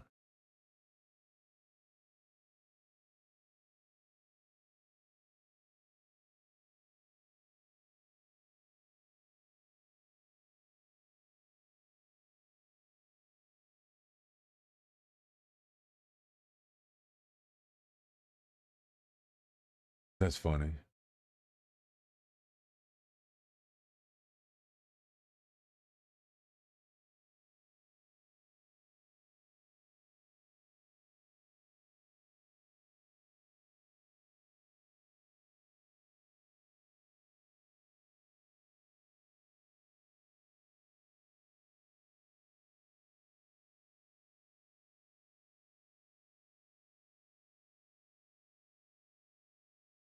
Maybe the collab that actually says the game works isn't broken and isn't unbalanced toward pushing people to play PvP.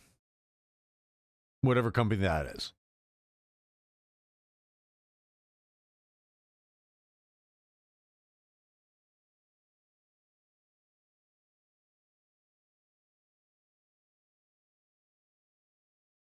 Ethan Klein had the whole squad laughing at the Hustler Casino Influencer Poker event. He even threw shade at Joe Rogan's comedic ability. So you're a podcast comedian, like Joe Rogan.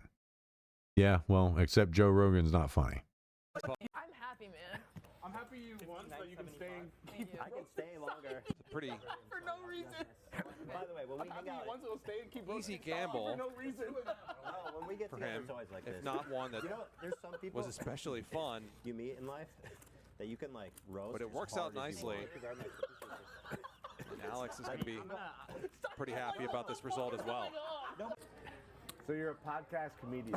My God, yeah, I mean, before that, before the podcast, I made comedy. Like Joe Rogan stuff? Well, except Joe Rogan's not funny. Oh, I mean, he's not. Let's be real. You're still looking pretty juicy over there. Don't... You can't make it up tonight. This is better than any stream out there. You are hilarious. Oh, he's hysterical. You are hysterical. I gotta check out the podcast. This is hysterical. It's like on H3 podcast. You're like the most unassuming funny guy I've ever seen. And he can send missiles your way. You don't even know it. What do you do for a living? I'm a comedian. That sounds like a joke. That sounds like when you said you played cornhole professionally. You're a comedian for real? Yeah. Like, I don't do stand-up comedy, but I have a comedy podcast. I've been doing comedy videos. Somebody writes It sounded like.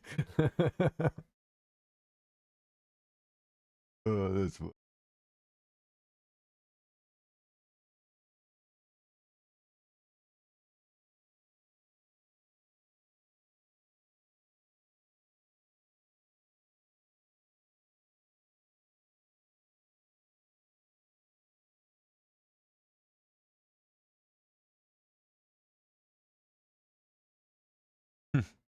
Yep, they deserved it.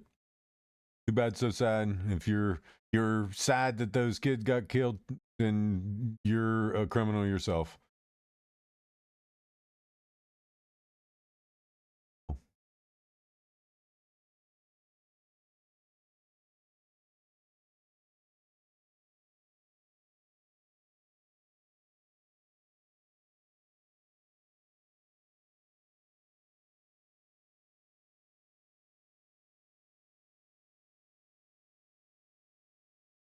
Jake Lang.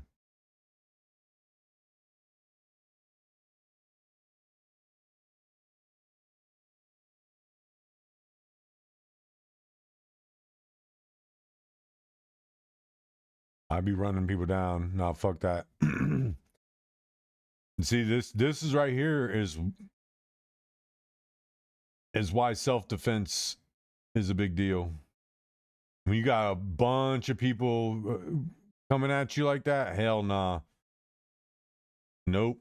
And he wouldn't have been prosecuted if he shot people.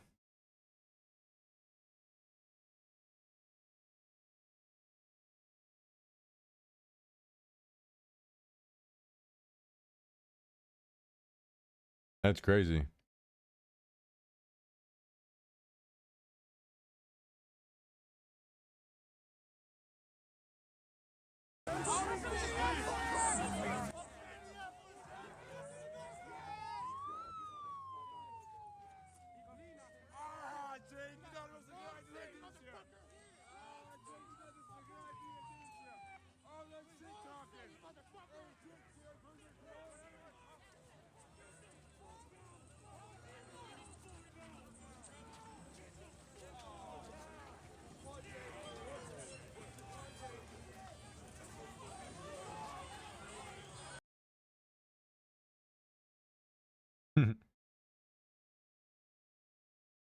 Again, see, that's the thing. Tell me which one's the fascist. Which is, where's the fascism? Show me the fascism. Because I'm going to show you all of this. All of this is fascist tactics. This is what the Nazis did. They mobbed people that disagreed with them. These are fascist tactics. You guys are wanting to scream it, but you are living it. Even these people with these boom mic cameras and stuff, you are part of the problem. It doesn't. He's an anti-Islam protester, and you guys are protesting ICE, and you're mad when somebody shoots one of you. But you're over here trying to kill this man because he's protesting Islam. And it's insane. It's the I only agree with what I like, and I want to kill what I don't agree with. You either listen to everybody and what they all got to say, or you shut the fuck up. Because this, if he pulled out an assault rifle and just mowed all of you down, I would hope I would be on his jury, because I would not convict him. I would not convict him. If he pulled out a gun and shot every single one of you people, I would not convict him.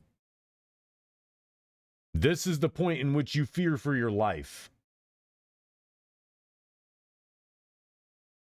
This is the point in which you fear for your life, and self-defense with deadly force is justified. So stop doing this stuff, or people will start responding accordingly. Because you're threatening not just violence. You're threatening long-term harm against somebody. Fatal harm against somebody. So no, I would not convict him if he pulled out a gun and started shooting you. That it's insane. It is absolutely insane.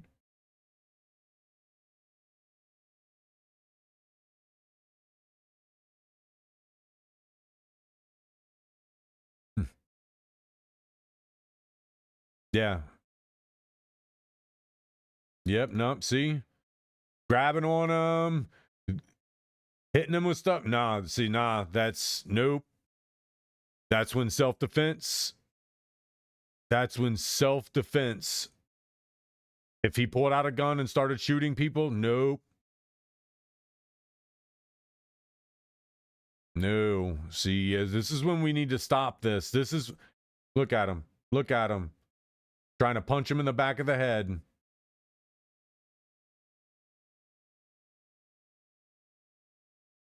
That person right there.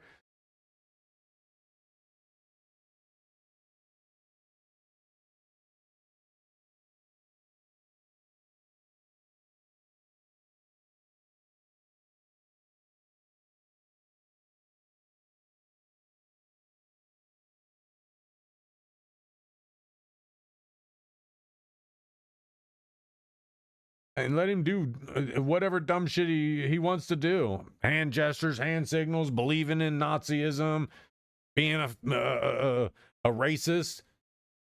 Doing this to him is not justified. It's not justified. And all of these people should be rounded up. Person with the stick trying to hit him. All of them. Round them all up.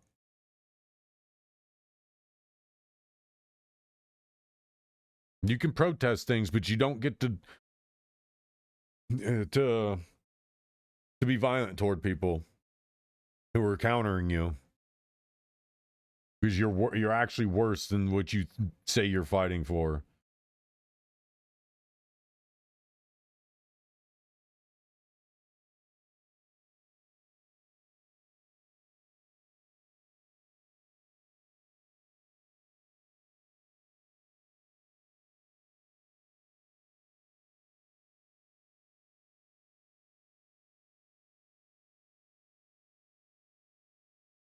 That's how motherfuckers respond. Everybody and their mom came out of the woodwork. I mean, you do have this fat body right here just chilling, sitting still. Well, my burgers are worth it. Those people aren't. Him and his ogre. That looks good. I wouldn't pay no $40 for it. Hell no. I can make that at home for like every day of the week for $40.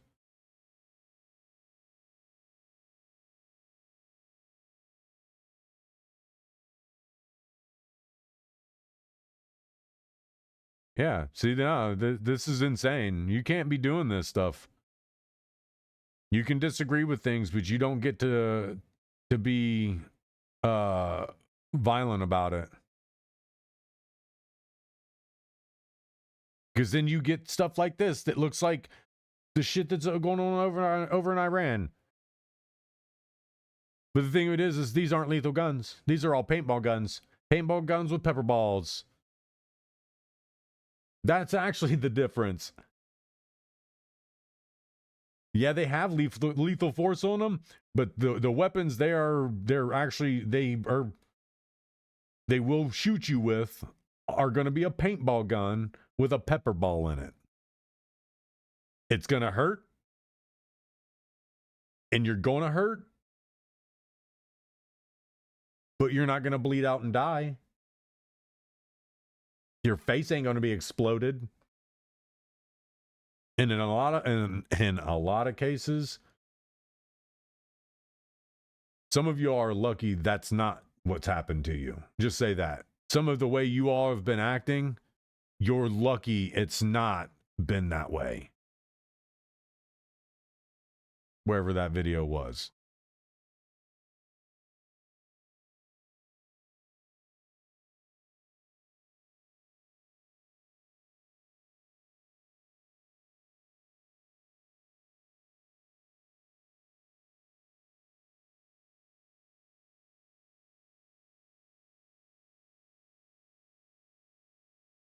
Because he's a drug dealer.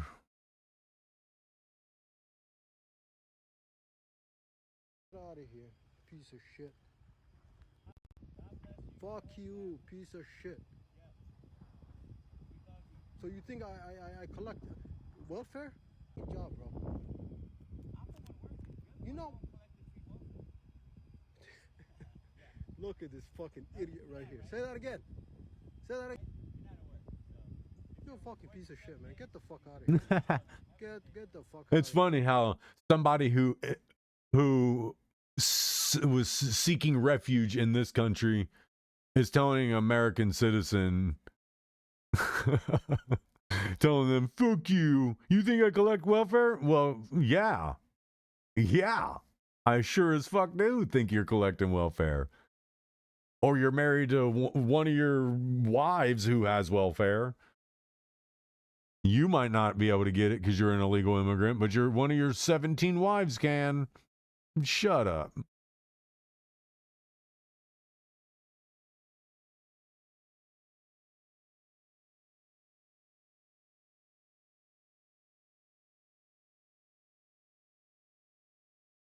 Oh, of course they have. Oh, of course. Their internet's turned off, but yeah, they're releasing videos. Oh, man. Look out.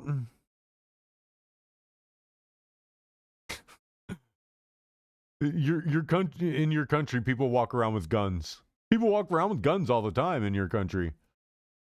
And if you think Mossad doesn't know how to use an AK, you're an idiot. Come on now. Keep trying.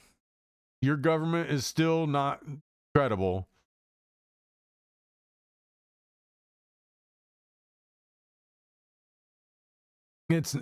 Stop calling criminals like this whistleblowers, because leaking names of people who aren't committing crimes is not a righteous act. It's treason. It is absolute treason.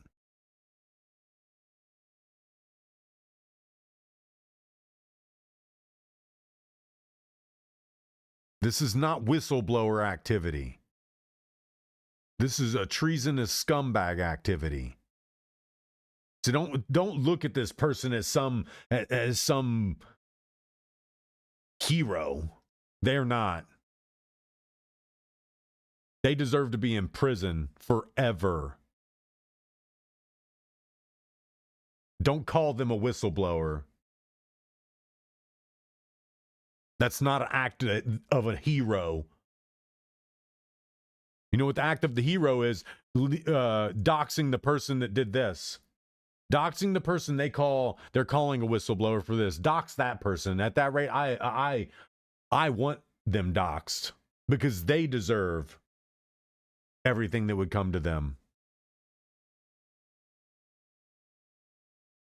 Again, if you agree with that shit, you deserve to... You don't deserve to be amongst the land of the free. You deserve to be in a prison for the rest of your life.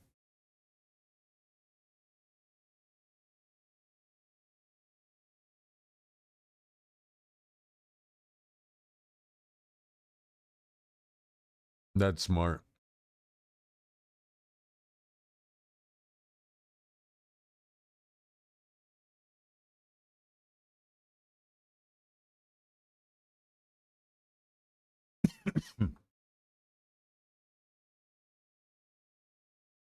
That's cool.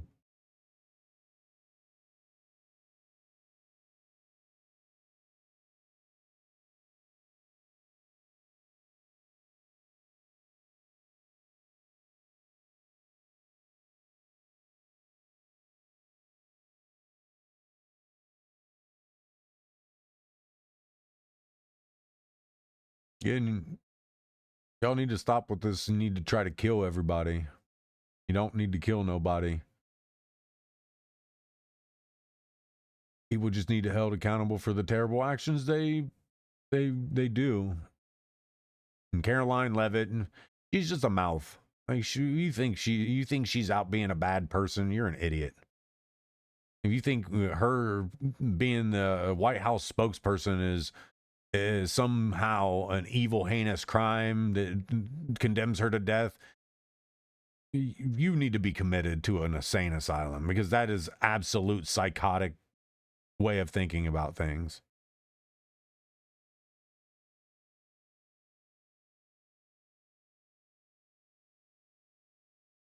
It's so dumb. I don't like you. I want to condemn you to death. It's so stupid. Y'all are dumb.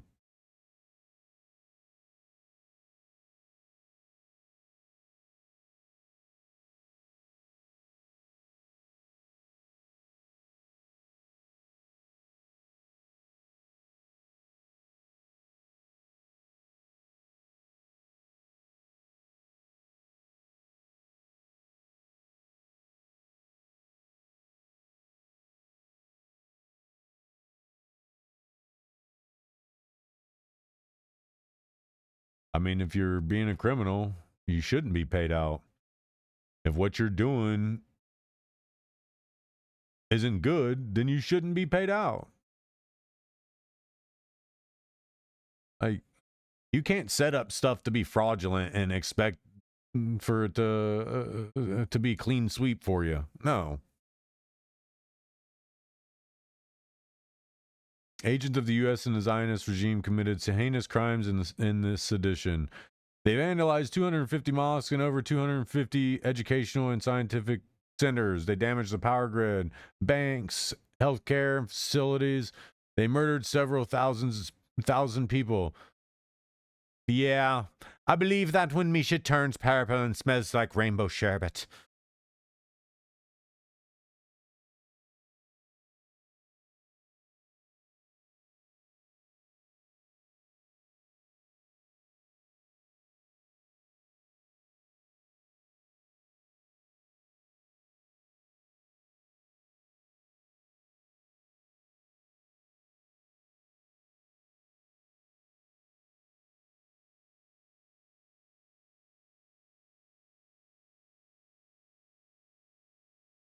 What the hell?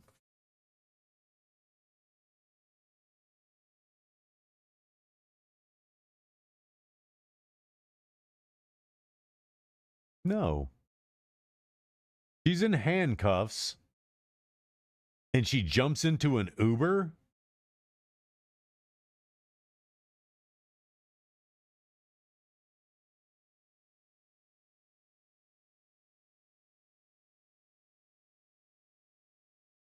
Oh. Charges, and we're going to make an example here. If you want to get in the way of harass and impede a law enforcement investigation, They're showing ICE you are going to get arrested and you are going to do serious time. This woman, Jennifer, she's looking at state.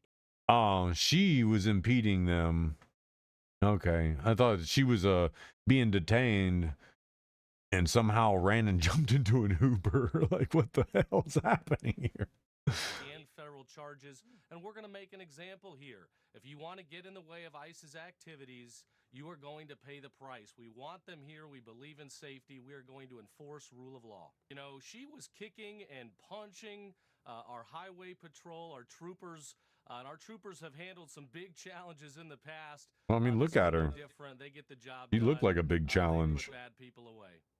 Harass and impede a law enforcement investigation. You are going to get arrested and you are going to do serious time. This woman, Jennifer, she's looking at state and federal charges, and we're going to make an example here. Could be. Yep. Should definitely be. Got him in a headlock.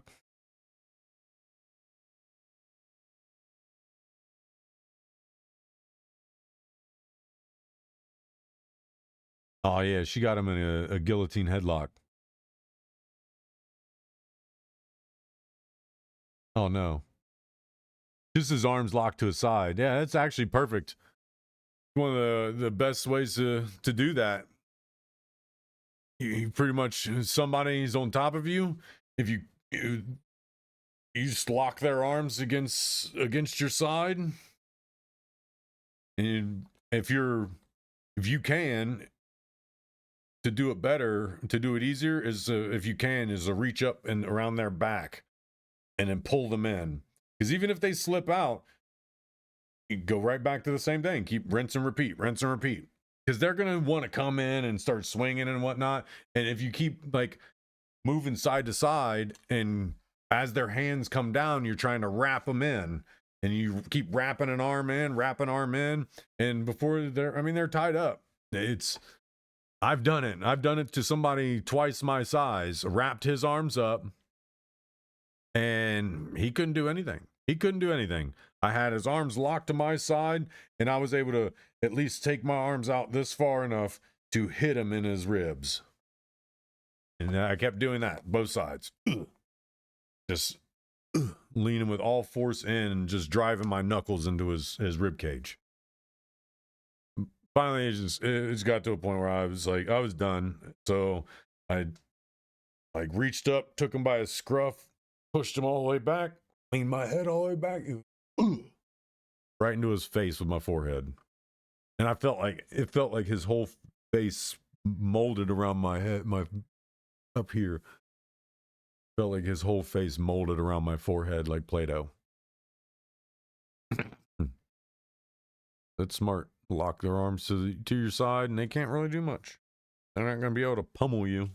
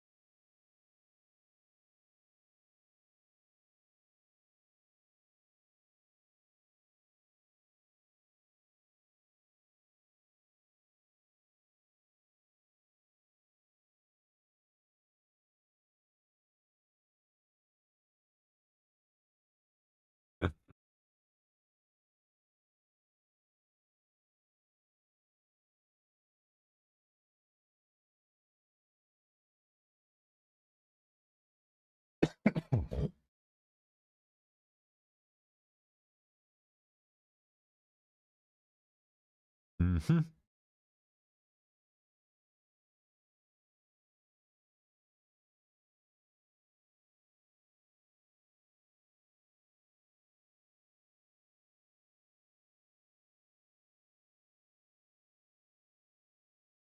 Oh, that's funny.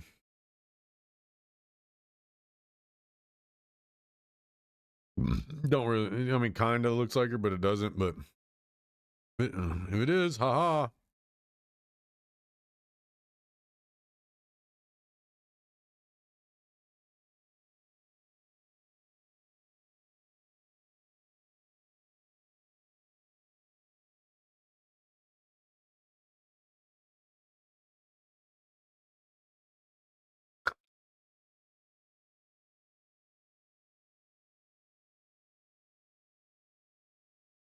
Hmm.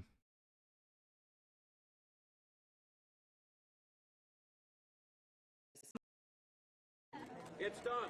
A packed room at the St. Paul Armory erupted after the governor's signature made driver's license for all the law of the land. So we give driver's licenses to anyone here. You don't have to be a citizen. You don't have to, which is a photo ID. So if someone comes in, they register, they have the driver's license, but they have an incorrect social or no social or whatever. So then they become incomplete. But if they walk in to vote with their driver's license, does that make them all of a sudden now okay? Mr. Linnell. Madam Chair, so the designation on the roster for someone whose registration had been incomplete, if they present the election judge with that acceptable identification document, that would clear the challenge from the roster and they would be permitted to cast a ballot. Mr. Anderson. Well, okay, there's your problem potentially. So thank you. So just to clarify, someone who is not a citizen but presents a driver's license at that point in the process could be permitted to vote. Madam Chair, at the time of registration, as well as at the time of submitting a ballot, every voter is signing the attestation affirming their eligibility to vote, including that they meet all. Oh, now he's trying to dodge it, saying that, well, if they're illegal, it's up to them to say whether they're actually not able to vote or not. Like, but he just said it. He literally just said it. Yes. Illegal immigrants can vote in the state of Minnesota. Yes. Illegal immigrants can vote in the state of Minnesota. That's insane. Requirements that they are a U.S. citizen.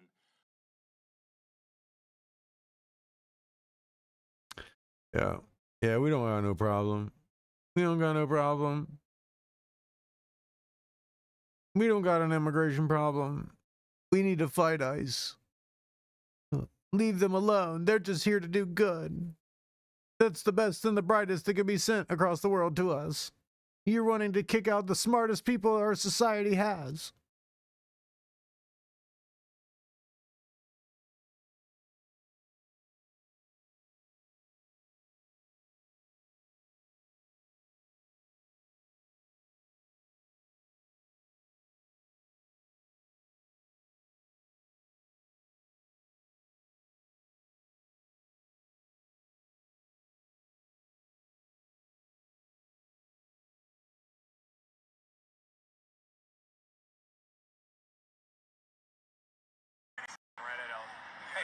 Make sure you guys don't cut the tape. Make sure the interview is out in full. Yeah, we're doing it. Yeah. He said if it's not out in full, we'll sue your ass off. Oh, great. Okay. He always says that. I think that one. We only have 19 minutes and 30 seconds, so 13 minutes. How long did we talk? The whole thing will be out. Yeah, the whole thing will be out. So, I appreciate you, Caroline. But just to confirm.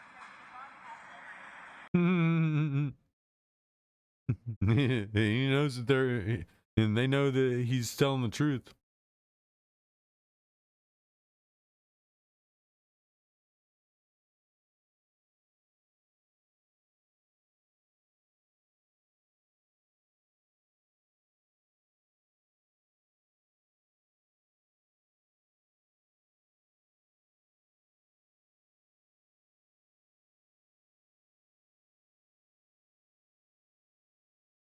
Yep, look what happens. They come running out trying to take flags like the.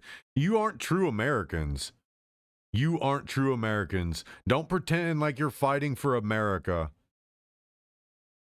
This is third world country activity. You're not protesting anything other than criminality.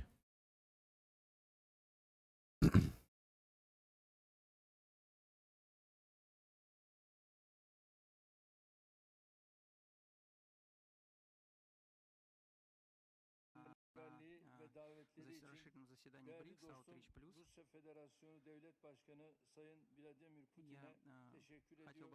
Başarılı ev sahipliği dolayısıyla kendisine Look at how old all these people are. Jesus Christ. They're like ancient.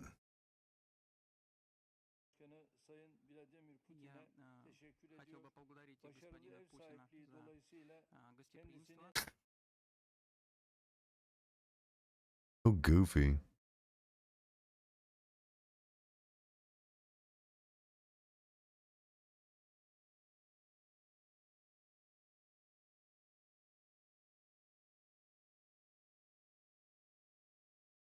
I mean, they don't realize there's a lot of us who took an oath. And in that oath, it says we will protect this country from terrorists, both foreign and domestic.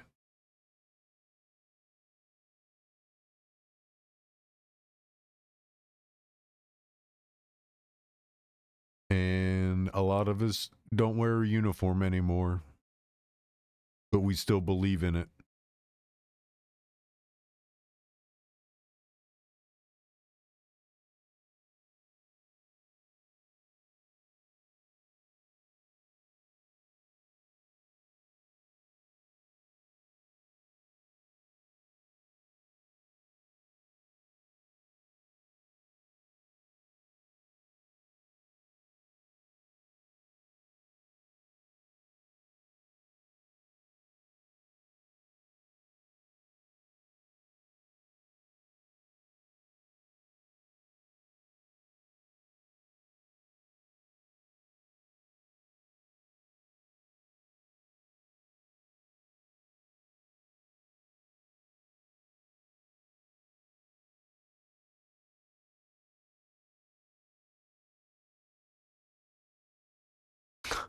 Oh, yeah. Yeah, he's not drunk. But he's a sports guy. He's sports guy.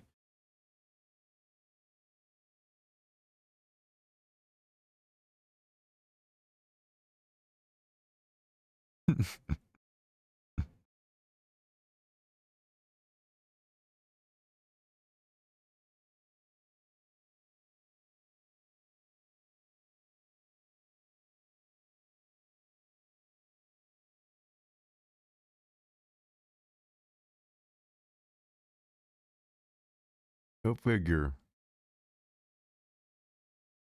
I wonder if he's got an SR22 driver's license now. He's I mean, $1,000 fine? You serious? A regular person gets hammered in the finance world for this kind of stuff, but you let somebody off because he brings in millions. He brings in millions for the country for sports. This dude should have been in fucking prison with the other DUI people until they hammer him with DUI craziness too. You don't get to lock up the other people for DUI stuff and then ruin their lives, but let sports guys off. It's insane. Like, and you wonder why people lose faith in this system, lose faith in this stuff. It's because of this. It's because of this. Just because he's a football player in a professional sports football team, he should be let off easy. He's a role model for kids. Yeah. That's some good role modeling he's doing.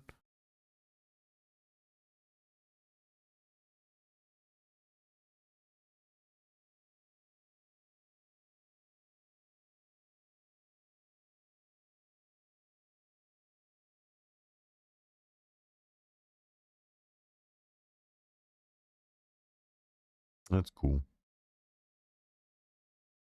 Which means that the aircraft carriers probably have those things in somewhere on their ship to keep them stabilized.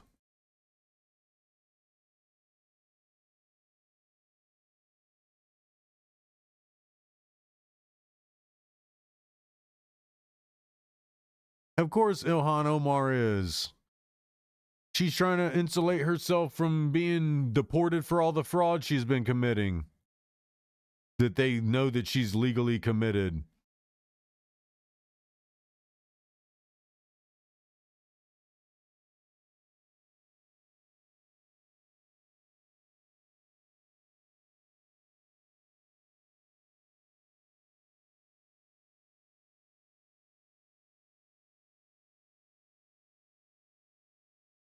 That's cool.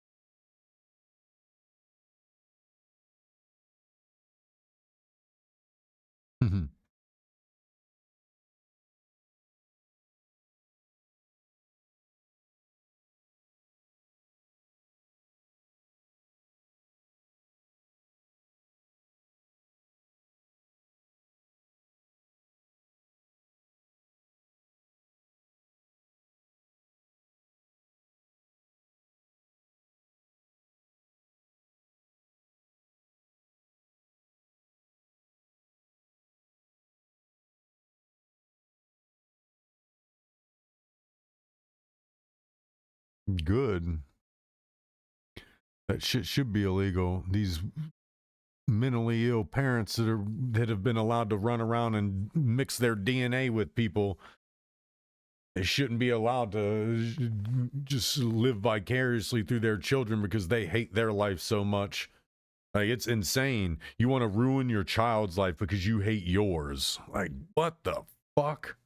You got to be stupid, like really, really stupid to think ruining my child's life is great. It's a great idea. Like, seriously?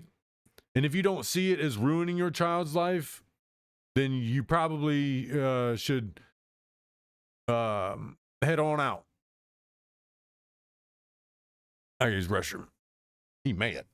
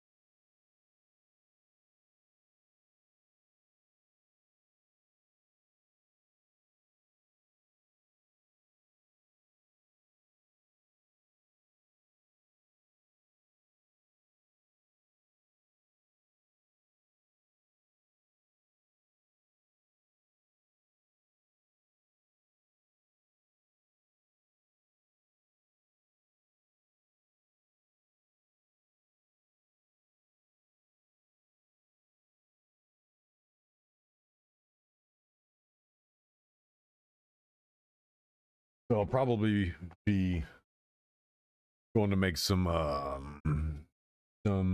hash browns here soon, because I'm getting a little hungry. I've only had I've had a chicken sandwich today. Yeah, I've had a chicken sandwich. Make me some hash browns. I made some the other day, but they didn't survive very long at all.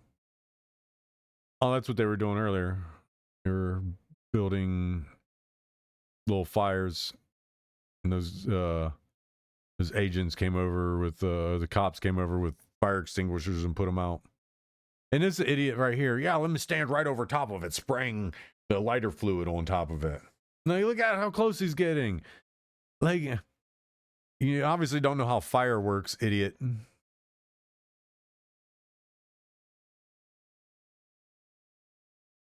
Like, really don't understand how fire works. It can travel up that stream back into that bottle and blow the bottle up on you. But again, a mindless idiot protesting ICE who is deporting illegal immigrants is out doing something like idiots do.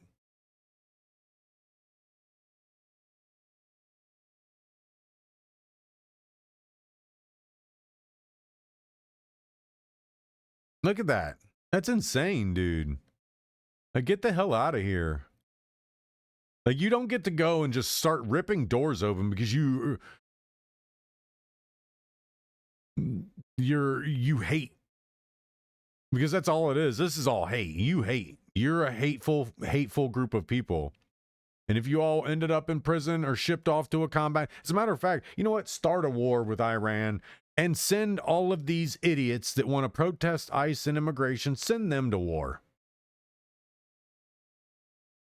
Nope, they don't get, they get to take their Call of Duty tactics, their Battlefield tactics, their Fortnite tactics, their Soros Antifa funds, their protester tactics. They get to take this and go fight in a war.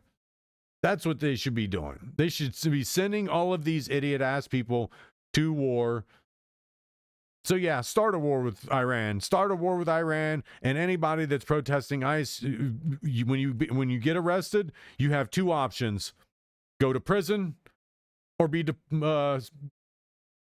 put into the military and then sent to a combat zone. That's your option. Those are your options. We're gonna look at you as if you were hopped up on PCP and out threatening lives. Because I know a kid those are his options: prison or the Navy. He chose the Navy. He hated it, but he chose the Navy because he decided he wanted to do a bunch of PCP and cause a scene at ComFest. So these people are doing a little bit worse than what he's doing. So no, you choose two choices: prison or military. You want to refill our ranks? Send all these people to the military. Well, some of them are too. Nope. You won't. Nope. Put them in there. You won't let me come back in and because I'm too old. Nope. Send them off. I've already been in once. I already know the tactics and training. Nope. Send them. Get them the hell out of here. Send them over to fucking war. You want to be idiots here? You don't deserve to be here. You get to go and fight in a war. You get to go fight in whatever war gets started somewhere.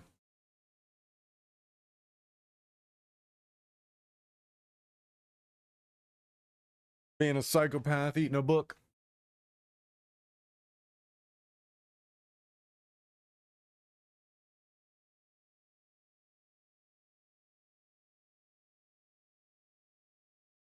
Nice.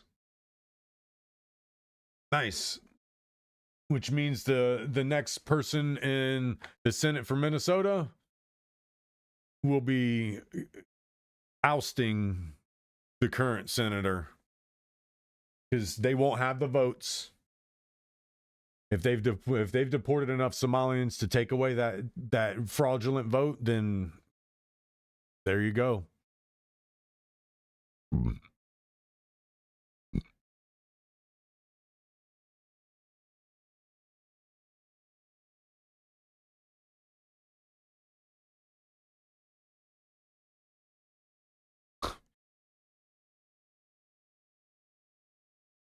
And what's he in jail for?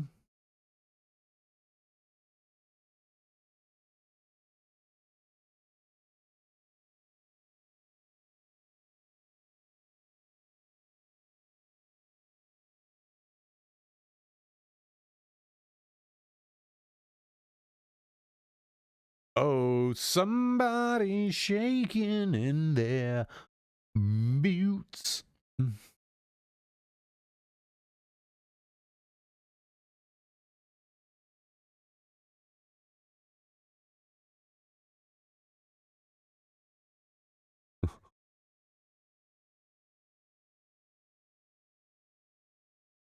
I wish somebody.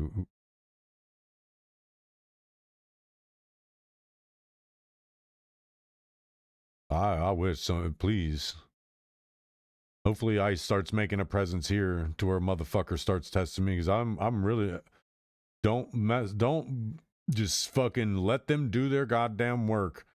Because you start impeding them, then you start assuming that everybody who's not with you is against you, and then you start fucking causing problems with regular people who are just going about their lives, and then you got people like me. Just I won't have a problem knocking all of your teeth out if you come up and start fucking with me. I will not have a problem. So just leave ICE alone, let them do their fucking jobs, go home, take care of your kids, apply for a job, go to work tomorrow, whatever.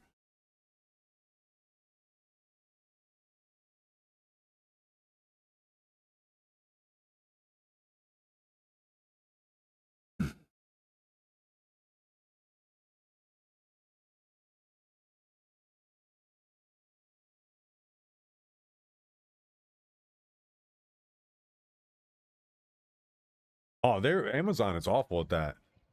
My brother's neighbor had an Amazon van back over his mailbox. It took him forever to pay to replace his mailbox. and they argued and fought and tried to say that it was too far out in the road. It wasn't their fault. It was his fault. It's like they did everything they could to try to not pay. That's why I will not stop. This is one of the worst, scummiest, scammiest, criminal fucking companies that this country has allowed to take hold. We would have done so much better if a different company popped up during COVID, not this one. Amazon is the worst. This was the worst idea we've ever had. Allowing this company, allowing Jeff Bezos, that skanky, scummy ex-wife of his scammy, skanky wife he's got now. These people should not have been allowed to do what they did. Because I'm again, I would say Bezos is probably part of the whole crew that set COVID up. Because it's awfully funny how nobody could do anything anymore, and everybody instantly had to rely on things like Amazon. Couldn't go to the any other store, couldn't go do anything else. But Amazon, we always this company needs dissolved. All of its assets need dissolved into the world. Jeff Bezos needs to be stripped of everything he has. Put a condom on his penis ass head and shove him in a hole.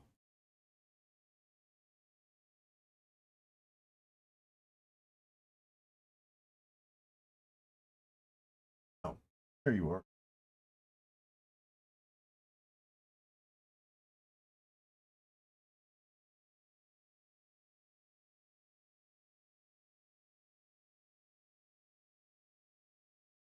What are you doing, bud? Beating the dirt off my pants? Dirt on my pants? He must have been snoozing because his hair's all jacked up. Was you knocked out? Was you knocked out?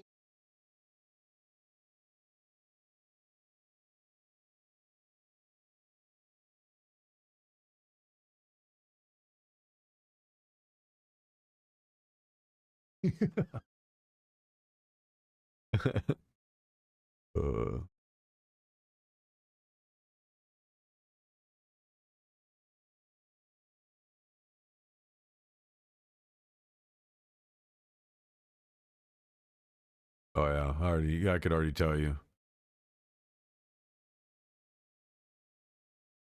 Mm-hmm.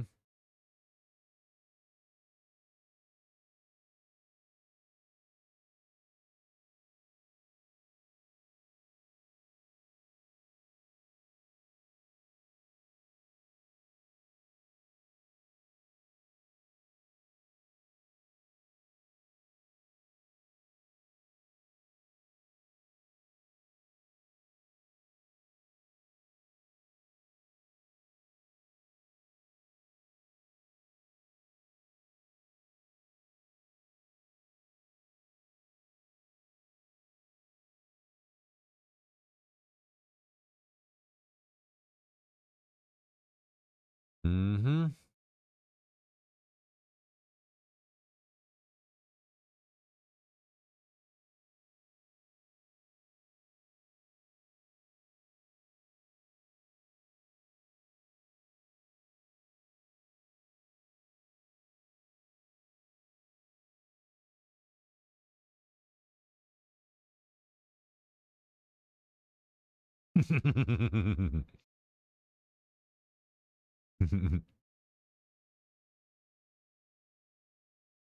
Oh, cool. Where's mine? I want some.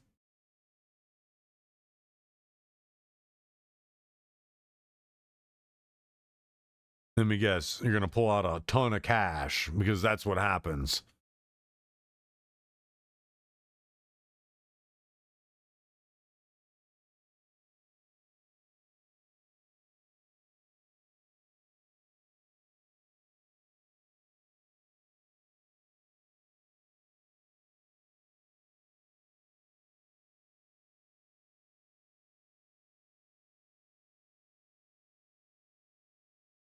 Yeah, I'm sure. I'm sure. You ain't gotta lie.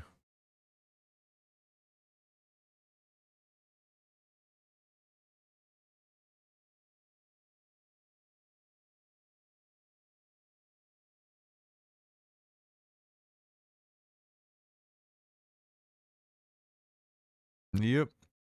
That's why LA is a chaotic anarchist town.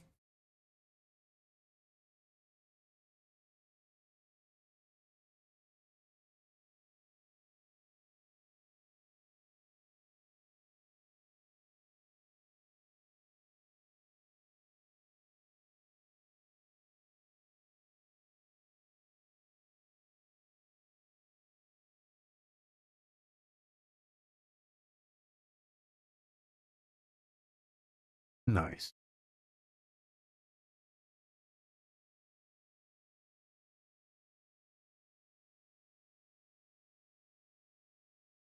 Yep.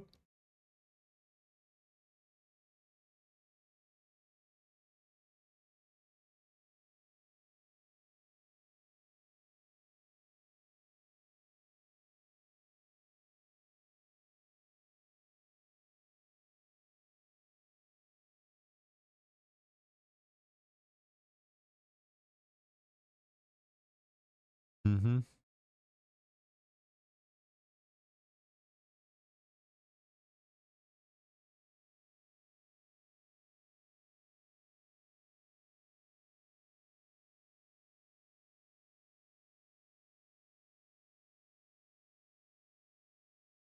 Yeah, it's just extracted really slowly. Trying to maintain constant lower pressure because like in a lot of cases, like in all the oil rig explosions and stuff like that, pressure buildup blows that shit away.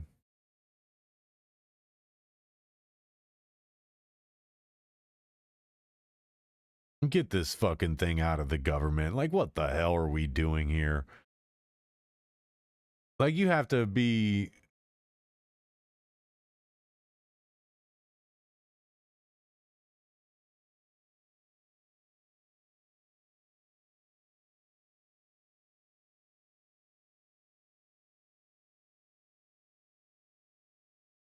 You have to be an idiot, though.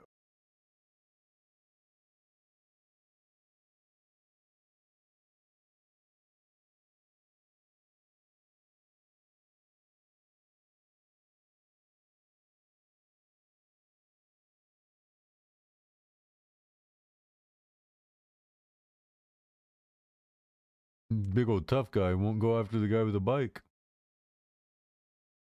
But he goes into a sleeper hold easily.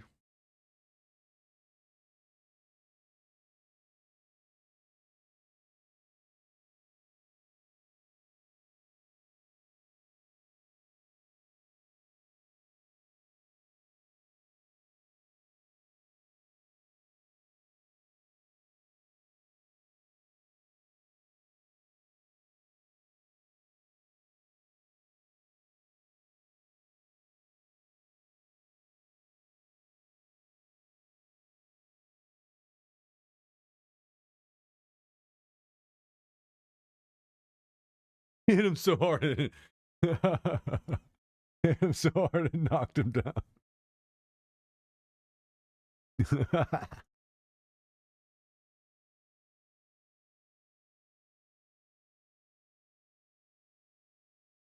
That's funny.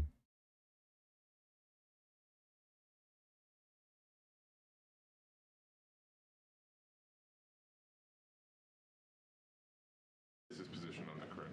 Have you talked with the president his position on the stock trading ban bill before Congress? He obviously had pretty loaded comments about Senator Hawley. There's some reporting that they've since spoken.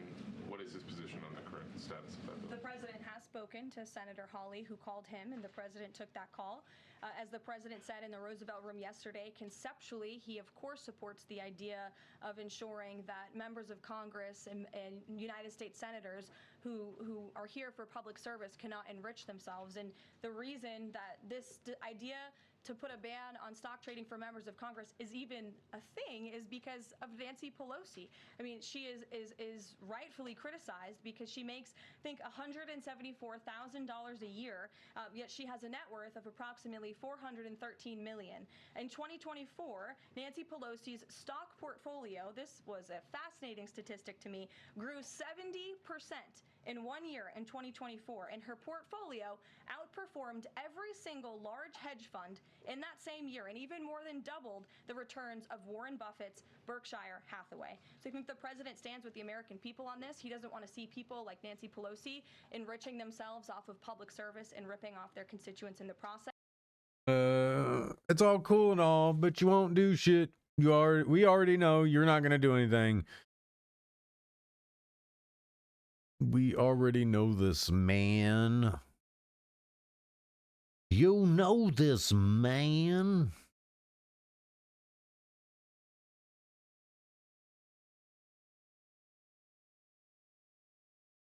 That doesn't sound right.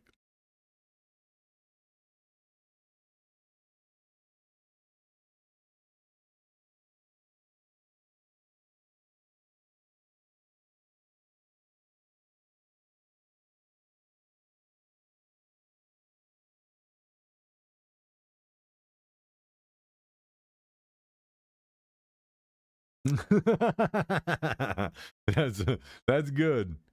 Like, nope.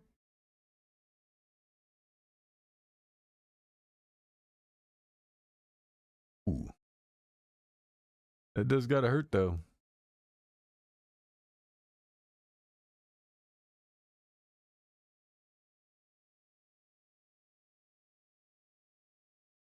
If you think you gotta take your shirt off to fight, you probably shouldn't be fighting.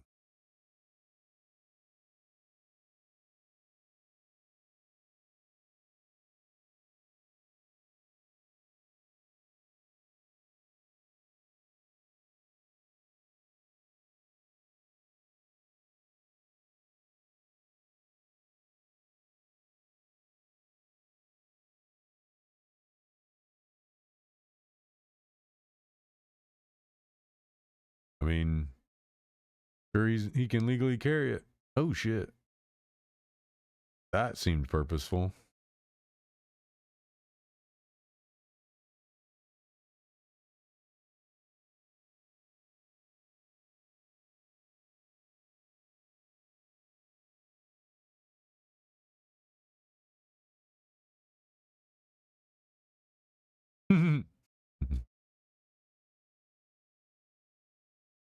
Boom, boom, boom, boom, boom,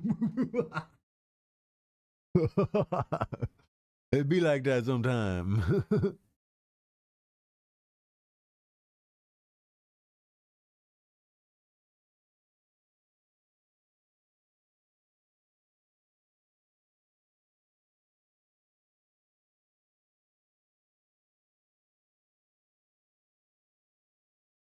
I've been calling it that. This is Sora's playbook.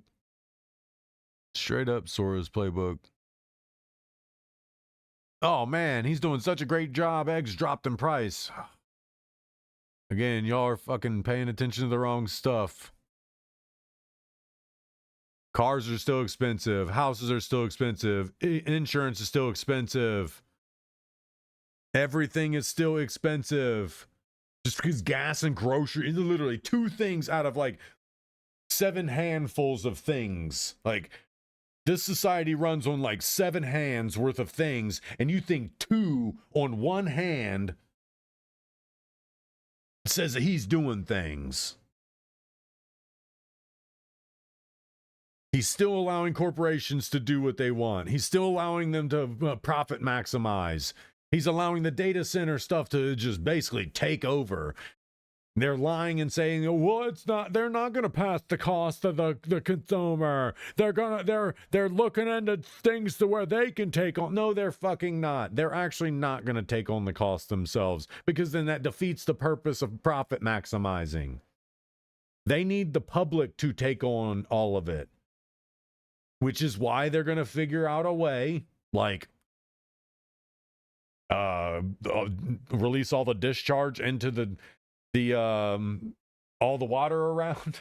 Like all the local waterways. Like they've already said that. They already said they're going to do that. They're going to discharge all the discharge liquid's going to go off into the waterways. Again, you guys haven't done anything just because you did two things.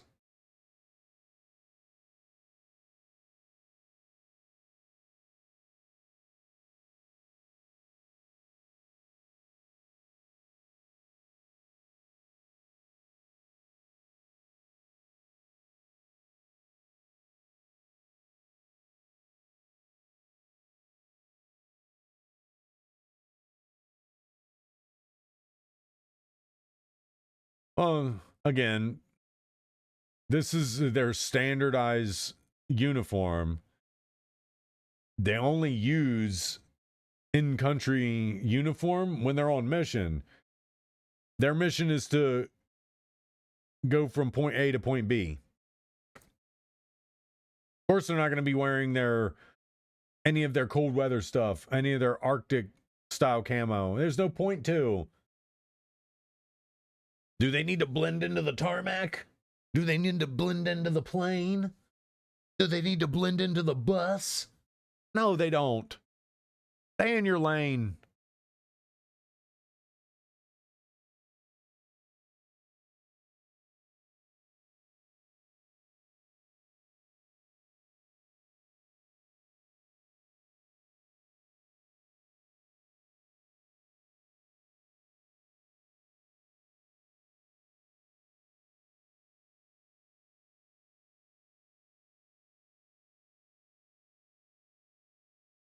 Brass gauntlet.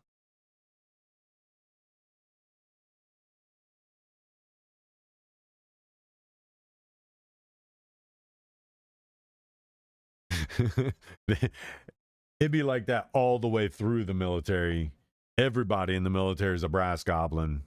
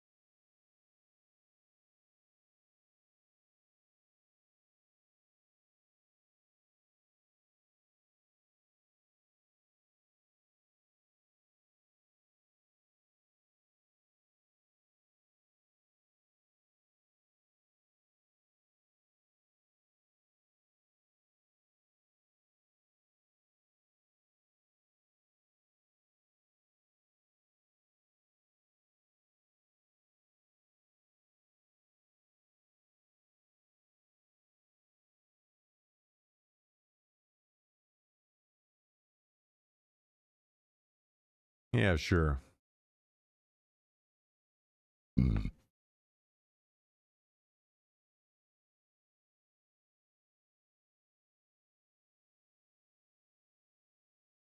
There was no round in it. It was all black powder. Meant for just explosion.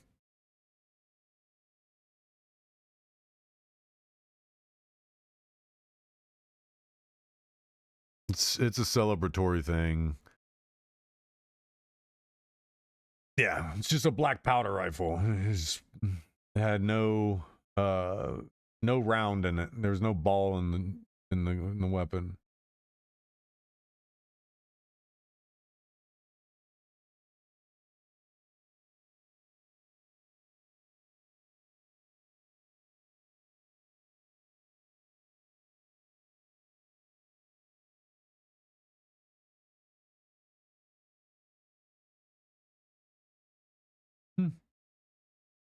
I mean, it's easy to manipulate that. You can very easily go in there and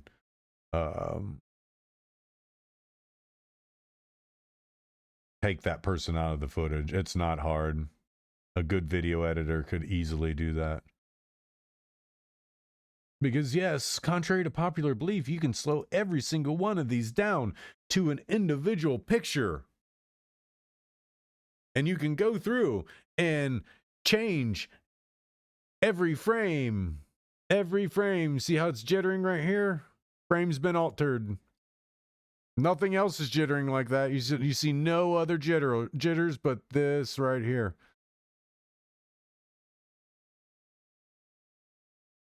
Even with this camera moving, the only real jitter that's happening is in that side of the frame.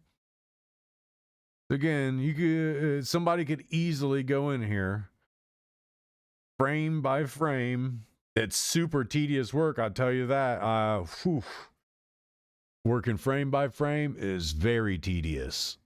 But almost instantly, this right here starts to jitter. That's how you can tell you it's been manipulated. And it's like this is the only part that's distorting in that weird manner. Like this one area right here.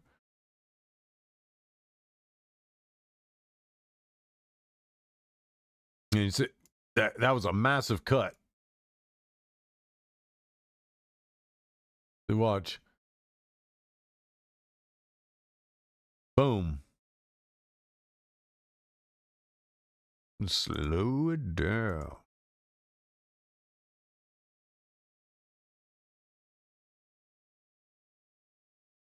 Nope, it's already hit. When he pulls the chair over, you see the cut in the chair.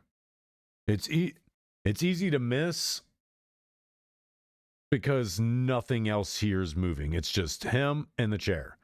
These are the only two things here moving. You don't see really anything moving in the background. And then, boom. Because all he has to do is stay still for a moment, and the person gets out of the chair and runs away, or gets in the chair, as he's doing the move over. He moves it around. Or they could already be in the chair. Like I said, this has been manipulated. It's been manipulated. You can see the cut in here. Right here now. Goes from here to here. Life doesn't work in instant cut transitioning. It goes and it flows. So if there was no cut there, you wouldn't have seen the jump. Even if there was lag in the camera, you wouldn't have seen jump. The whole picture would have did something if there was a jump. Like if something was wrong with the tape itself, the whole picture would have did the jump.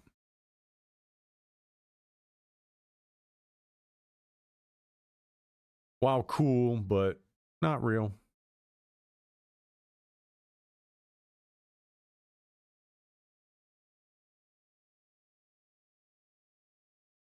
I mean, seriously, look at who are worried. Look at who are worried about this stuff. Look, just look. Look who are so worried about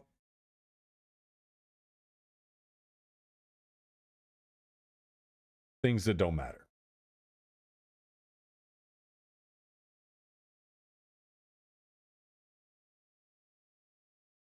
I've seen this before.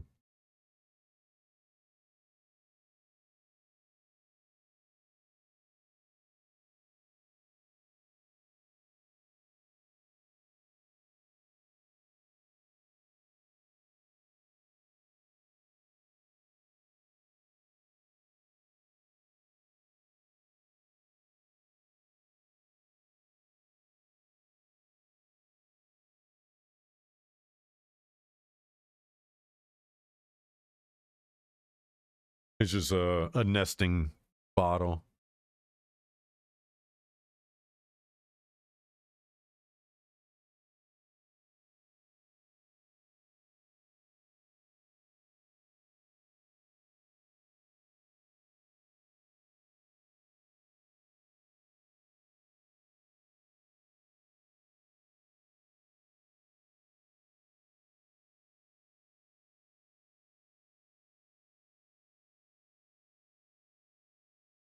And what's funny is if she was really, really paying attention, she would realize that the bottles keep getting smaller and smaller. Like very subtle shrinking, but you would see the shrinkflation happening. You would see it happening. And the bottles would become very small because see how small they are now. Again, look.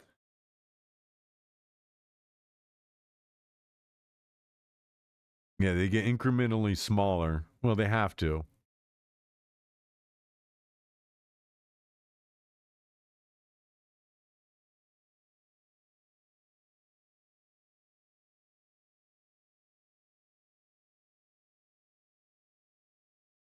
That's pretty good.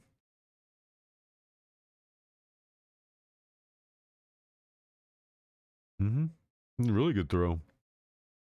Kept straight line. Full speed all the way down.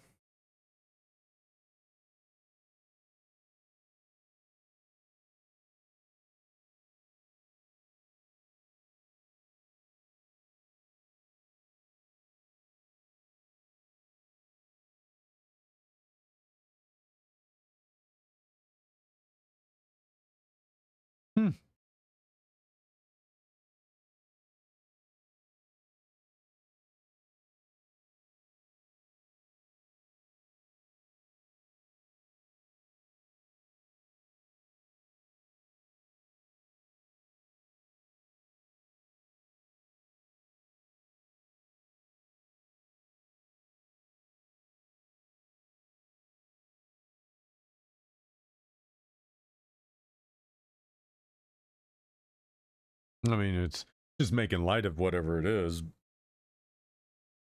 I would be worried about his health. I wouldn't be worried about some weird thing. But I mean, it does mirror the Black Eye Club. Like, you throw that term into Google, that Black Eye Club. You throw that into Google images, and you'll see a lot of people. But like I said, it does look like it could be that.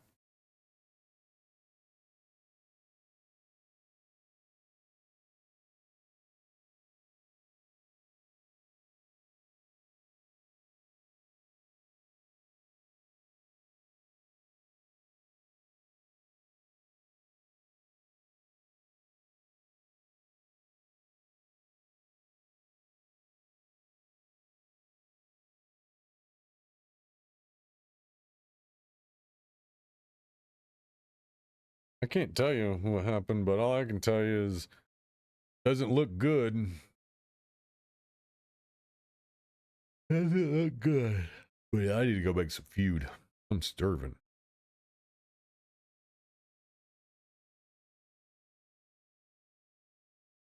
Till tomorrow? Maybe. I gotta.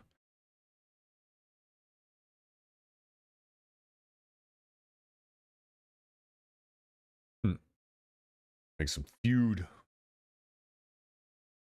But yeah, we'll see. I just gotta figure out what I'm doing tomorrow. So, till then, peace out, Girl Scout.